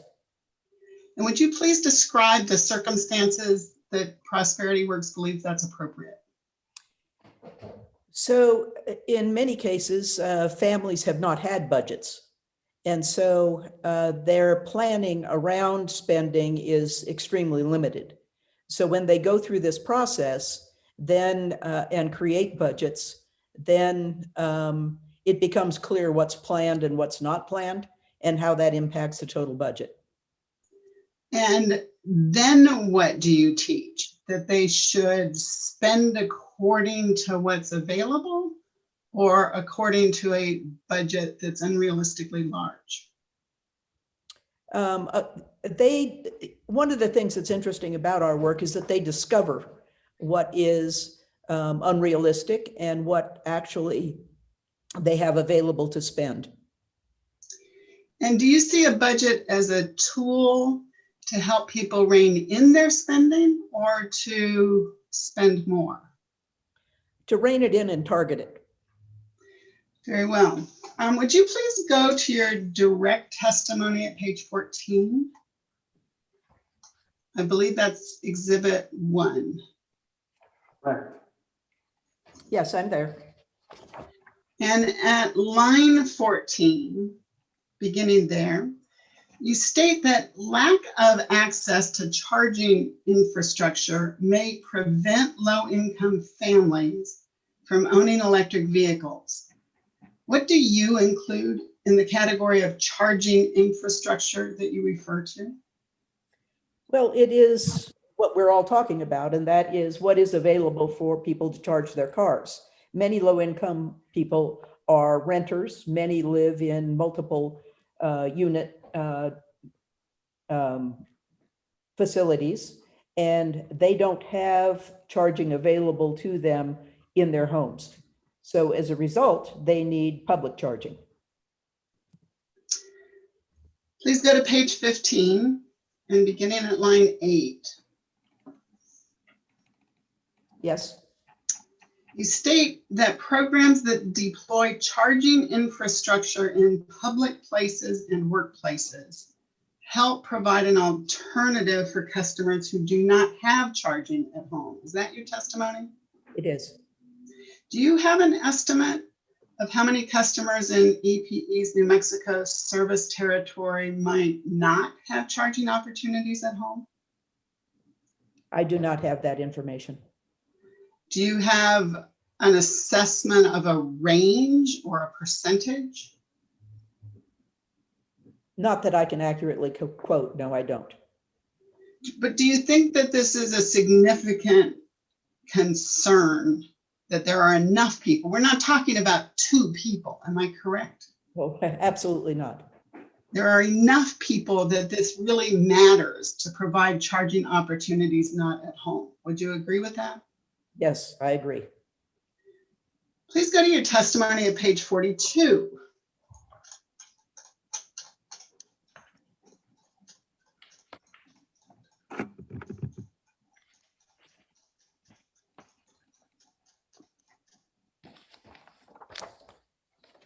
I'm there. Page 42, line 15. Yes. Here you make reference to the possibility the commission would agree with well-founded recommendations to increase the scale of this tech. What are you referring to?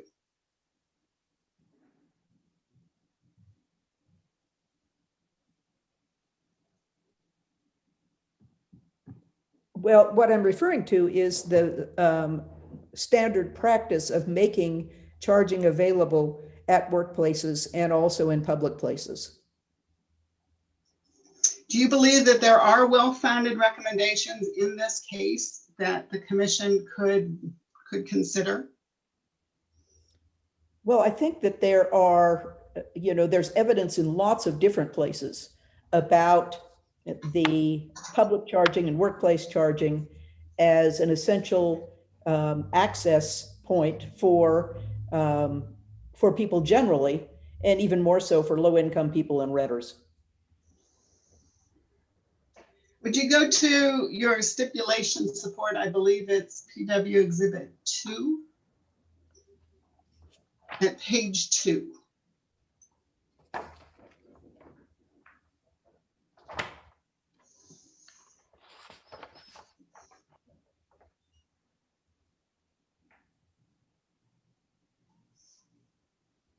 I think I'm there.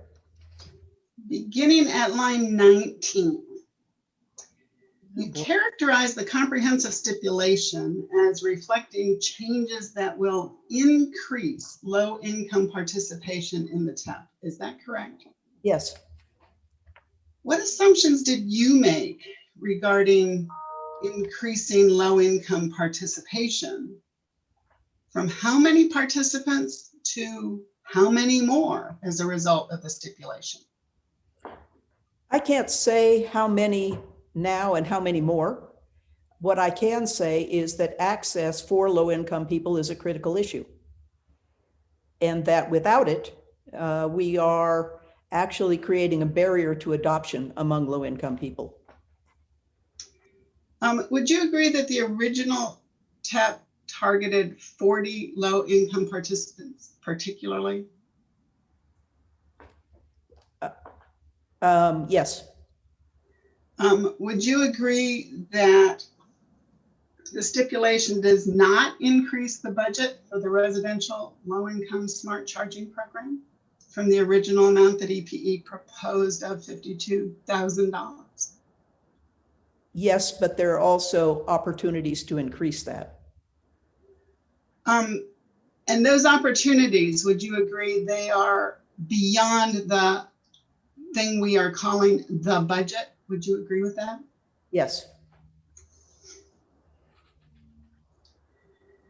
Would you agree that the stipulation assumes additional cost for administration would be charged against the budget for the residential low-income smart charging program?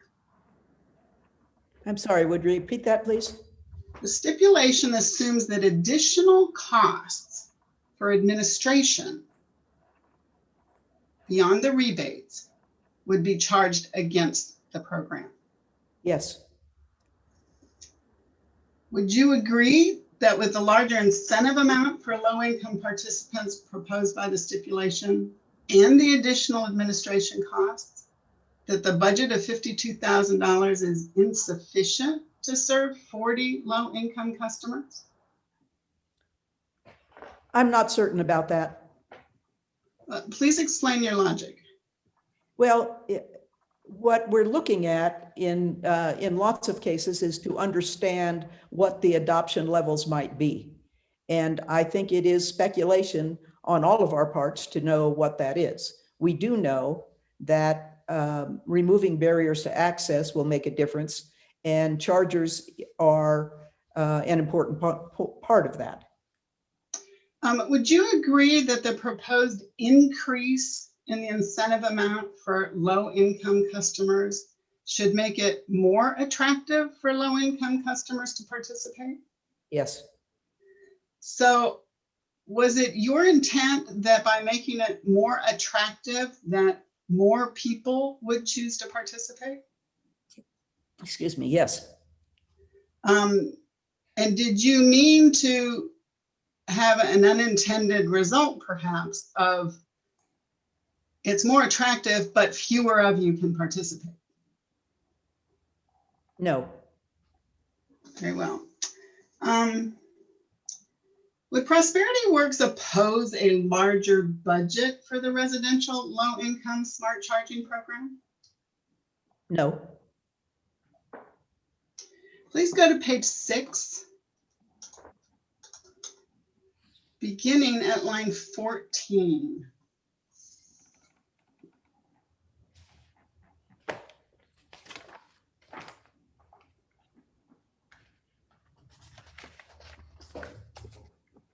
Yes.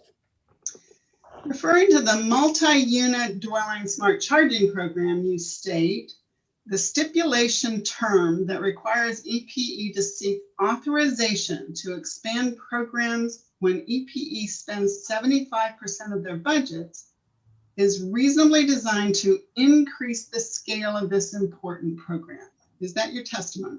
It is. Is it your assumption that this important program should be increased? I think based on demand, it should be. Did you or anyone at Prosperity Works create an estimate of how many multi-unit dwellings might apply for the rebates as provided in the stipulation? We did not.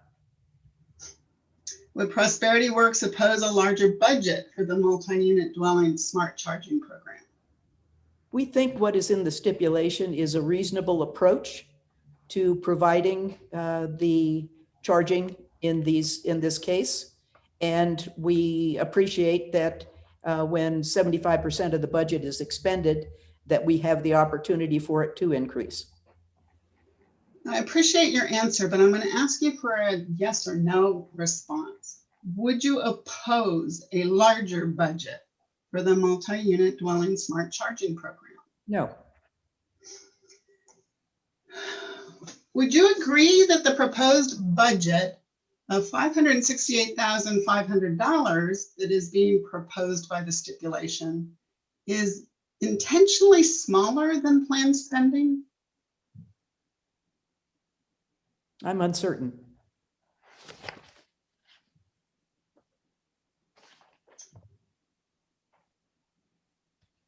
Is it Prosperity Works' understanding that the stipulation does not impose a cap on the overall budget size?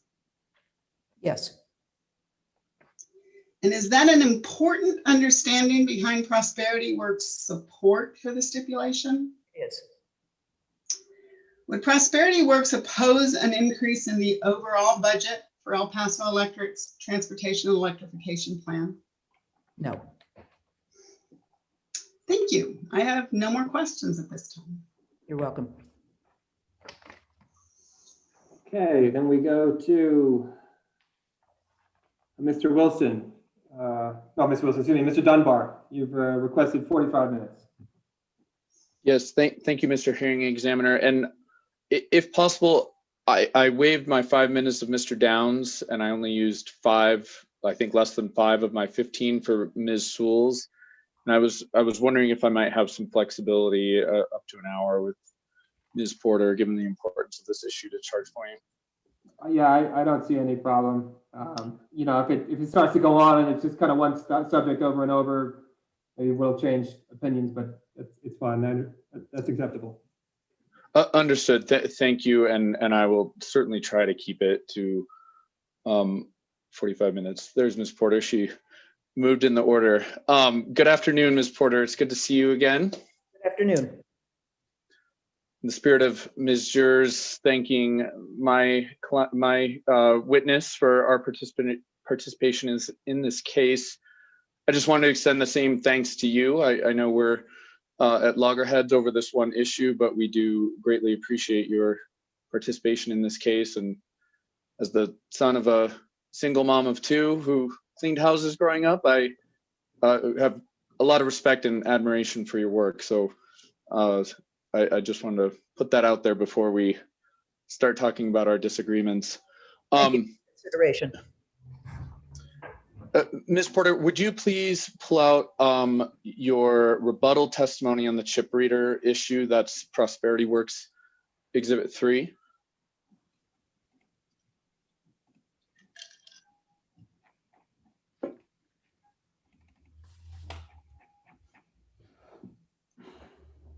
Yes, I have that. Thank you. On page 2, if you turn to page 2, please, line 1. There you state customers without access to contactless payments would only have the option of engaging in the inefficient and inconvenient process of paying by phone. Do you see that quote there? I do. I just want to unpack what you mean by contactless. Is it fair to say that you're not just referring to contactless credit cards, but you're referring to several other payment methods in that statement there?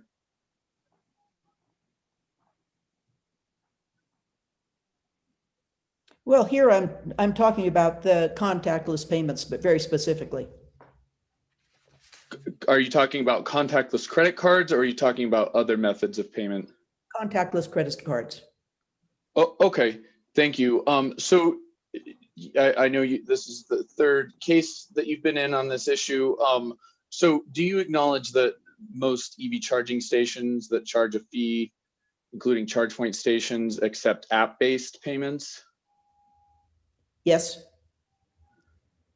And that all of the other major EV charging networks that accept payments made through apps accept payments made through the apps of other charging networks? yes, And that many EV charging stations, including charge points, accept payments made with an RFID card issued by an EV charging network? yes, And that most EV charging stations that accept a fee accept Google Pay and Apple Pay? yes, And we did mention contactless credit cards and debit cards. So I guess I would just ask you to maybe clarify that quote we read from your testimony. So perhaps you meant to refer to all of those additional payment methods when you use the word contactless. Is that fair to say? I suppose it is. Okay, so when, because otherwise it wouldn't be a true statement, right? Because as we just discussed, EV charging stations accept several other payment methods other than just contactless credit cards, right? Yes, they do. Okay, so for purposes of your testimony, is it fair to say that when you refer to contactless payments, you're referring to the following forms of payments: app-based payments, RFID cards from a charging network, Google Pay, Apple Pay, and contactless credit cards? Is that right? That's fair. Okay, thank you. And is it fair to say, generally speaking, Ms. Porter, that your support for requiring charging stations to have chip readers arises from a concern that there are customers who do not have any of these contactless methods of payments available to them? Yes, Okay. And much of your testimony discusses the prevalence of these various forms of contactless payments, again, using contactless to refer very broadly to the several methods we just discussed.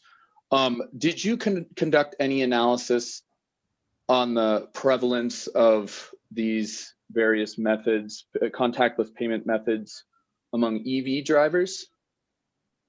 no, Do you drive an EV, Ms. Porter? I do. You do? That's fantastic. Is it fair to say that plugging your EV into an EV charger is a little different from filling the tank of a gasoline-powered car with gas?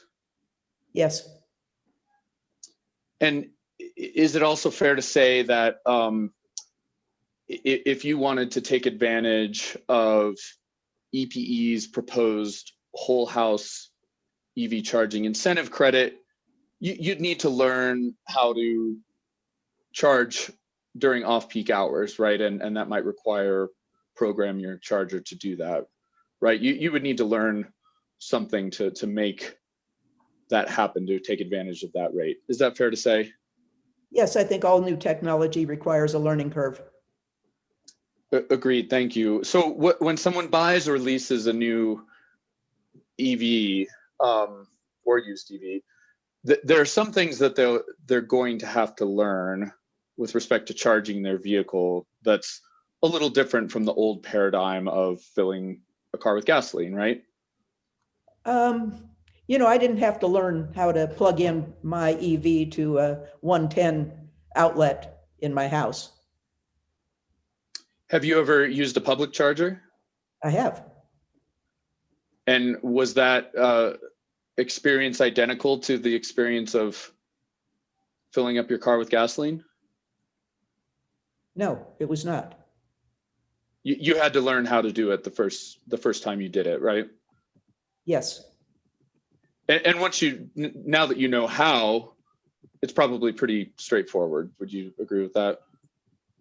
I don't find it straightforward. I actually find that the plugs vary from provider to provider, and also the way that I can pay varies greatly as well.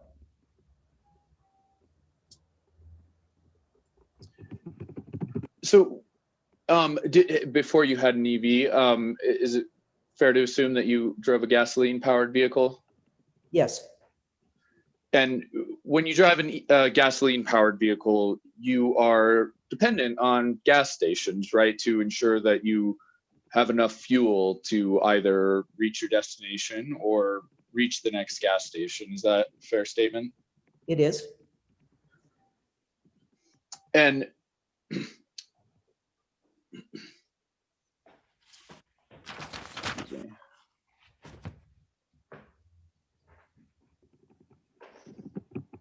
I'm sorry, I lost my place in my notes.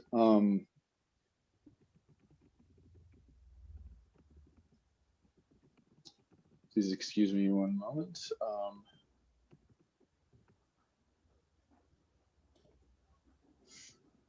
Okay, and Ms. Porter, I know we spoke about this a little bit last time we were in hearing together. We spoke a little bit about the remote areas of New Mexico. I lived in New Mexico for 2 years, and one of my favorite things to do was to drive out to remote areas and go camping and rafting and those sorts of things. Do you ever do that in your free time? Frequently. And I'd like you to think, but before you had an EV, did you ever run out of gas when you were driving out in a remote area? I did not. And why not? Well, because I planned ahead. That's right. As responsible people do. Have you ever run out of charge with your EV? I have not. And why is that? For the same reason. I think I know how far I can go in it, and I make sure that I don't exceed probably 70% of my battery before I'm recharging. And so when you're out in a remote area, as you said, you make a plan to make sure you have enough gasoline to get out where you're going and back. Do you think it's unfair that there aren't gas stations out on remote dirt roads?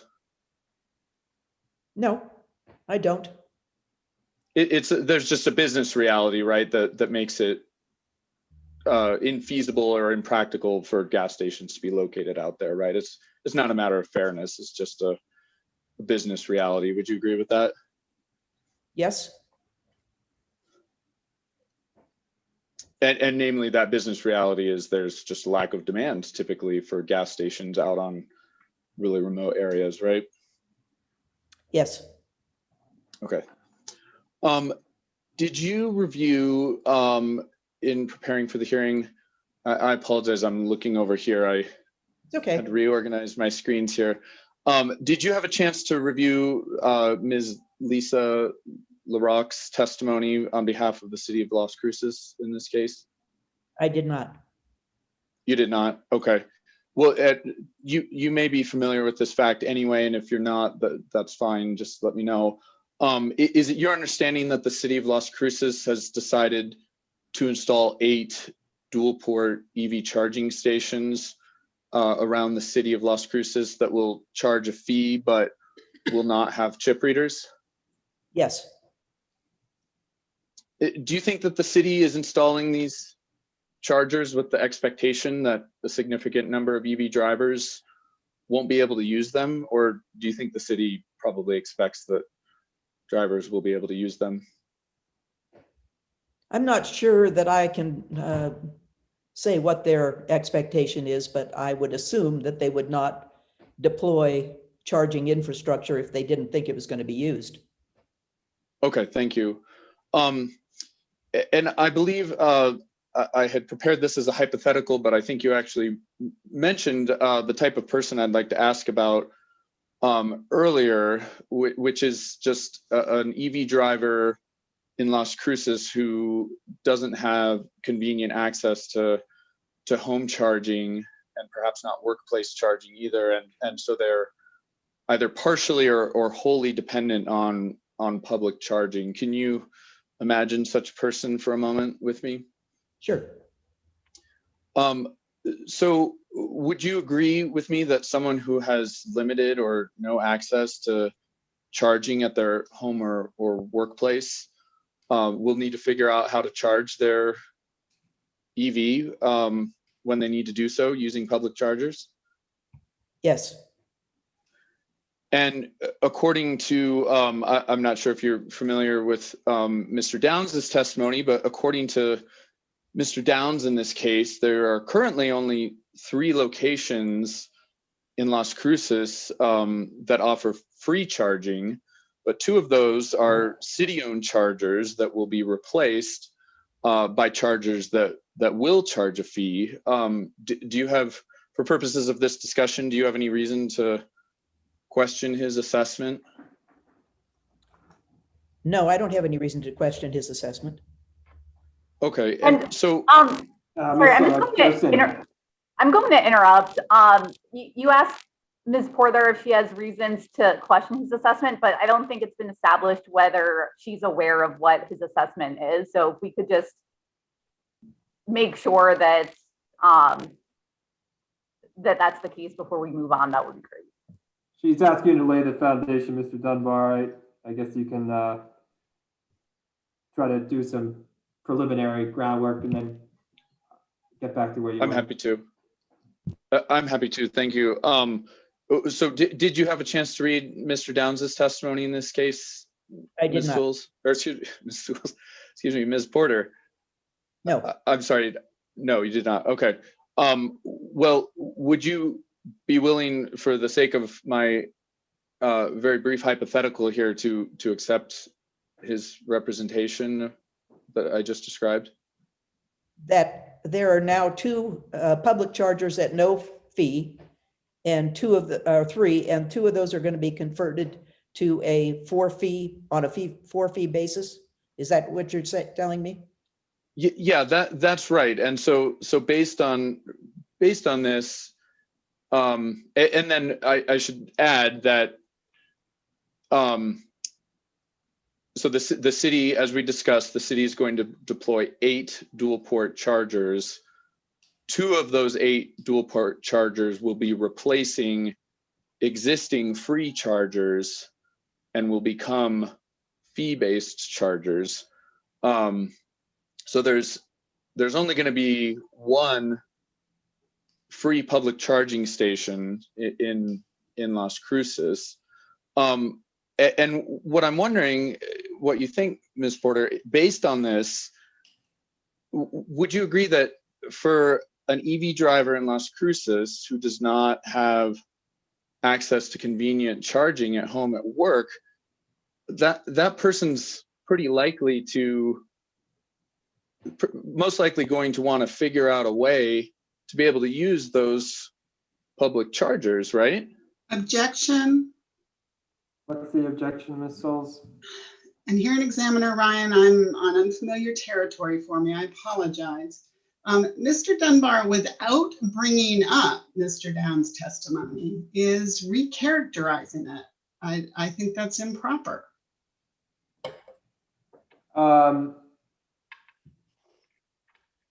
Okay. Mr. Hearing Examiner, I'm happy to pull up Mr. Downs' testimony. I was just trying to be efficient here. I certainly wasn't meaning to mischaracterize it. I was just, I thought we've talked about these facts a lot. We've looked at Mr. Downs' chart, and I'm not even so concerned about the numbers so much as the fact that as soon as the city installs its chargers, nearly all of the public chargers in Las Cruces are going to be fee-based chargers that don't accept chip readers. That's really all I want to ask Ms. Porter about. Okay, so And if I've gotten the numbers imprecise, we can go and do that. I was just trying not to use up everyone's time if I'm off by one or two. Ms. I would- Gerson, were you- I'm sorry, go ahead. No, I was going to ask you. You wanted to say something. You go. I would suggest that Mr. Dunbar just pose his questions a hypothetical. Mr. Dunbar, I think the easiest path forward, frankly, is for you to just go through the chart as fast as we can. Okay. That is I'm the happy to. fastest way out of this hole for yourself, sir. All right, thank you. I will do that. So if you have it, Ms. Porter, or I can pull it up on the screen and do a screen share of Mr. Downs's testimony. I do not have it. Okay. Mr. Hearing Examiner, may I You can, go right ahead. let up?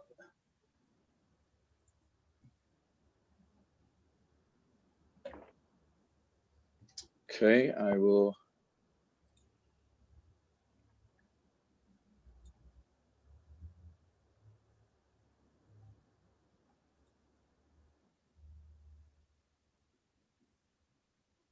Oh, I have to click share. Okay, and I should probably make this window a little bit bigger so as to not share my email with all of you. So we are looking at page 11 of Mr. Downs's testimony.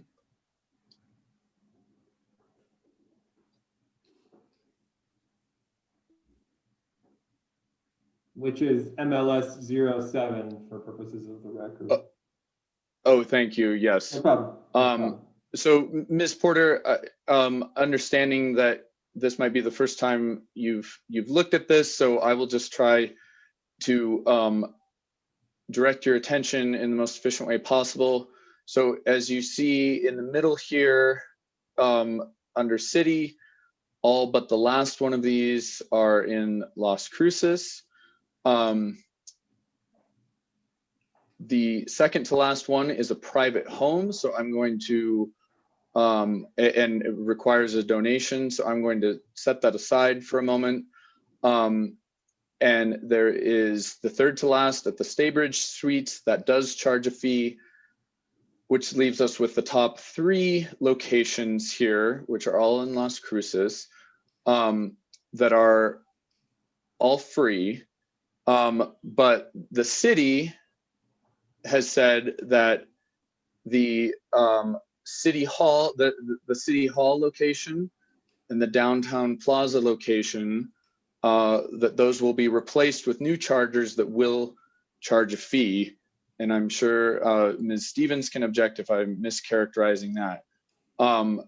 So that leaves us with a single, once that change is in place, which is in August of this year, according to the city's plans and according to their testimony, there will be a single free EV charging station in Las Cruces. Objection.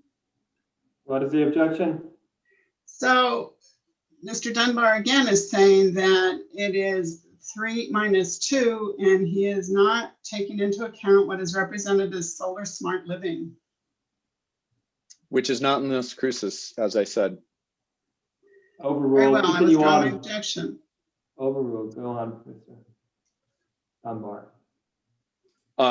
So Ms. Porter, are you willing to accept for the sake of this discussion that assuming that the city moves forward with its plans next month to deploy its dual part charging stations, there will be a single free charging station at the green offices, and then there will be 8 dual port stations owned by the city located around Las Cruces that will all charge a fee. Yes. And because those are charge point stations, you will not be able to pay for charging using a credit card at any of those stations. Is that your understanding? Yes. So my question is, based on this, do you think it's reasonable to expect that an EV driver who has limited or no access to EV charging at home or at their workplace is going to figure out a way to use one of these public charging stations that's owned by the city? Probably they will. Okay, thank you. And is it your understanding that once an EV driver has figured out a plan, basically they've figured out their preferred method? Oh, thank you for stopping my sharing, Your Honor. Once a driver has figured out their plan for how they would like to pay for charging, then they can do that at pretty much any public charging station that charges a fee, right? I think they could do it at ChargePoint. I'm not sure about others. Do you recall the testimony? Mr. Wilson discussed this in, I'm sure, several places in this case, and as well as the other two TEP proceedings in which you participated, that ChargePoint has roaming agreements with all of the major EV charging networks that allows someone who has signed up for, who has downloaded the app for a different EV charging network to pay for charging at a ChargePoint station and vice versa. Yes, I recall that, but your assumption is that they will have downloaded the app.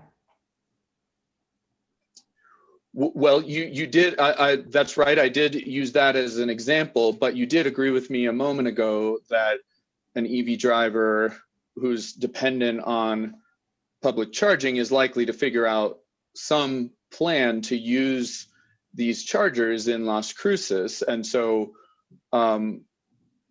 presumably that would be through an app or through an RFID card or through a contactless credit card. Would you agree with me on that?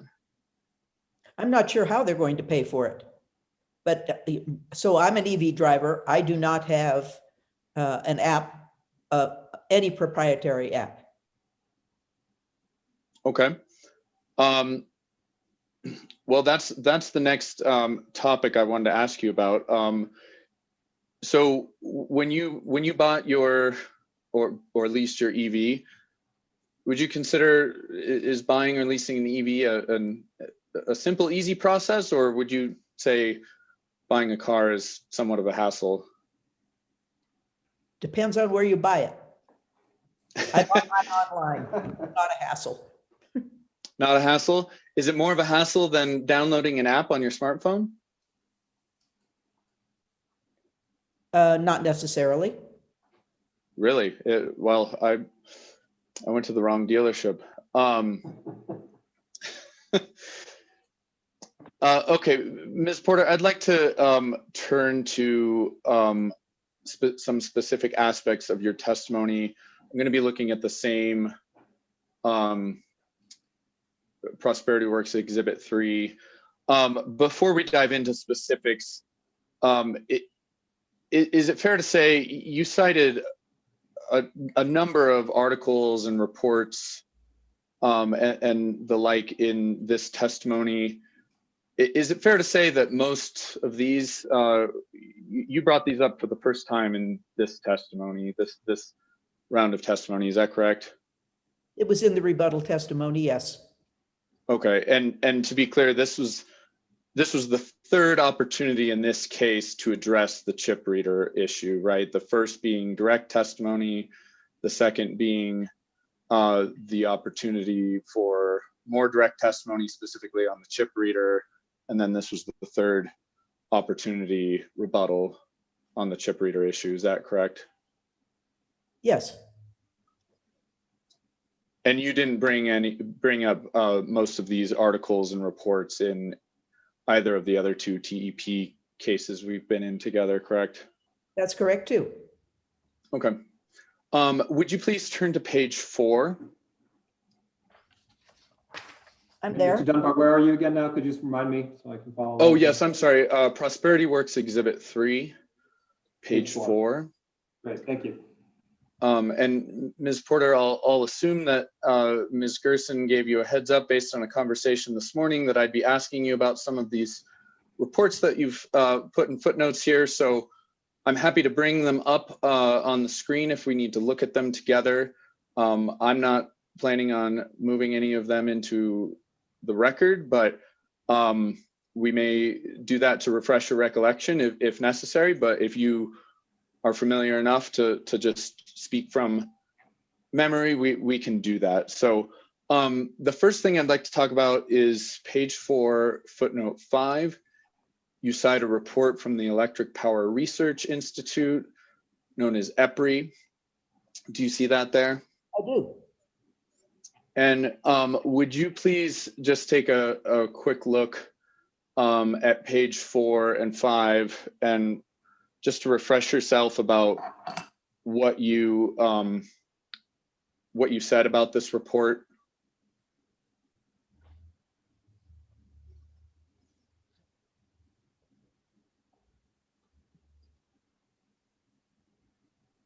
And just let me know when you're ready.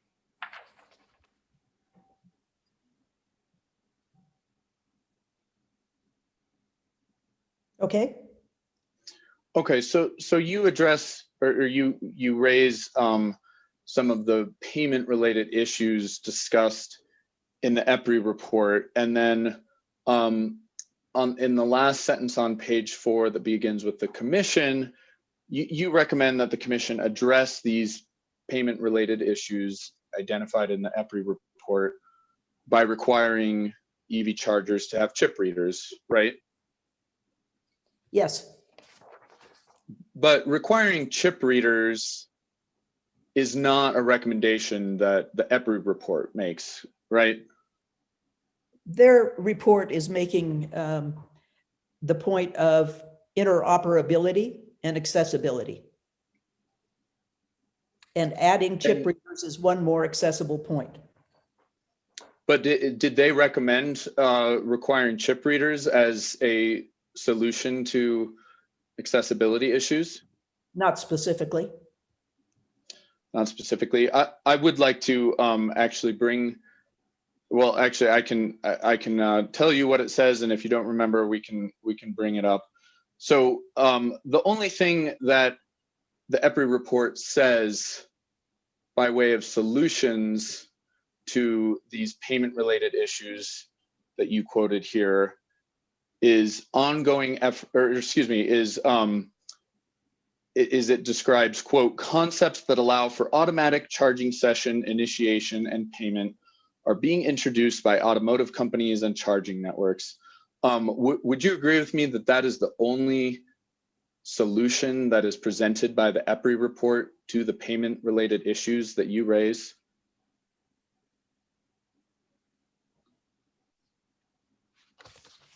And again, let me know if you'd like me to pull that report up.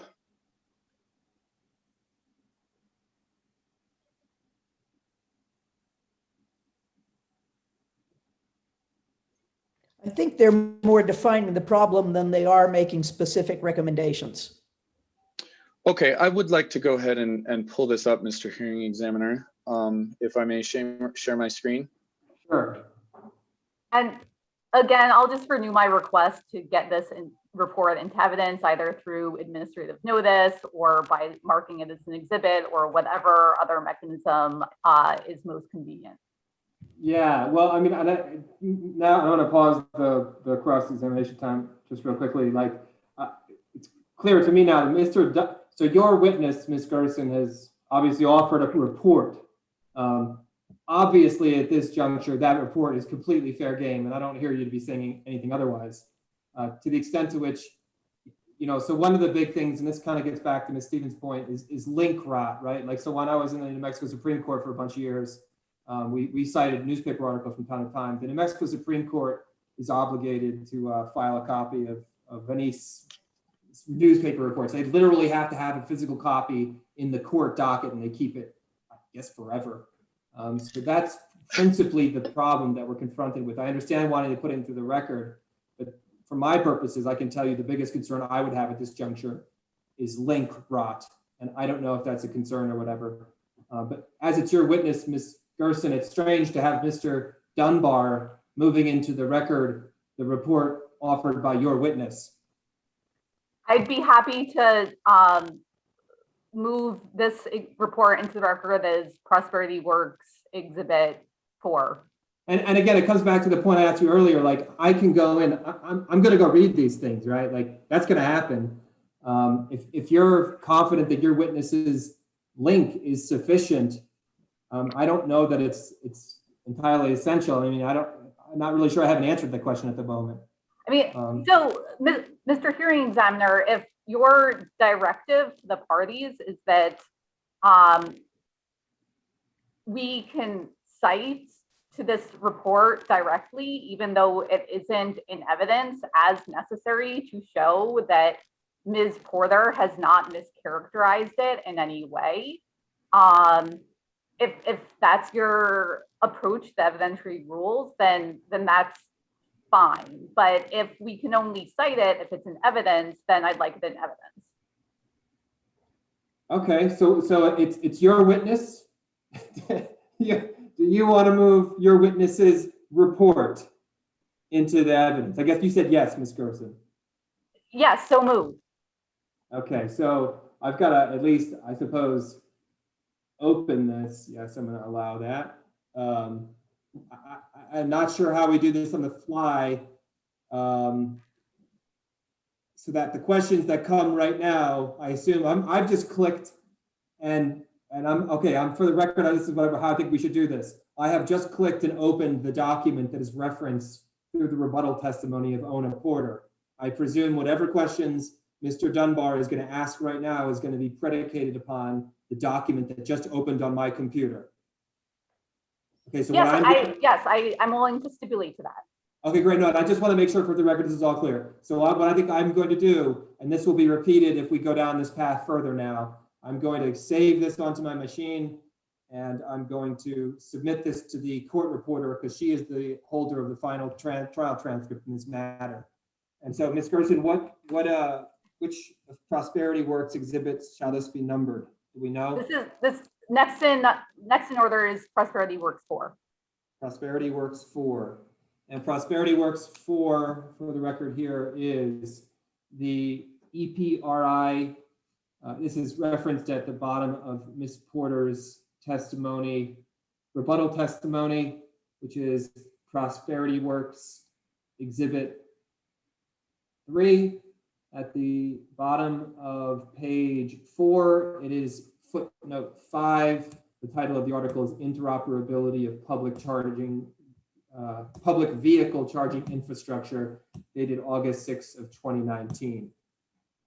Are there any objections to the admission of this document by any of their parties? The city objects, and this is a generic objection, not specifically to this one, but the process that the commission's been using about requiring parties to identify their exhibits, a few days in advance and put them on the website. It's been challenging. It's been limiting, and I know that I'm a major offender because I was the person who won at least one of the parties that came in close to midnight the other night. But if this is, and I won't object specifically to this one if it's limited to this, but if this is going to be the way things are done, I think that we ought to be aware of that because I think I said this yesterday, when I put together my witness's testimony, we decide which ones are important enough to attach to the testimony. And if they're not important or if they're kind of lightweight, relatively lightweight things, we don't. And I feel a little bit that we're being sandbagged. Okay, noted for the record. Mr. Dunbar has to have an opportunity to ask questions about a report. I mean, to suggest that he wouldn't be able to challenge the statements of a witness that are predicated upon a report would severely curtail his ability to represent the interests of his clients and presumably result in a due process violation. And Mr. So- Hearing Examiner, I'm not objecting to his questioning on that. I'm objecting to him putting the whole document in the record. Do you see the difference? I do, Yeah. but I guess Ms. Gerson's perspective is, I assume you believe that Ms. Porter has accurately represented what is in this report.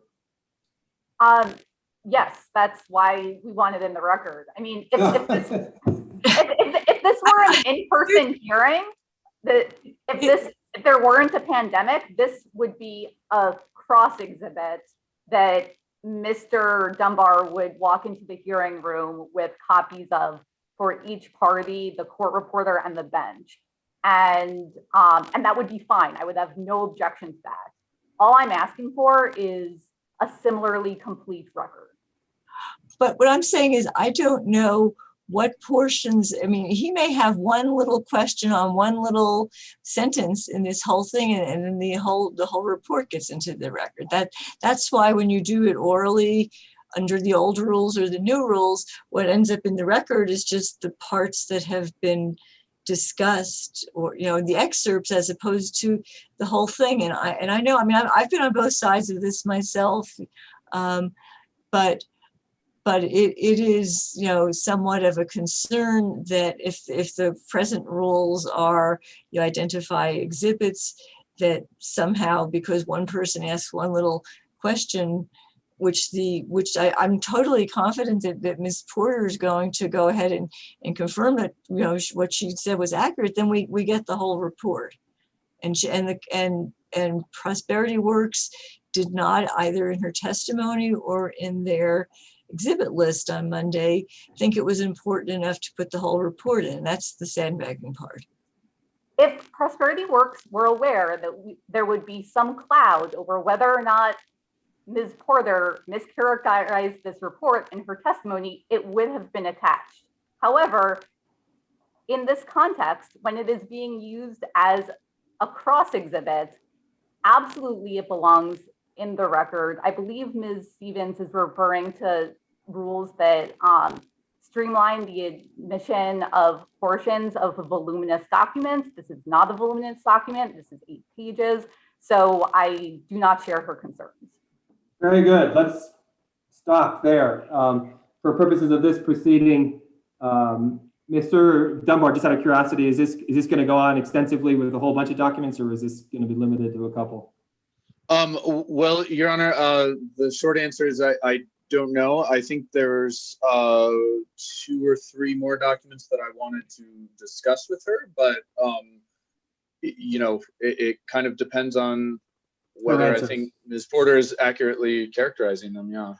Sure. So the ruling as of this one is I'm going to admit the document already described the EPRI interoperability of public vehicle I'll speak more solely, the interoperability of public vehicle charging infrastructure, dated August 6, 19, subject to the objections I've just heard, will come in as Prosperity Works Exhibit 4. And I will see that the court reporter receives a copy of this. So proceed, Mr. Dunbar.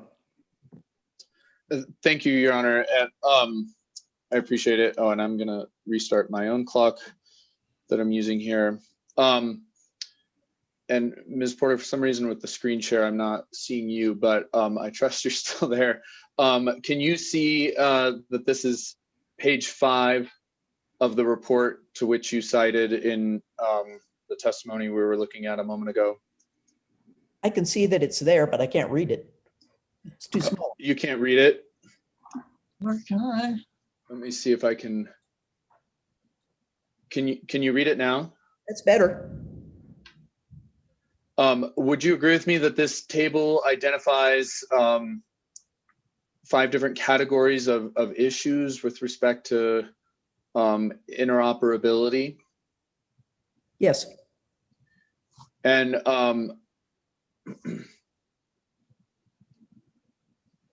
excuse me, would you agree that in the row labeled payment, I'm not sure if you can see the text I've highlighted with my cursor, but in that middle box, is the language that you quoted in your testimony? If you take away the highlight, I might be able to see it better. Oh, I apologize. All right.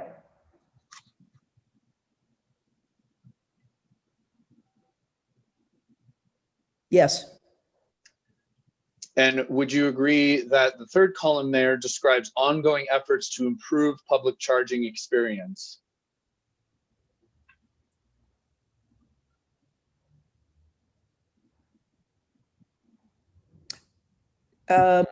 I think that companies are always trying to address the needs of customers.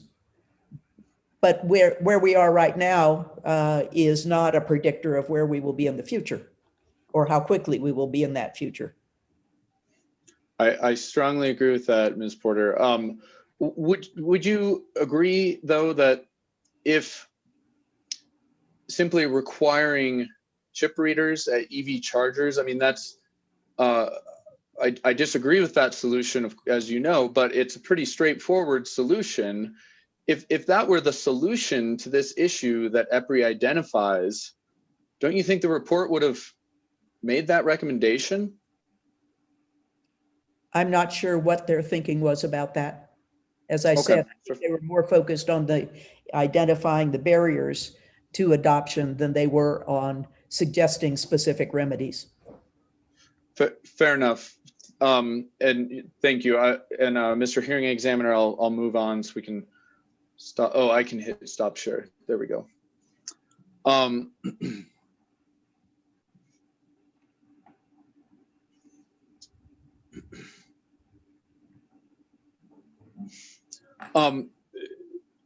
Ms. Porter, I'd like to return just for a moment. I asked you about your experience buying a car versus downloading an app. Have you ever made a payment with your smartphone, whether for an Uber or Lyft ride or buying something on Amazon? Not for buying anything, but probably for Uber when I'm traveling. Okay, so so you're familiar with the Uber app, that you basically save your payment information to the Uber app. Is that your understanding of how that works? Yes. And then when you finish the ride, it just charges. Well, I think maybe you need to hit a button or two on your phone, but it charges your credit card through the app, right? Yes. Do you remember setting up? Well, do you remember what it was like to download the Uber app and save your payment information? Not so much. I mean, it was several years ago that I did that, so I can't really say. Well, is it fair to say that the fact that you don't remember it is probably an indication that it was pretty easy and straightforward, right? If it were a huge pain and you had to call a friend for help, you'd probably remember that, right? Probably, or maybe I had my granddaughter with me and she did it. Fair enough. Well, is it your understanding with Uber, once you've saved your payment information, you don't have to do it again unless you need to change your credit card or your credit card expires and you need to update it. Is that right? And is it your understanding that that's pretty similar to the way the ChargePoint app works, for example, when you need to initiate a charging session through the app? I would assume so, but having no experience, I can't testify to that fact. Okay. But you did testify that that downloading and installing an app, learning how to use it, and entering payment information is a hassle, right? I think it is a hassle.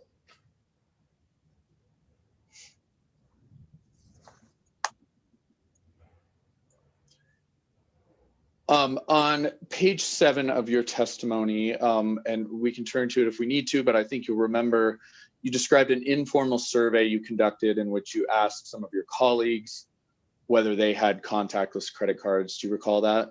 I do. Did you ask your colleagues whether they had smartphones?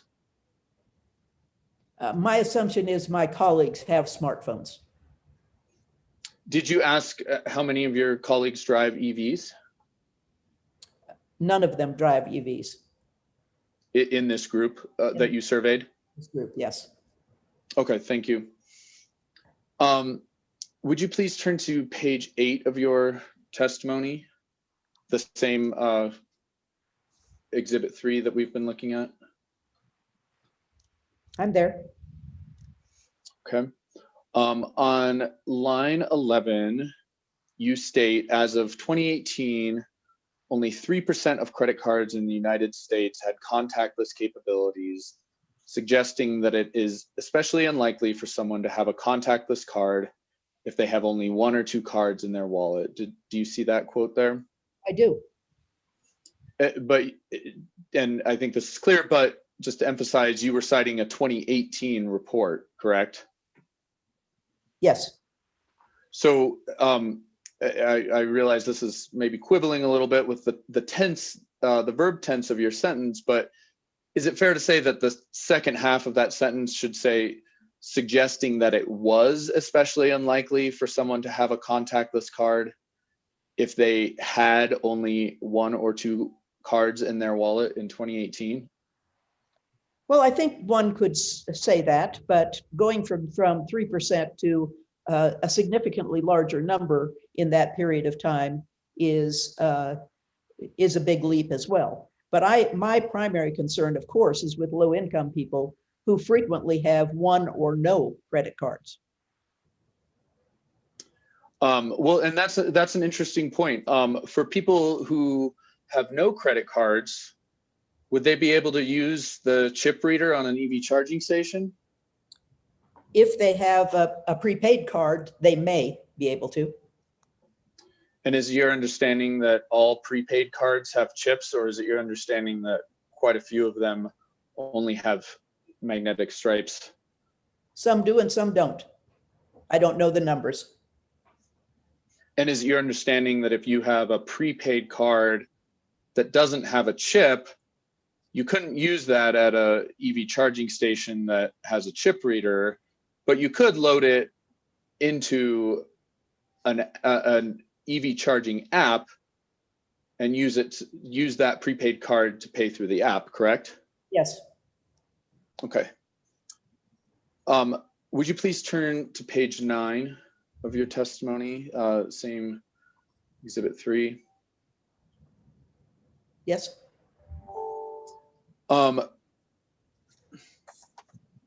So several times on this page, you cite a study from Akana and Kay in footnotes 18, 19, and 20. Do you see that there? Yes. So again, we can pull this report up if we need to, but hopefully you recall. So each of the percentages that you refer to in this page, these are based on survey results, correct? Yes. So, and the study says, you may remember this, if not, we can look at it. The study says, quote, "These figures are self-reported based on the cards in respondents' possession." Do you happen to recall that in the report? Yes. Okay, so none of these percentage numbers on this page reflect data that's provided by the banks that you mentioned, right? It is not, but this is a common survey approach as well. And it is one that we rely on all the time.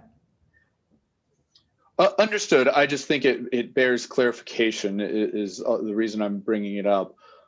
So just to make it clear, so on line 2, when you say only 12% of USAA credit cards are contactless, what that really means is that only 12% of the survey respondents who have USAA credit cards reported that they are contactless, right? Right. Okay. And that clarification would apply analogously to the other percentages on this page, right? Yes. And is it your recollection that the study I know you referred to it as the 2020 study, and it was published in 2020, but that the survey on which these figures are based was conducted in October of 2019. Yes. Okay, thank you. Please turn to the next page, page 10.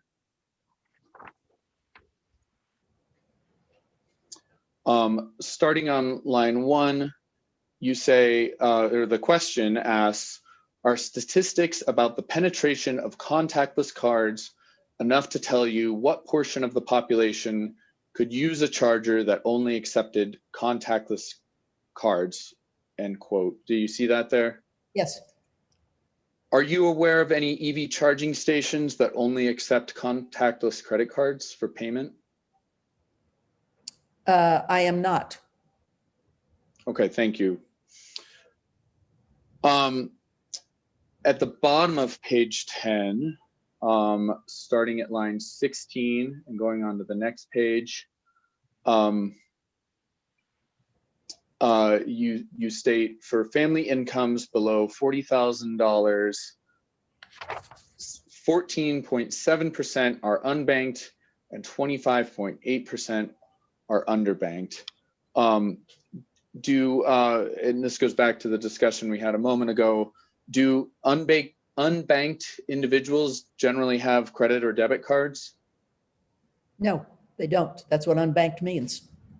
Right, it's exactly. So an unbanked individual would not be able to pay for EV charging using a credit or debit card, right?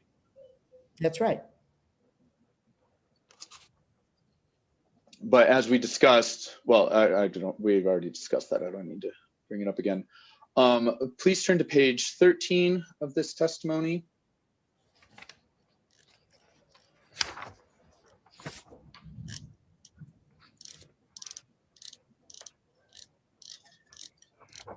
Okay, I'm there.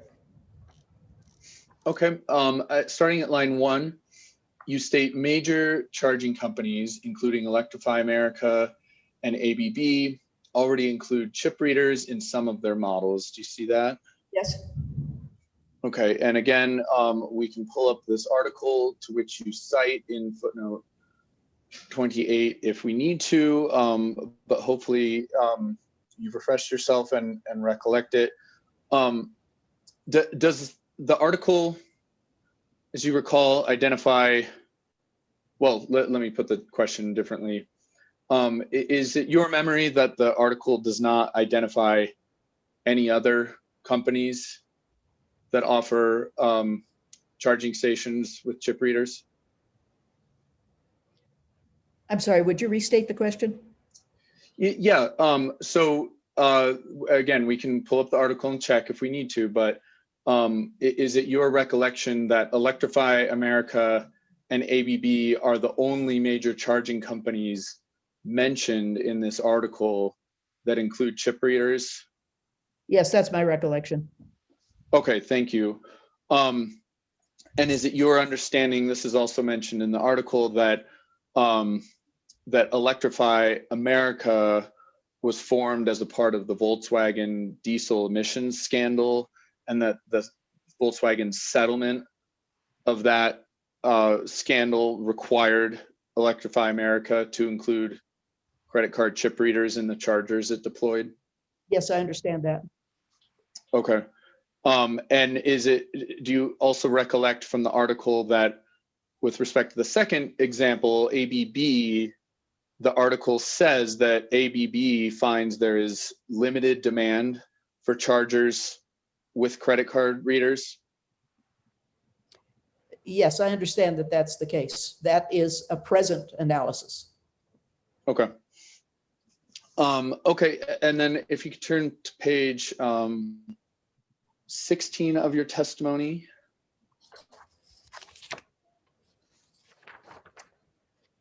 Okay. Okay. So starting at line 6, and before I read it, I'm going to unpack 2 acronyms there for the benefit of our court reporter. You refer to CARB, C-A-R-B, which stands for the California Air Resources Board. Is that right? Yes. And then you also cite, I don't know if there's a good way to pronounce this acronym. I think we usually refer to it as NESCOM. Yes. And oh my goodness, I closed my window for Of northeastern states. that's right. Yes. So I'm going to read this quote here. You state, quote, similar to CARB's regulation, NESCOM's model rule would apply to all publicly available DCFC chargers, regardless of who pays to install them. Now, I know you're not an attorney, Ms. Porter, or at least I don't think you are. Do you understand what a model rule is? Yes, I do. So is it your understanding that a model rule is only legally effective if a state or other applicable jurisdiction actually adopts that rule? Yes, and in this case, the states do have the opportunity to modify it. That's right. And is it your understanding that of the members of NESCOM, Vermont is the only state that's adopted NESCOM's model rule requiring credit card chip readers? No, I did not know that. Okay. And is it also your understanding that NESCOM only recommends adopting this model rule for publicly funded DC fast chargers? Yes.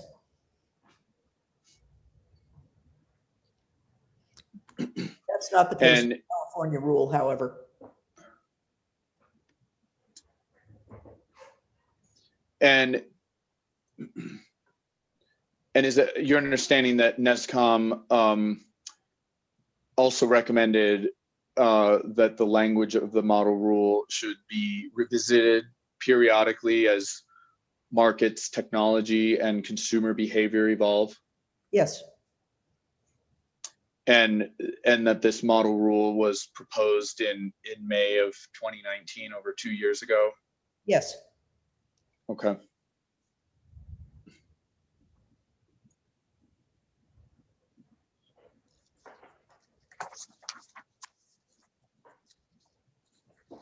I have no further questions. You've been a great sport, Ms. Porter. Thank you. Thank you, Mr. Dunbar.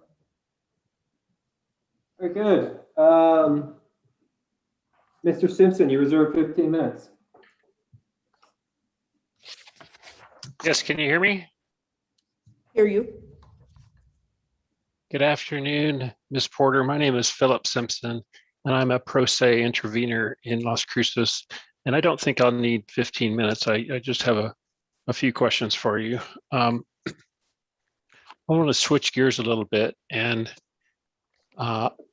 ask you if you're familiar with the agreement of all the parties in this case, not just the stipulating parties, but all the parties to accept the rate 42 that has been approved in the commission's final order in the recent rate case.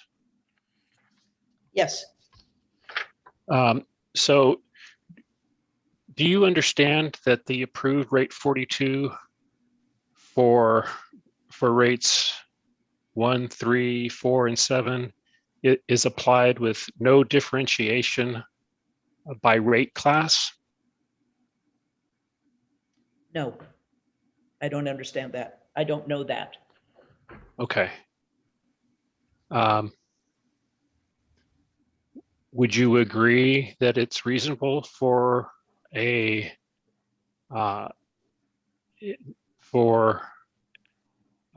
EV charging rate to not differentiate by rate class? In other words, that all rate classes would receive the same benefit of the EV charging rate? So it's the rate class issue is one that we pay attention to a lot in terms of electric charging for homes, and strongly feel that low-income people should have a discount rate. that their rate should be different than other rates. And, their industrial rates or commercial rates and so on and so on. And in this particular case, I would certainly want the low income people to benefit from a rate that meets their needs. Okay. Would it be fair to say that what you're saying is that residential customers should not pay more than other customers? Excuse me. Yes. So I guess since you're not real familiar with this, I'd like to have you look at the stipulation, because I'd like your opinion of it. So in terms of this case and the evidence, in this case, it's El Paso Electric Exhibit 3, if you have access to that. I'm looking for it. Just a moment, please. Would it be more efficient to just bring it up on the screen, or, okay, it seems like you have it. I have it. I can try. Mr. Simpson. You do have it in front of you? Yes, the stipulation, yes. Yes, so it's page 8 in Exhibit GA-1ST. It's page 8 of 22.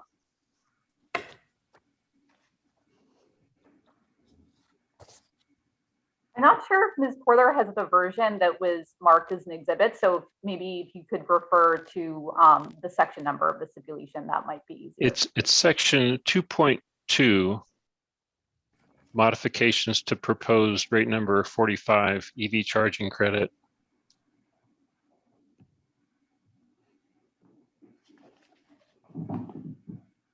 I don't have what you're looking at, so perhaps you could bring it up. Yeah, I'll take care of it, Mr. Simpson. Just give me a second. I think I can do it. I wouldn't mind trying, so I have it Oh, handy. if you want to try, go for it. You can drive.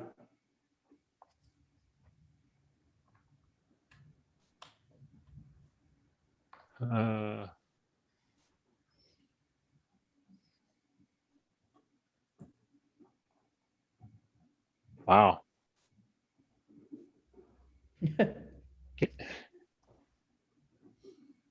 Is that working? Can you see that? You see it? Like, I can see part of it. Okay, thank you.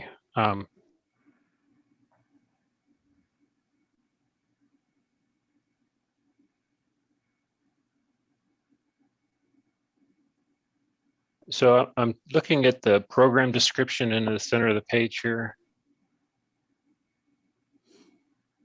Can you see that? Yes. And it says here, energy usage during the hours listed above will be multiplied by the incentive credit rate to calculate the incentive credit presented on the monthly bill. Energy usage for all hours will be charged at the applicable rate number 7 rate.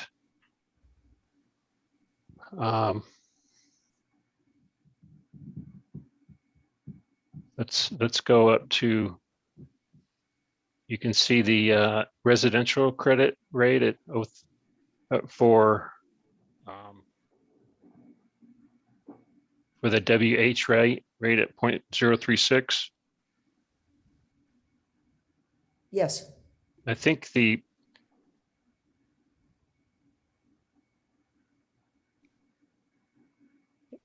2.2.1, if you read that, Yes. do you understand that what's happening here is the rate 45 was withdrawn, and do you remember that rate 45 was based on using the customer's existing meter associated with the smart charger that they might already have with their car? Yes, I do understand that. And let me say that in the stipulation, our primary concerns were not about the rates. Okay. But would you agree that if we're adding, as we are in 2.2.1, non-EV charging to be eligible for the incentive credit, that either the incentive credit is going to go down or El Paso Electric is going to lose revenue?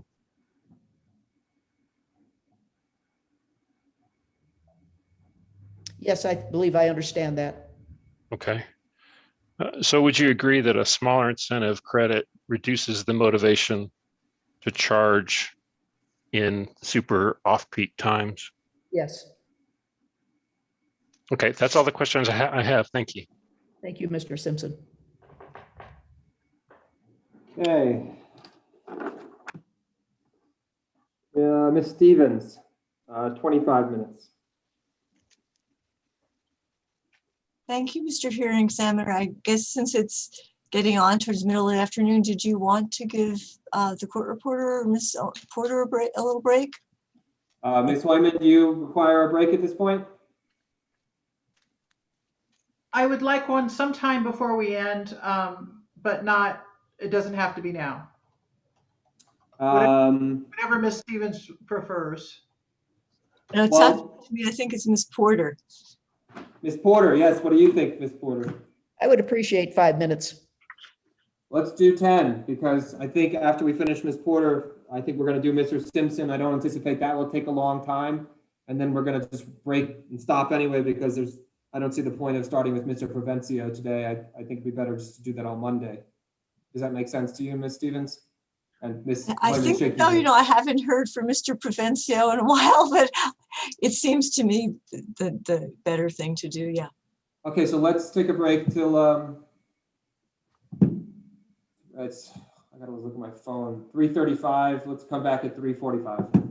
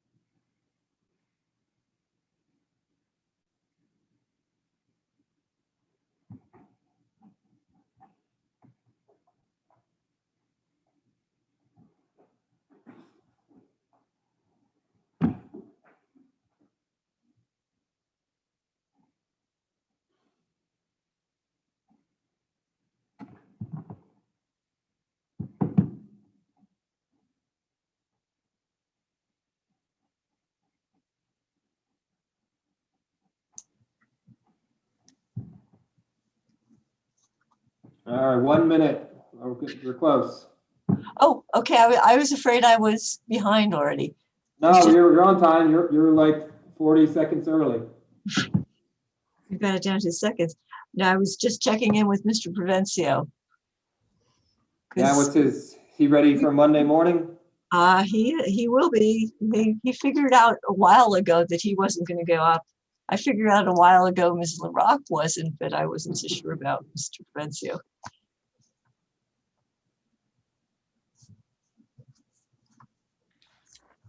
All right, what do we got here? 3:45. Okay. Ms. Hoyman, ready to go? Thumbs up. So we're back on the record, and Ms. Stevens is now gonna take the cross-examination for the city, and she has, Ms. Porter, you've requested 25 minutes. Hello there, Ms. Porter. I'm Anastasia. Oh, I think, oh, there you just bounced a box. I'm Anastasia Stevens. I represent the city, and I don't believe that we've met before because we've had a couple of meetings with your council that you didn't make it to. So it's nice to meet you. And I do have some questions. First, I'm going to start with a very general one. Your testimony regarding the chip card reader, sometimes I think you're referring to all public charging stations, and sometimes I think you're referring just to DCFC stations. Is your testimony, is your understanding of the stipulation in this case that the chip card reader issue is only in the context of DCFC stations? I am.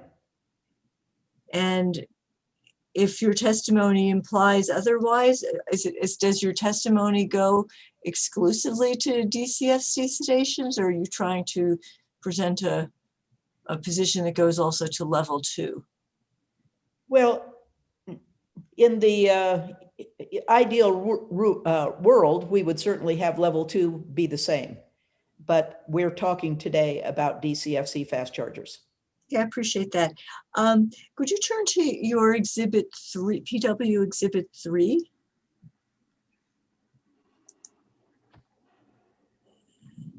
And on. Okay. And on the very first page, you state that what is the purpose of your testimony? It's line 12. Answer, I will respond to the arguments of ChargePoint with witness Justin Wilson. And you don't mention Ms. LaRock. I believe earlier, very early in your cross-examination, you mentioned that you did not know a portion of Ms. LaRock's testimony. And I'm just wondering whether you read her testimony on the chip reader issue? I did not. And did you read her direct testimony? I did not. And did you read her testimony in opposition to the stipulation? I did not. And Mr. Dunbar was questioning you. Apparently you didn't read Mr. Downs's testimony either? That's correct. Did you read Ms. Arispe's testimony regarding the number of electric vehicles in EPE service territory? No, I did not. Did you read Ms. Solz's testimony challenging Ms. Arispe's? I did not. You did not, okay. What do you know about the number of electric vehicles that are currently in El Paso Electric Company's service territory? I think I heard something around 55, but I'm not certain about that number.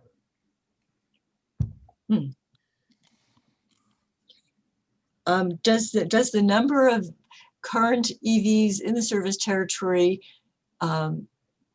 affect your testimony? No, it does not. Can you explain why not? Because the take-up rate on EVs is slow. And we know that, and part of that is because we don't have LEV-ZEV legislation in our state, so there are not a lot that are available in the state. And there aren't really requirements yet for the adoption of EVs. So if you don't know the number of EVs in the service territory, is it fair to conclude that you don't know the number of EVs owned by low and moderate income residents of EP service territory? I don't think anyone knows the answer to that.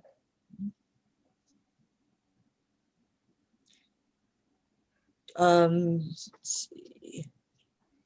Did you read Mr. Rice's testimony in the last round of testimony exhibit about the availability of this was the response to the bench request, the most recent round of testimony about the availability of new and used EVs in the New Mexico service territory for El Paso Electric? No, I didn't. But what I know is that the presence of those in a particular territory is not particularly relevant because partly due to pandemic, but partly due to new business models, most people are buying, lots of people, let's not say most, lots of people are buying their cars now from web dealers. And that's available to anybody who wants one. I know your expertise is in low-income communities. Do you have, I don't believe it's in your testimony, but do you have any information about the ability or frequency of low-income individuals to purchase automobiles online? So online, generally, no, but I do have experience with low-income people and their purchase of vehicles. And what I know from that is that unlike a lot of the kind of dominant culture narrative about low-income people and what they buy and they can't buy, in fact, in many cases, they're more able to buy a new vehicle than they are a used vehicle. And that is because the new vehicle dealers are targeting them. Now, the rates at which they buy them, I mean, the cost of buying them is outrageous, but that's the case anyway. So tell me if I'm wrong. I think the implication there is that new car dealers are freer or more frequently willing to finance to the extreme than a used car dealer would be. Is that basically the gist of what you just said? That's right. And their hope is that their hope and their belief is that the individual won't be able to pay for the car and they'll repossess it. And that's certainly not what we want to see here with EVs or any other vehicles Not at all. in Doña Ana County, do we? Okay. So with that information, let's see. In your direct testimony, did you make any proposals to expand access to actual ownership of EVs for low or moderate income people? Let me look here.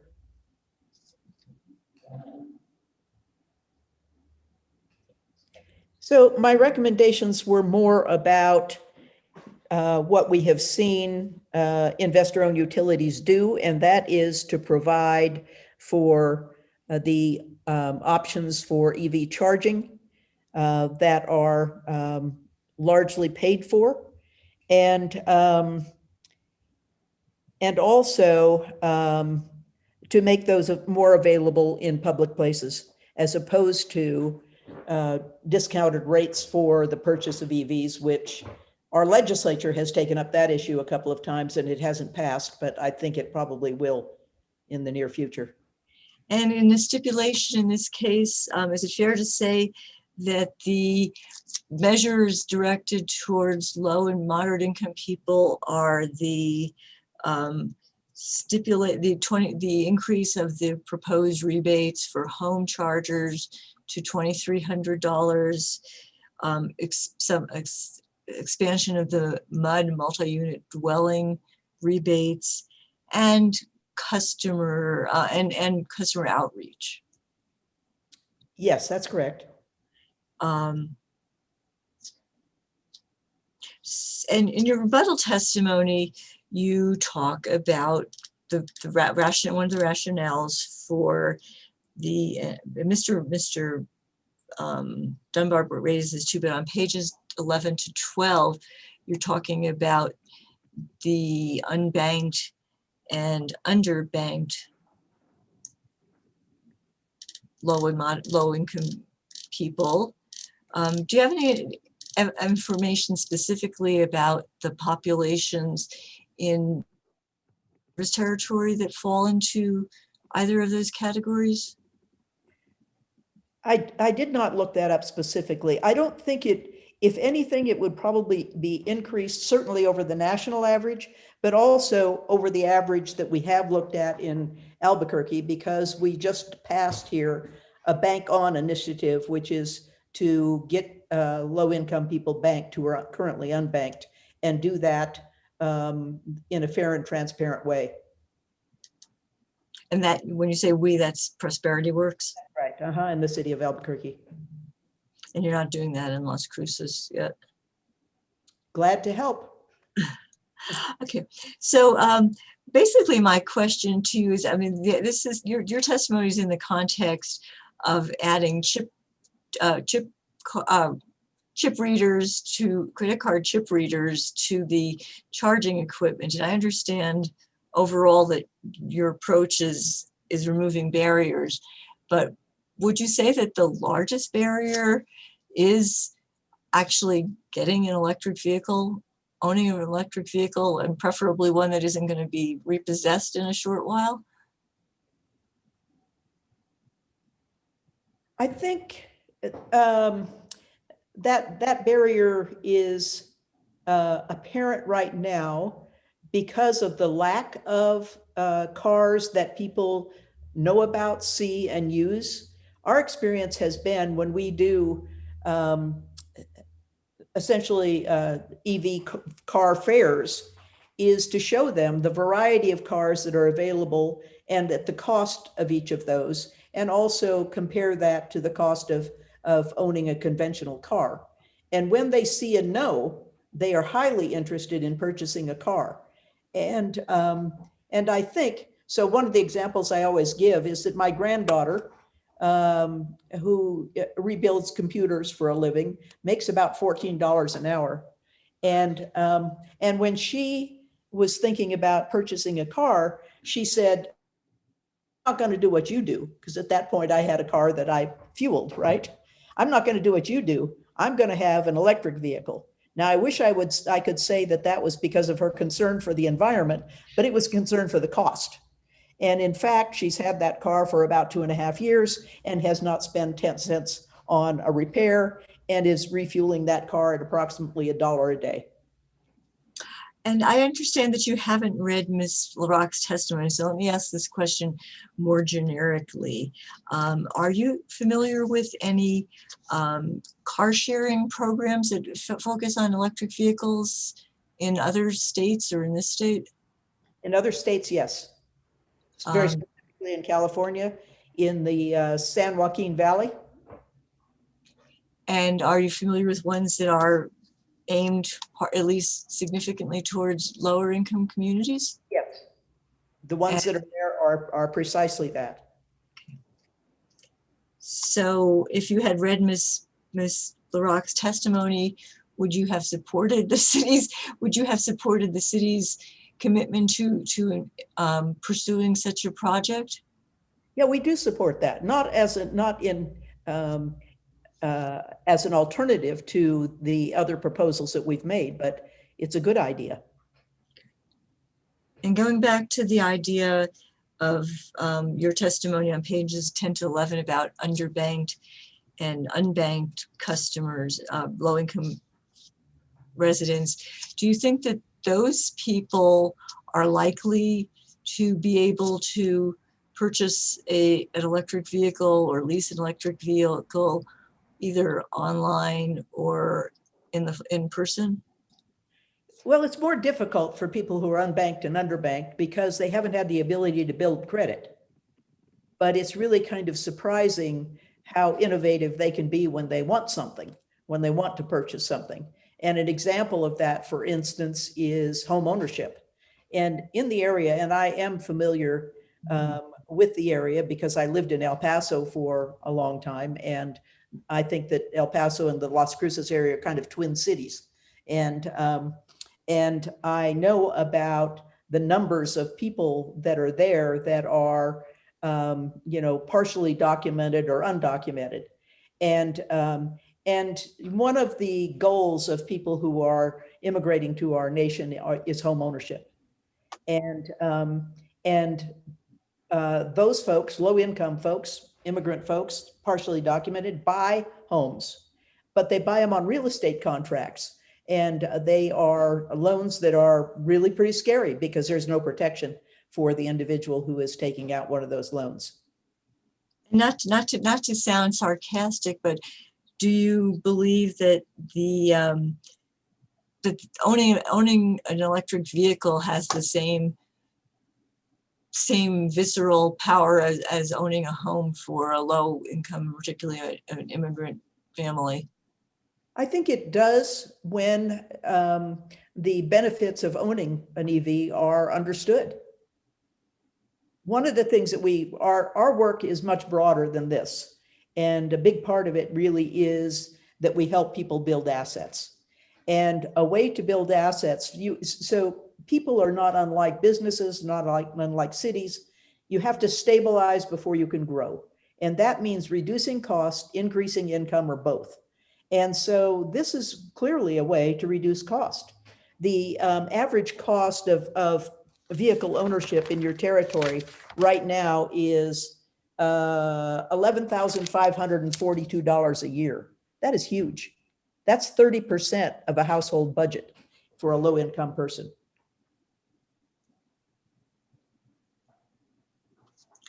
And I know that you're not familiar with Ms. LaRock's testimony on behalf of the city, but I will just posit to you so that you can give me your reaction to this hypothetically, because she's going to testify on Monday. But her testimony was that if the city had to expend the additional amounts these are level 2 chargers, not DCFC chargers, but if the city had to spend an additional $3,000 approximately on the contract for the 10 years for those contracts, that they would have ended up with their budget, which is not being supported by APE because they're going into place next month, they would have ended up investing in 7 rather than 8 charging stations. So my question to you, and again, I'm not asking you to testify about her specifics, but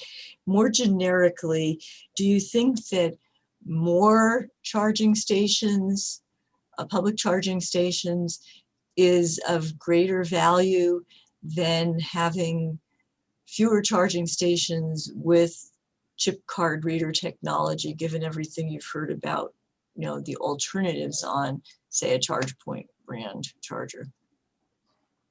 That really is a difficult question. And in some ways it feels like false equivalencies.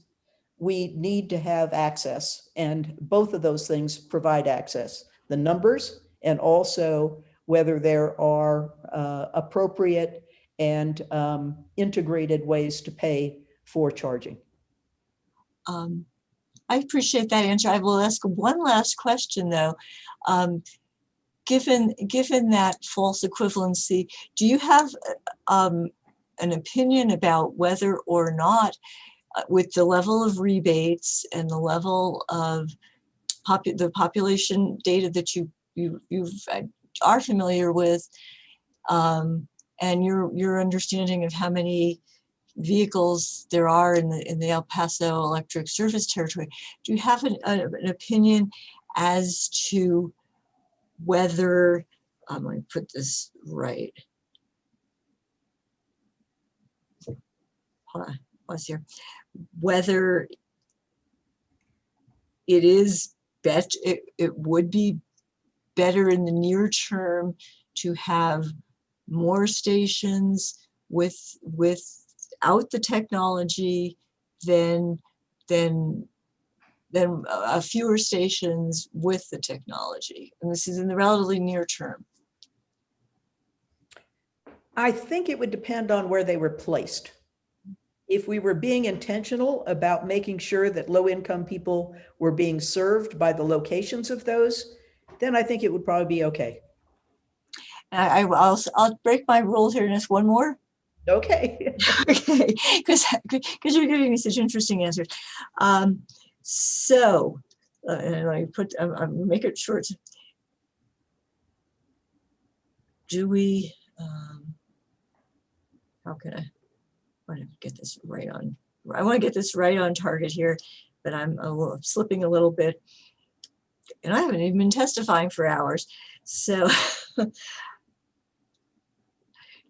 Do you believe that the program as a whole that's being offered here and through the stipulation has incentives sufficient enough that there will be private investors in both level 2 and DCFC stations, knowing that the city has put up some on its own, but that's a public investor. So do you think that there's enough incentive for private investors at this point in time in EP service territory? I think there probably is, and I think that business decisions are made on many factors, and what kind of support that they may have from in the EPE case would only be one of those. Okay, thank you very much. I appreciate your testimony, and it's nice to meet you. Good to meet you. Mr. Black, you reserved 5 minutes with Ms. Porter. Thank you, Mr. Hearing Examiner. We have no questions at this time. Thank you. Okay, Ms. Porter, how are you, ma'am? I'm doing fine, thank you. Good. I was speaking with Mr. Wilson and just asked him to sort of give me his pitch as best he could. And I guess I want to get this sort of same take from you on the other side of the coin on the charger issue, but I kind of want to approach it a specific way. So I just want to be clear about what it is we are in fact fighting about. Fighting is a strong word, but what the dispute is over between yourselves and ChargePoint. And so my understanding, the plan is that the only real consequence to the EMV chip requirement is to the DCFC charging. Is that what you understand as well? I do. So we're really having a discussion about whether fast chargers, both commercially, wherever they're going to be, and then in some circumstances, maybe in a fleet setting or another circumstance, which that's not entirely clear to me, but I'm sure as I sift through all this testimony, it'll become clearer. But in any case, those are the only two limited points we're talking about as to this dispute, right? Yes, that's correct. Okay. So and I've read your testimony. There's a lot of information swirling around in my head, so I'm trying to keep it all straight. So just play along with me, but just understand I've read everything you've written so far. So low-income people, is it your position that they have problems accessing credit cards, or are you saying that their difficulty is accessing specific types of credit cards? Both of those things. They have a much lower use of credit cards, and the use that they have is really limited. So a low-income person doesn't have the opportunity, for instance, to call to say, geez, I'd like one of those chip reader things, and go to another provider. Because they are low income, because many of them have low or no credit history, it's very difficult for them to get a credit card in the first place. Okay.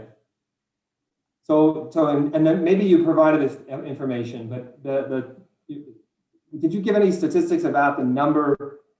And I guess we're mostly focused on what's going on in EP service territory. So for the purposes of EP service territory, do we know what the low and moderate income population in terms of credit card availability is? Like how many of those folks can we anticipate have credit cards? Do you have any idea about that? Well, I think we would look at the unbanked number because Okay. unbanked means that they don't have a credit card.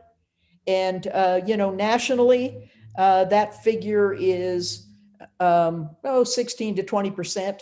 But I think in the community we're talking about where the poverty rate is at 24%, and we all know that the poverty level as defined by the federal government is really bogus, that if we go to twice that, which is over $40,000, we have a huge issue with limited income people, and their access to capital and to credit cards and to banking is severely limited. Okay. And so just sticking on this idea that, your basic proposition there was to say, if you're a low income person, there's a stronger likelihood you're going to be unbanked. And if you're unbanked, it's a strong likelihood you're not going to have a credit card. Is that a sort of fair chain of inferences right there? It is. So my question is this, why are we fighting about what kind of credit card technology should be there if those folks don't have credit cards? That's a good point, Your Honor. But the point that I would like to make is if you talk to limited income people, they don't, number one, they don't think they're poor. And number two, they don't think they're going to stay poor. And the truth is that lots of them stay poor, but many of them don't. And we're really talking about an access point, and we're talking about interoperability, and that we should devise a way both with all parts of the EV system to be interoperable. And so it doesn't make any sense that we're going to limit the access to people assuming that they're not going to be able to use the technology anyway. Okay, but I think I understand what you're just saying to me, but just to be clear, if the problem is the folks don't have credit cards, right, then having a dispute about what type of credit card reading technology exists within the fast charging component of this program seems to me to be a strange place to be having major fights, because those folks who don't have credit cards by definition are never going to use that thing, regardless of what technology is in it. They may have prepaid cards. This is, when people are unbanked, this is one of the tools that they use, and that is a common tool. And with those prepaid cards, would there be some differentiation? Would having the chip reader, which, and I hope I'm using the acronym correctly, I think it's ECM, would having that allow them to utilize those prepaid cards? Is that what your point is there? Correct. Okay.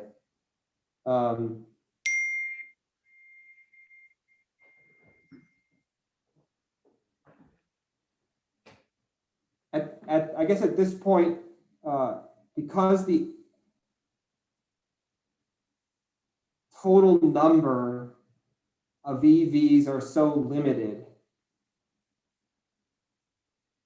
is the low and moderate income primary focus, like the principal concerns, how much weight do you give to that particular issue within the broader range of concerns that are going on in this case? What is it from the low and moderate income perspective that should be the principal focus of the commission for assuring uptake of EVs among the low and moderate income population? Well, I think we can't look at one piece, as I think it is a whole. And what we would not want is, again, to design a policy that has the impact of marginalizing low-income folks on yet another level.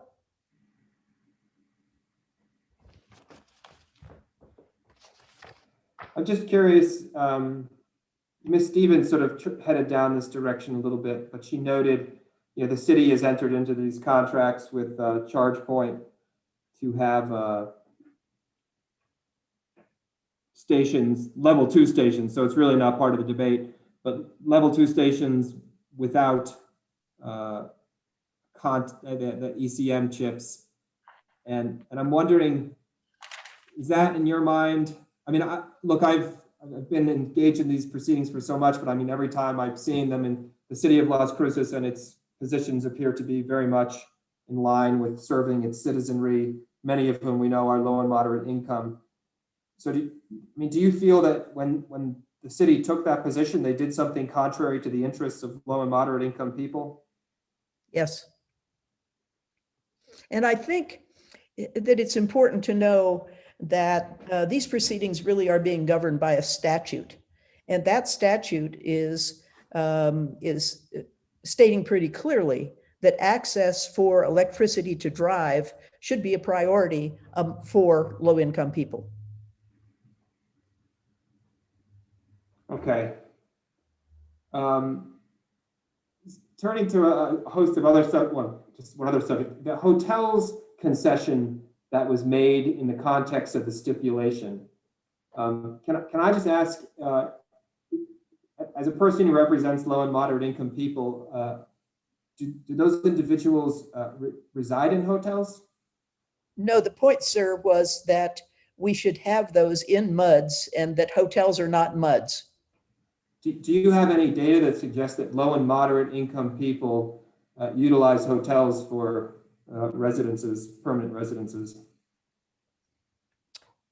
No, I don't. And I know that there are some very marginal kind of motels where people reside permanently, but I don't think that that's where a charger would be installed. So that's simply not on the radar as far as Prosperity Works is concerned. If it's in fact, there are a segment of the low and moderate income population that do in fact utilize hotels for residences. That's correct, sir. I see that, and you've referenced this in your testimony, the notion that price and the cost of ownership of EVs is significant to the low and moderate income population. And I understand that that's very intuitive.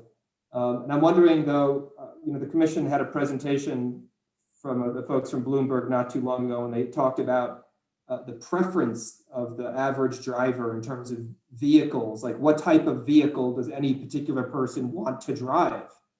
And to the extent to which that is a component of this question about how do you incentivize individuals to buy EVs, well, make the ones they want to drive, right? Do you agree with me? That's part of the consideration for getting people to buy EVs? I think that's why Ford just released an F10 pickup that's all electric.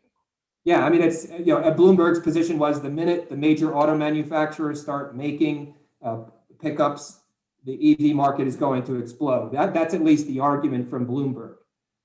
So I'm just wondering, so that sort of concept, putting apart the question of the cost, the low end, is there a particular vehicle categories?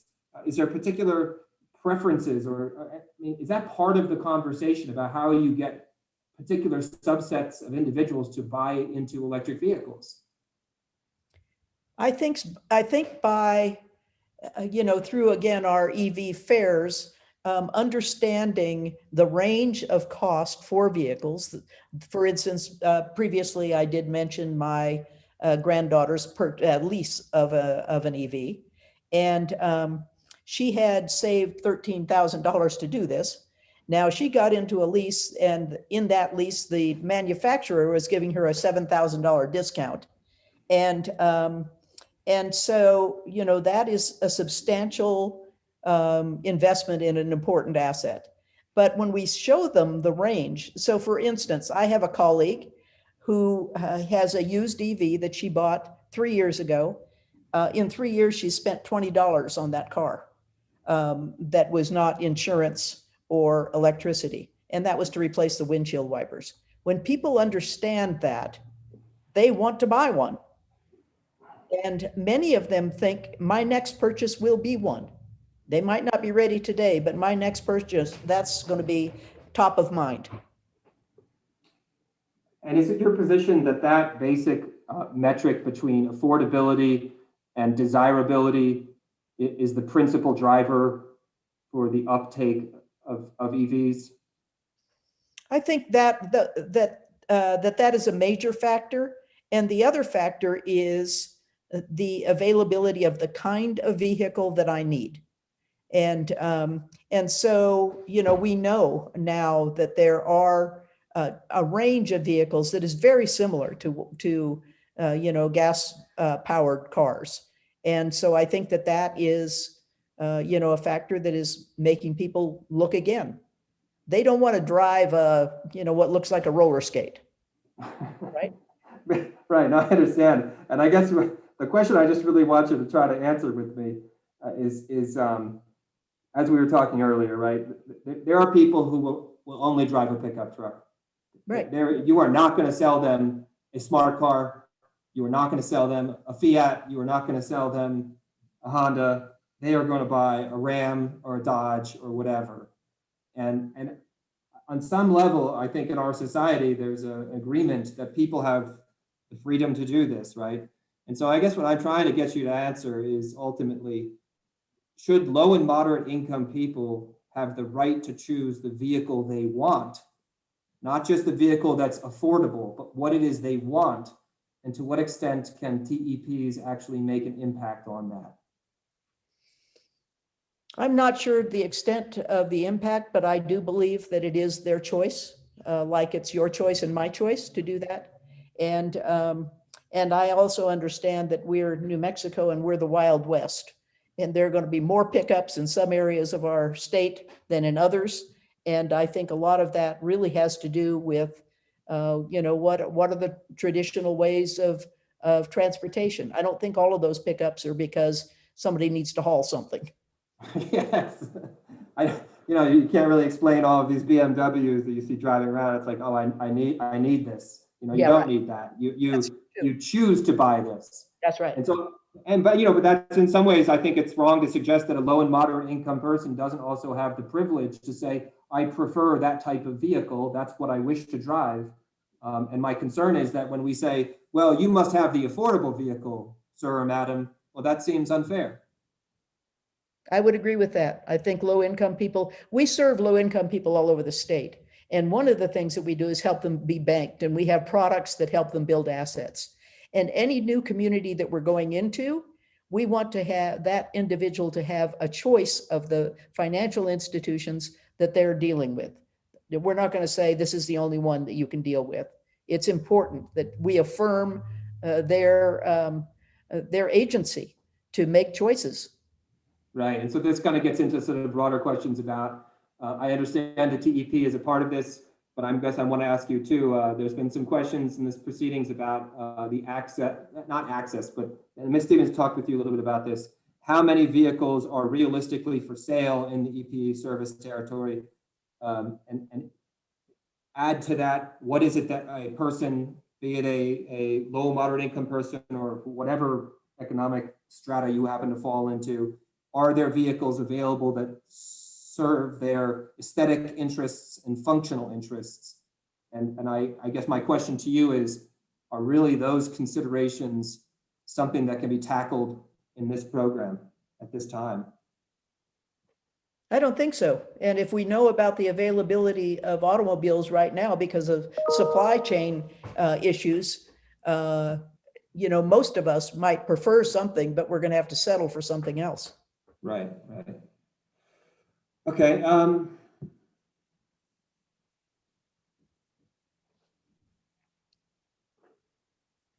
You talked about in your direct testimony third-party implementers, and I wasn't entirely clear what you meant by that. Could you just clarify that for me? So, essentially, that really has to do with those folks that are site hosts, and those folks, and they choose the technology that they're going to use.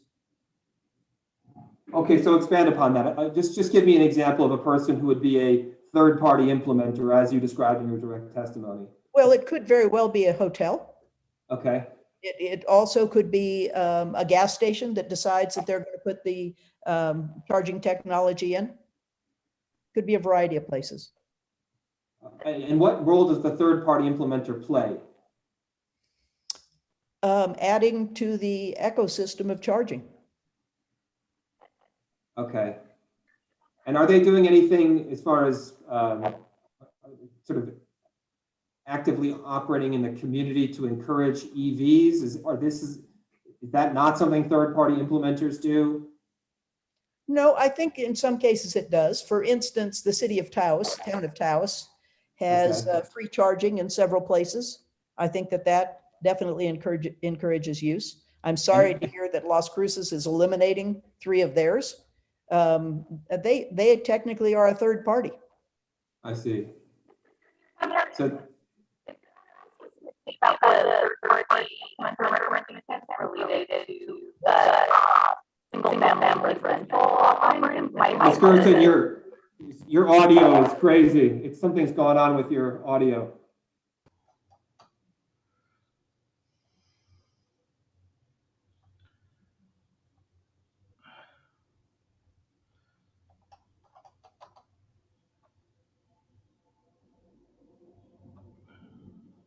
I was just going to suggest that if you were asking specific questions about the use of third-party implementers in the residential single-family program, that it might help to just point specifically to that testimony. No, that's okay. That's fine. I'll move on. Can you also describe for me how folks are going to self-certify? Can you describe that process to me? So we have, we're doing home energy efficiency installations in the PNM and gas company territory.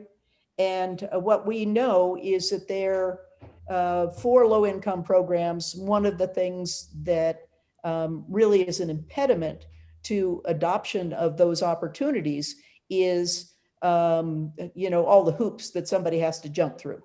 So we have asked both PNM and the gas company, and actually now in our project, the Office of Senior Affairs, the fire department, and the municipal water department to agree that there is going to be a self-certification process.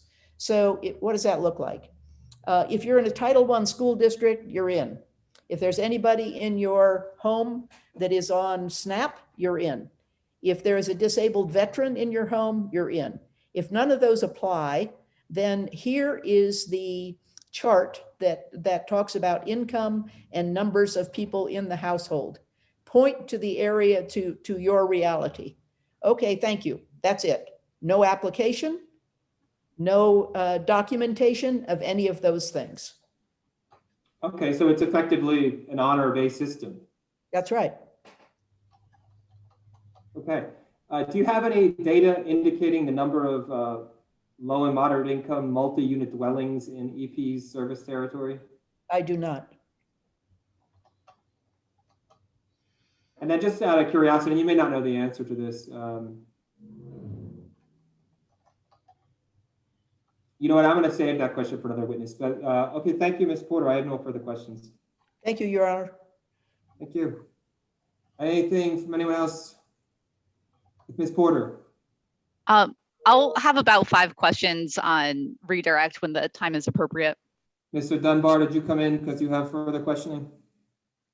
I had 1 or 2 clarifying questions for the record that I think might help Mr. Hearing Examiner, based on your questions of Ms. Porter.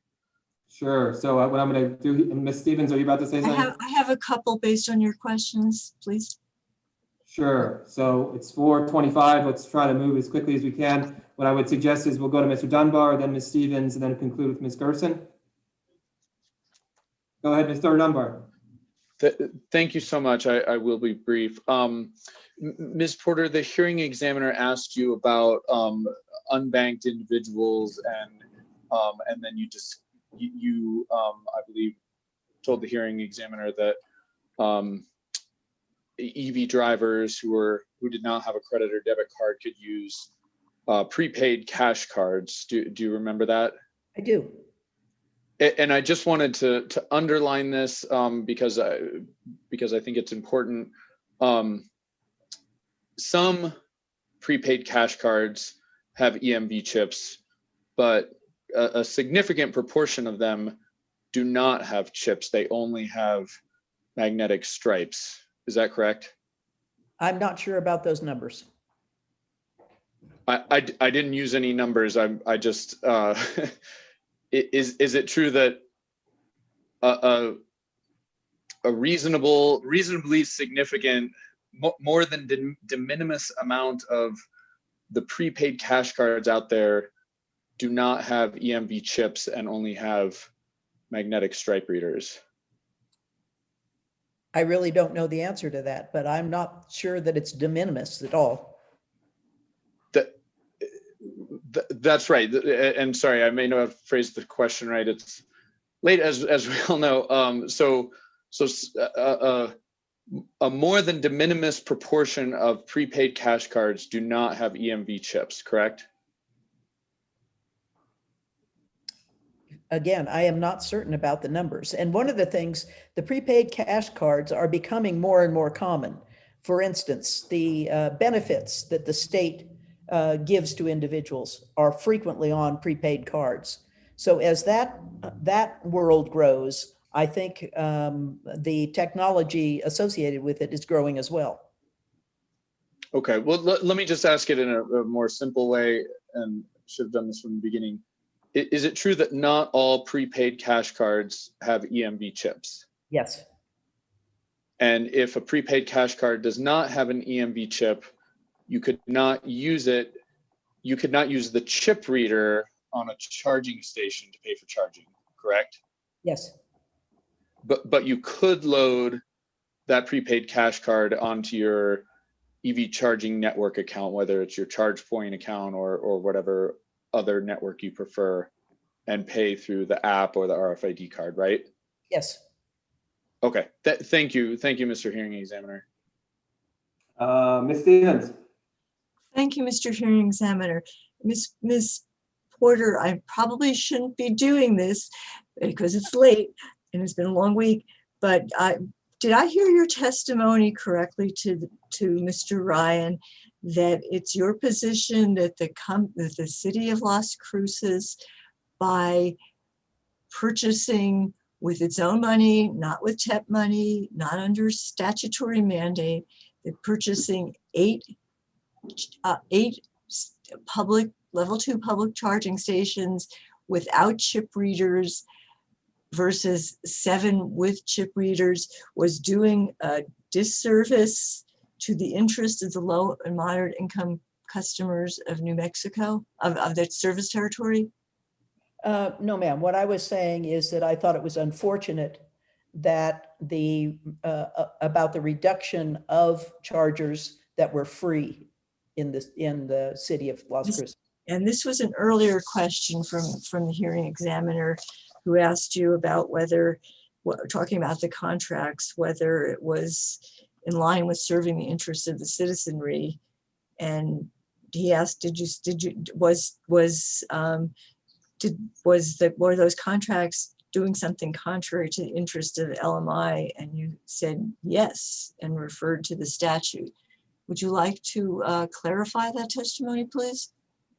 So the statute clearly says that there should be priority access, or at least major consideration for low-income people to be able to use electricity to fuel their cars. And do you understand that the city's activities are not subject to the statute because they're not a public utility? I do.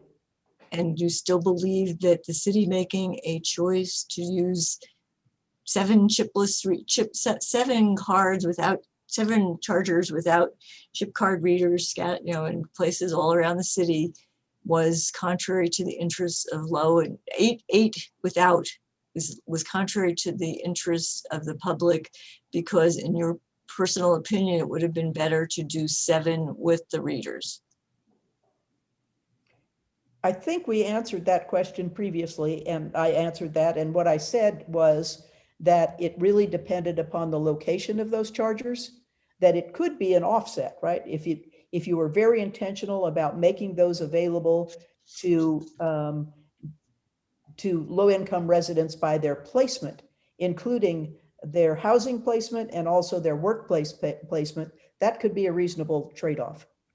And that was not, that question was asked and discussed with you in a slightly different context. I'm saying the question that you answered was that the decision to do 7 instead of 8 was 8 instead of 7 was contrary to the interests. And I just want to clarify whether that is really Prosperity Works' position. I think I answered that. I did not. Oh, I want to actually interject for a moment here. I want to actually get an answer to a question.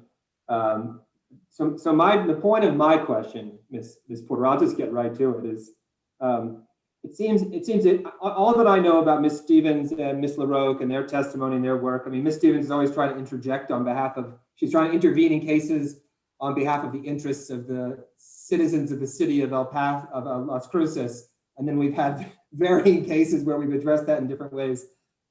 She's familiar with that. So I'm saying all that just to say they very much see themselves as representing the public interest and the citizens down there. And so the problem for you, it would seem to me, in light of that, is that they are taking the position, at least in other areas, saying we're going to install the chargers without chips. And so in some ways, I think if the problem for you, it seems, well, if they're willing to do that, then why is it so bad? You know what I'm saying? Does that make sense? Well, again, we're talking about now, we're talking about future, and we're talking about interoperability. And we want to make the access to charging to be the most complete and easy as possible. I don't dispute for a second that they are thinking about the interest of the community that they serve. I am not objecting to that. I understand. And you understand the point that basically, I mean, it sort of lines up very nicely for ChargePoint, because they can say, well, look, if it was really that problematic, why would the city of Las Cruces be doing it this way? And it just seems in some ways you have a hurdle to jump over there. And I've just heard your answer. And if you want to say anything further, you're free to do so. Well, I think, again, that the city of Las Cruces is not operating under this statute, and that does make a difference. Okay. And if I may continue. Yes, please. That's fine. Two more questions. So in terms of this contract of the cities to purchase purchase and install on their own dime, not the TP, these 8 chargers, did you appear before the city council to argue in favor of doing fewer chargers with chip card reading technology? I did not. And in the future, would you appear before our city council or a similar body to argue against that? Or argue in favor of fewer rather than less, fewer rather than more? It's hard for me to know about that, because I would want to look at all the variables that would influence that kind of decision at a point at which the city council was making that decision. And if the city council were to make that decision to do more in the 2-year or 2.5-year term of this anticipated TEP, would you be your position that it would be a bad idea to do more, again, at their cost? Would it be your position that it would be bad to do more because the city had chosen to use one technology with multiple payment methods, but not the one that you favor? I think, again, I would argue on behalf of all of your citizens, and that the fueling with electricity should be as easy as fueling your gas-powered car. Somebody's got to pay for it, though, don't they, at some point, Ms. Porter? Sure. Yes, they do. And are you factoring those costs into your analysis, or are you just being idealistic? No, I'm not being idealistic. I really am arguing on behalf of low-income people who are marginalized with decisions every single day. And whether we're talking about, where we place freeways and cut off the neighborhoods that are low-income neighborhoods, or whether we're thinking about their participation in a new technology that really can improve their lives. And have you ever appeared in front of a city council or local board in any city or jurisdiction arguing against adding chip card reader or adding electric vehicle charging infrastructure? No, I have not, but I have been concerned and expressed this concern with the state of New Mexico and the choices that the state is making about those things. And again, policy decisions live for a very long time, and it really doesn't make any difference who's paying for it if the impact on a state that has as many low-income people as ours does is going to hurt them. I am going to present a case that says, please don't do that.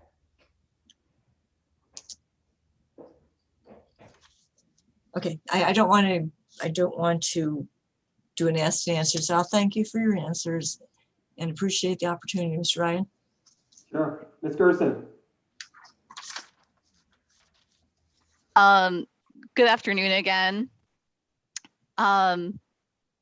Ms. Porter, do you remember discussing with Mr. Dunbar the idea that people who buy their first electric vehicle have a learning curve?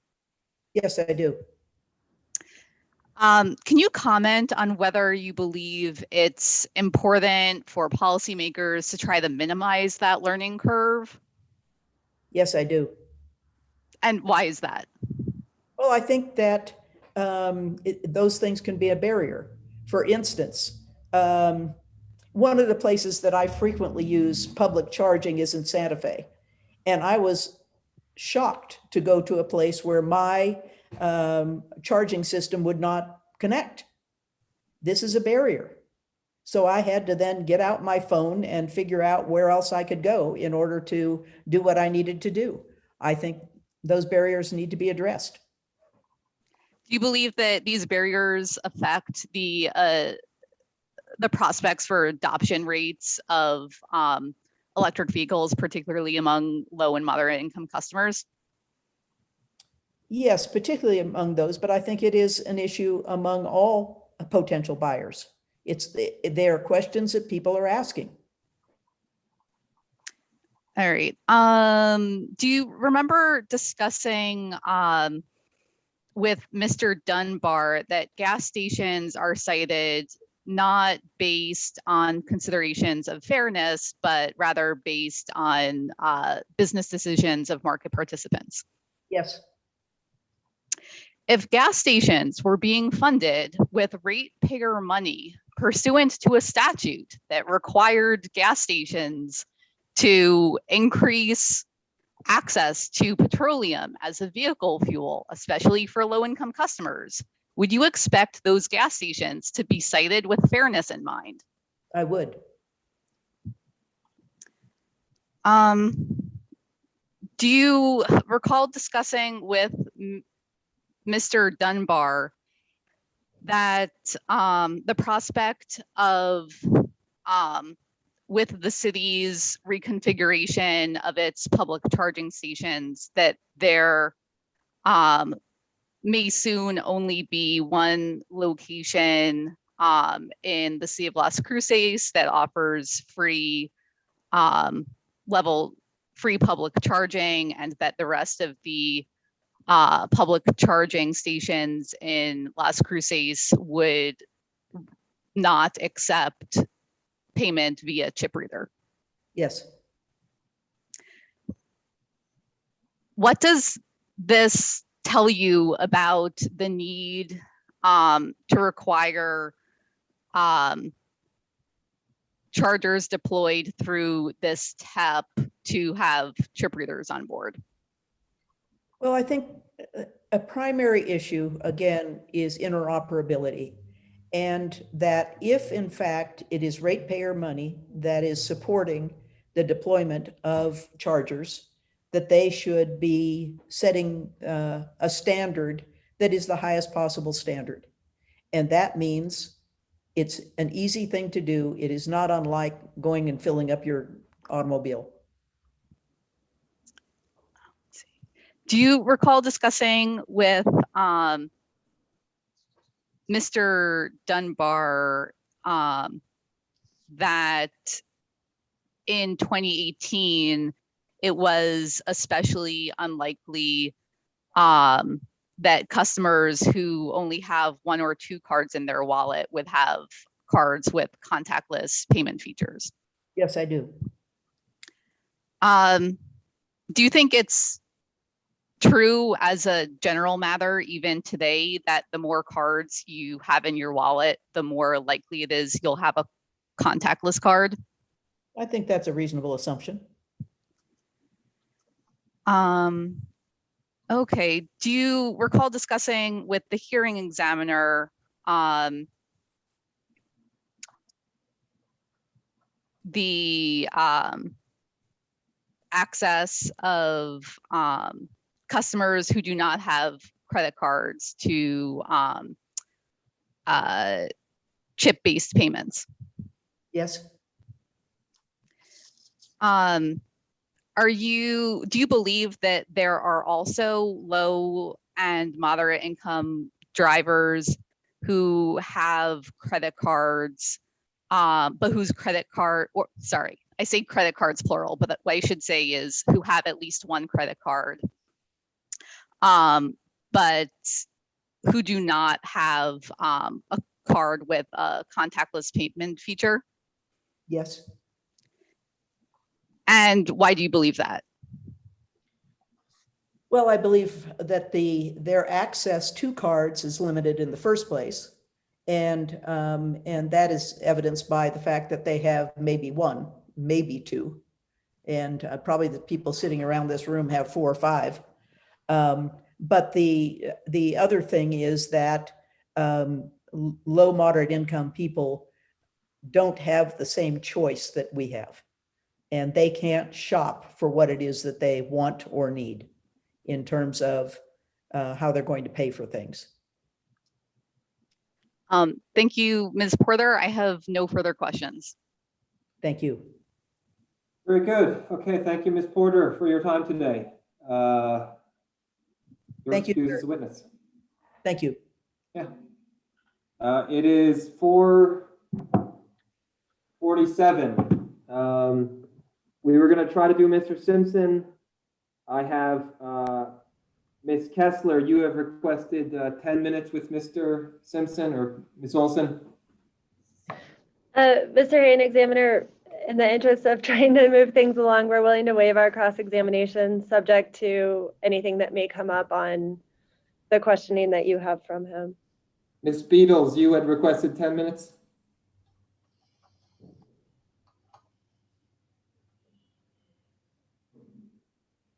Come back to Ms. Beatles. The City of Las Cruces, Ms. Stevens, you're going to want to speak to Mr. Simpson for 5 minutes, or? No, we have no questions for him. Thank you. Mr. Black, do you think you'll require the 10 minutes you requested, sir? No, staff will waive the 10 minutes. Okay, so that leaves Ms. Beatles, and I don't know if she's there. WRA, can you hear me? We'll do Mr. Simpson, and we'll just proceed along. I think I have minimal questions for Mr. Simpson. Mr. Simpson, how are you? I'm well, thank you. I appreciate the chance to get this done before the weekend. Yeah, me too. Do what we can. All right, so just to clarify, sir, we have an exhibit list, and it looks like I'm helping you exhibit 3 exhibits. Is that correct? Yes, sir, that's correct. It's a Simpson Exhibit 1, Exhibit 2, and Exhibit 3. So I'll just I'll do these as a group. Let me just open them all, and then I can just click through them all quickly. May I swear him in? Yes, sorry, Ms. Hemming, go right ahead. Would you raise your right hand for me, please? Do you solemnly swear or affirm the testimony you're about to give should be the truth, the whole truth, and nothing but the truth? Yes, I do. Thank you. Thank you, Ms. Wyman.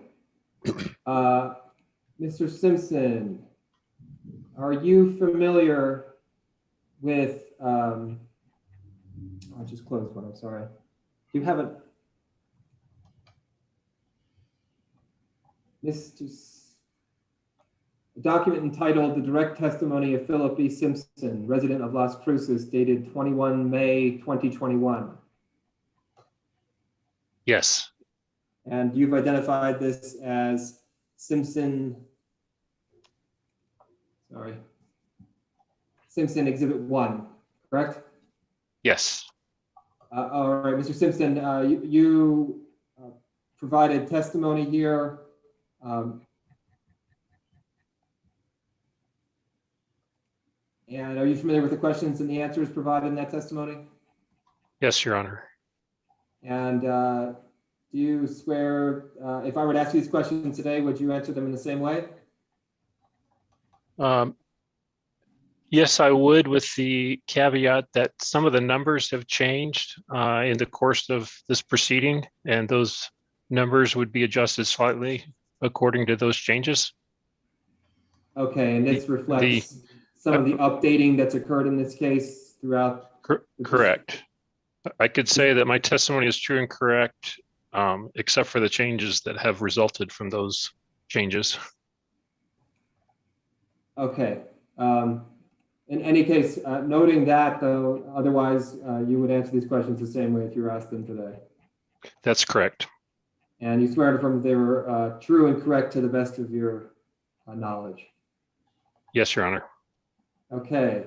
I'm just going to do these one at a time. So I'm going to move for the admission of Philip Simpson, Exhibit 1. Are there any objections? Philip Simpson, Exhibit 1 is admitted. Okay, Mr. Simpson, number 2. So Simpson, Exhibit number 2 is entitled The Response in Opposition to Stipulation. The date of the document is June 17th, 2021. Mr. Simpson, you're familiar with this document? Yes, I am. And this doesn't actually appear in question and answer form. It's more of a series of statements. Is that correct, sir? Yes, that's correct. And I'm assuming you're the person who wrote these words? Yes, Your Honor. And I guess if we treated this as testimony in question and answer format and someone were to ask you questions which would help you elicit these statements, you would make these same statements. Yes, Your Honor, that is correct. I suppose I did not format this correctly. I it's realize okay. now.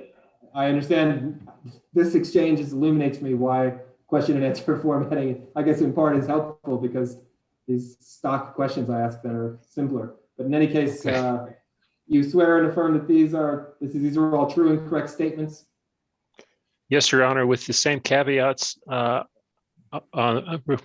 as related to the previous testimony and additional caveats because of acceptance of rate 42 that I testified about. I understand. And changes made by El Paso Electric, deleting the references to the cost of meters. Okay, I understand. All right, so noting those things, I will seek to admit Philip Simpson, Exhibit 2. Are there any objections? Very good. Simpson, Exhibit 2 is admitted. And finally, Mr. Simpson, Exhibit 3. So Simpson, Exhibit 3 is the testimony in opposition to stipulation of Philip E. Simpson, resident of Las Cruces, dated 13 of July, 2021. You're familiar with this document, sir?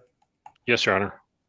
And this one is formatted in question and answer format. So if I were to ask you these questions today, Mr. Simpson, would you answer them in the same way? Yes, I would, with the exception of changes that were made due to other changes that have been made in this proceeding. Understood. Do you swear and affirm that subject to that? Okay, go ahead. Go ahead. I'm sorry. There is one significant typo.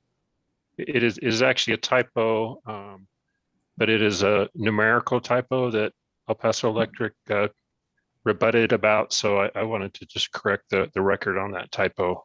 Sure. If I may. Where would I locate that? It's on page 11, line 11. And actually, you know what, Mr. Simpson? Yes, you actually updated this, didn't you? Because I'm looking at a copy in the Dropbox that only has the that doesn't have line numbers on the side. Oh, correct. That's correct. Yes, I meant to mention that. This is the exhibit for which I uploaded an incorrect early draft and then emailed the correct draft. Yeah, I I believe understand. on the first day of, I believe that was on Wednesday. Yes, you did. And I actually here have it in my email inbox. I'll pull that up so that we're both looking at the same document. And there are the line numbers. Just let the record reflect that Mr. Simpson did in fact make these alterations. He did send me and the court reporter an updated copy. The court reporter has the updated copy, and that will be the one that's admitted as the exhibit in the final record. So That's correct. And, So and we- even the updated copy retained a typo that I wanted to correct very quickly. Yeah, page 11, line 11, I have a number 0.04760. That number should be 0.04740 as it is on the previous page.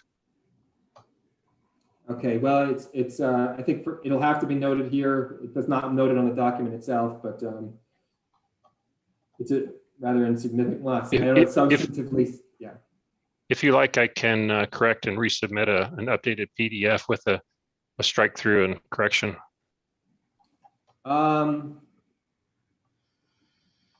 Why don't we, since we've been through this, so why don't we do that, Mr. Simpson? We'll just have Okay. you do that.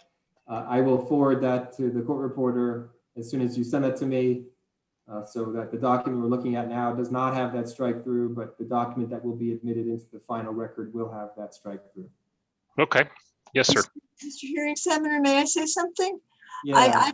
Maybe I'm looking at the wrong ones. I don't have the 3, but the documents that I've got out of the Dropbox don't have an exhibit number on the front page. They have, I mean, everybody's looking at the name of the document on the PDF. No, none of these exhibits have all the exhibits uploaded to Dropbox. None of them have exhibit numbers on the front page. So exhibit 1 of Mr. Simpson, it just is the cover page is just a cover page. The only way you would know it's exhibit 1 is in the PDF section. So apart from identifying it in the record as we had, it's not immediately clear just having the paper that this is exhibit 1. If you like, I can correct that as well. So that the record's clear, if that's possible, that's fine. And then I will just make sure that, I mean, Ms. Hoyman's obviously listening, she's writing this all down. So we will make those updates and you will have that included. The final 3 exhibits will be corrected in the ways we've just described in the last few minutes. Okay. Okay. No. So I believe, did we admit exhibit 3? Don't think so. No. Okay, so I will ask if there's any objections to Simpson Exhibit 3. Simpson Exhibit 3 is admitted. And of course, we're going to update these in the manner we just discussed. Okay. Mr. Simpson would first go to the city, but they have waived, subject to whatever questions are asked. Ms. Beatles, are you there? Ms. Beatles, would you like to ask Mr. Simpson any questions? You reserve 10 minutes. No, thank you. Very good. Ms. Stevens, you waived your questions, as did staff, and then it's just me. And let me just go to my little chart. Just give me 2 seconds.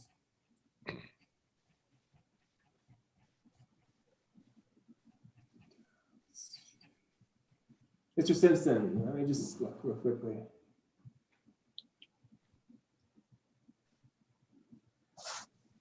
I just want to get a clarification. This is more for my own personal edification than anything. Your discussion of the Tesla issues, there's been some testimony in these cases about the problems with Tesla chargers only being compatible with Teslas. I then saw other testimony suggesting that you could, in fact, buy a converter that would allow you to charge with the Tesla charger. Do you have any comments you'd like to make, sir, since you made reference to Tesla chargers and I guess own a Tesla yourself? Do you have any thoughts about how those questions factor into our discussions in this case? Yes, I know that I am able to charge my Tesla at a Tesla charger, obviously, or any other charger that has the common, I refer to it as J1772 plug, which is, I think, the most common plug. That plug came with my car, so I can charge at any J1772 charger as well as a Tesla charger. I am really not aware of whether anyone else can use Tesla chargers. My understanding was that they could not, but then I thought I saw or heard something that might change or could have changed, but I'm really not familiar with the compatibility from the other side of the divide. I know it's not a problem for me, but I think it is a problem for non-Tesla owners.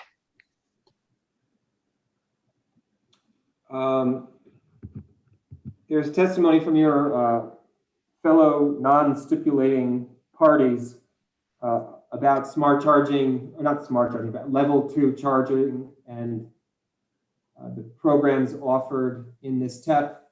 I've read on several occasions a quote from Ms. Souls about this.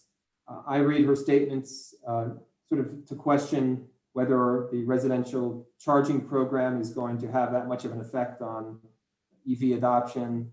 Can you comment on that? Do you have any comments on that subject? Well, I would think that rebates for home chargers would be important because they reduce the overall cost of ownership. I think that most EV owners would want a level 2 home charger because the level 1 is extremely slow and not compatible with all driving habits. So I think that level 2 charger rebates are important.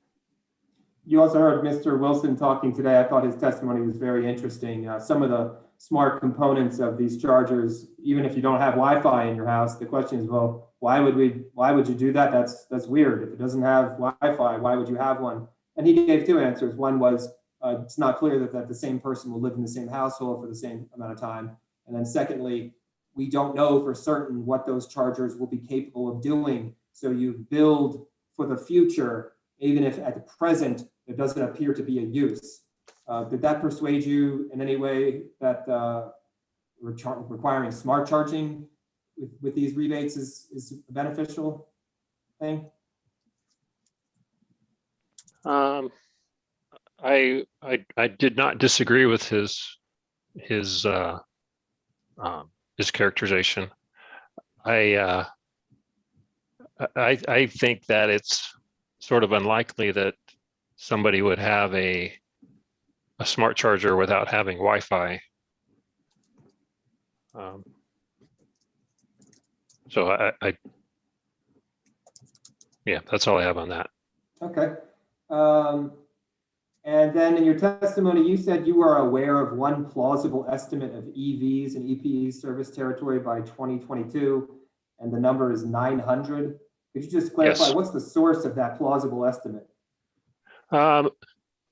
The source, I believe I had a conversation with Mr. Downs and was aware of the P&M plan and estimates, and it seemed plausible to me to base the El Paso Electric Service territory estimate on the numbers overall in New Mexico. So I'll just be, for my clarification in the record, is that source of that plausible estimate you identified in the record at this point?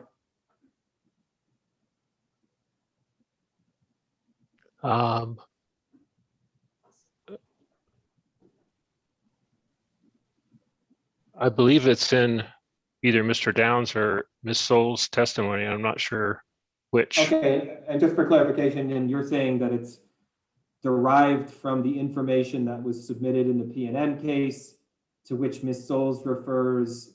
I don't know, to dig through the testimony to find it all, but that's what you're saying? Yes, sir. Okay. That's all the questions I have for Mr. Simpson. Anyone else? Thank you.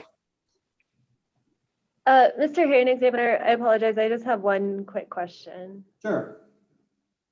Hi, Mr. Simpson. Nice to see you again. I'll Hi, keep this Carrie. brief and ready to get out of here. When you're talking about that PNM data, you've never seen that data, correct?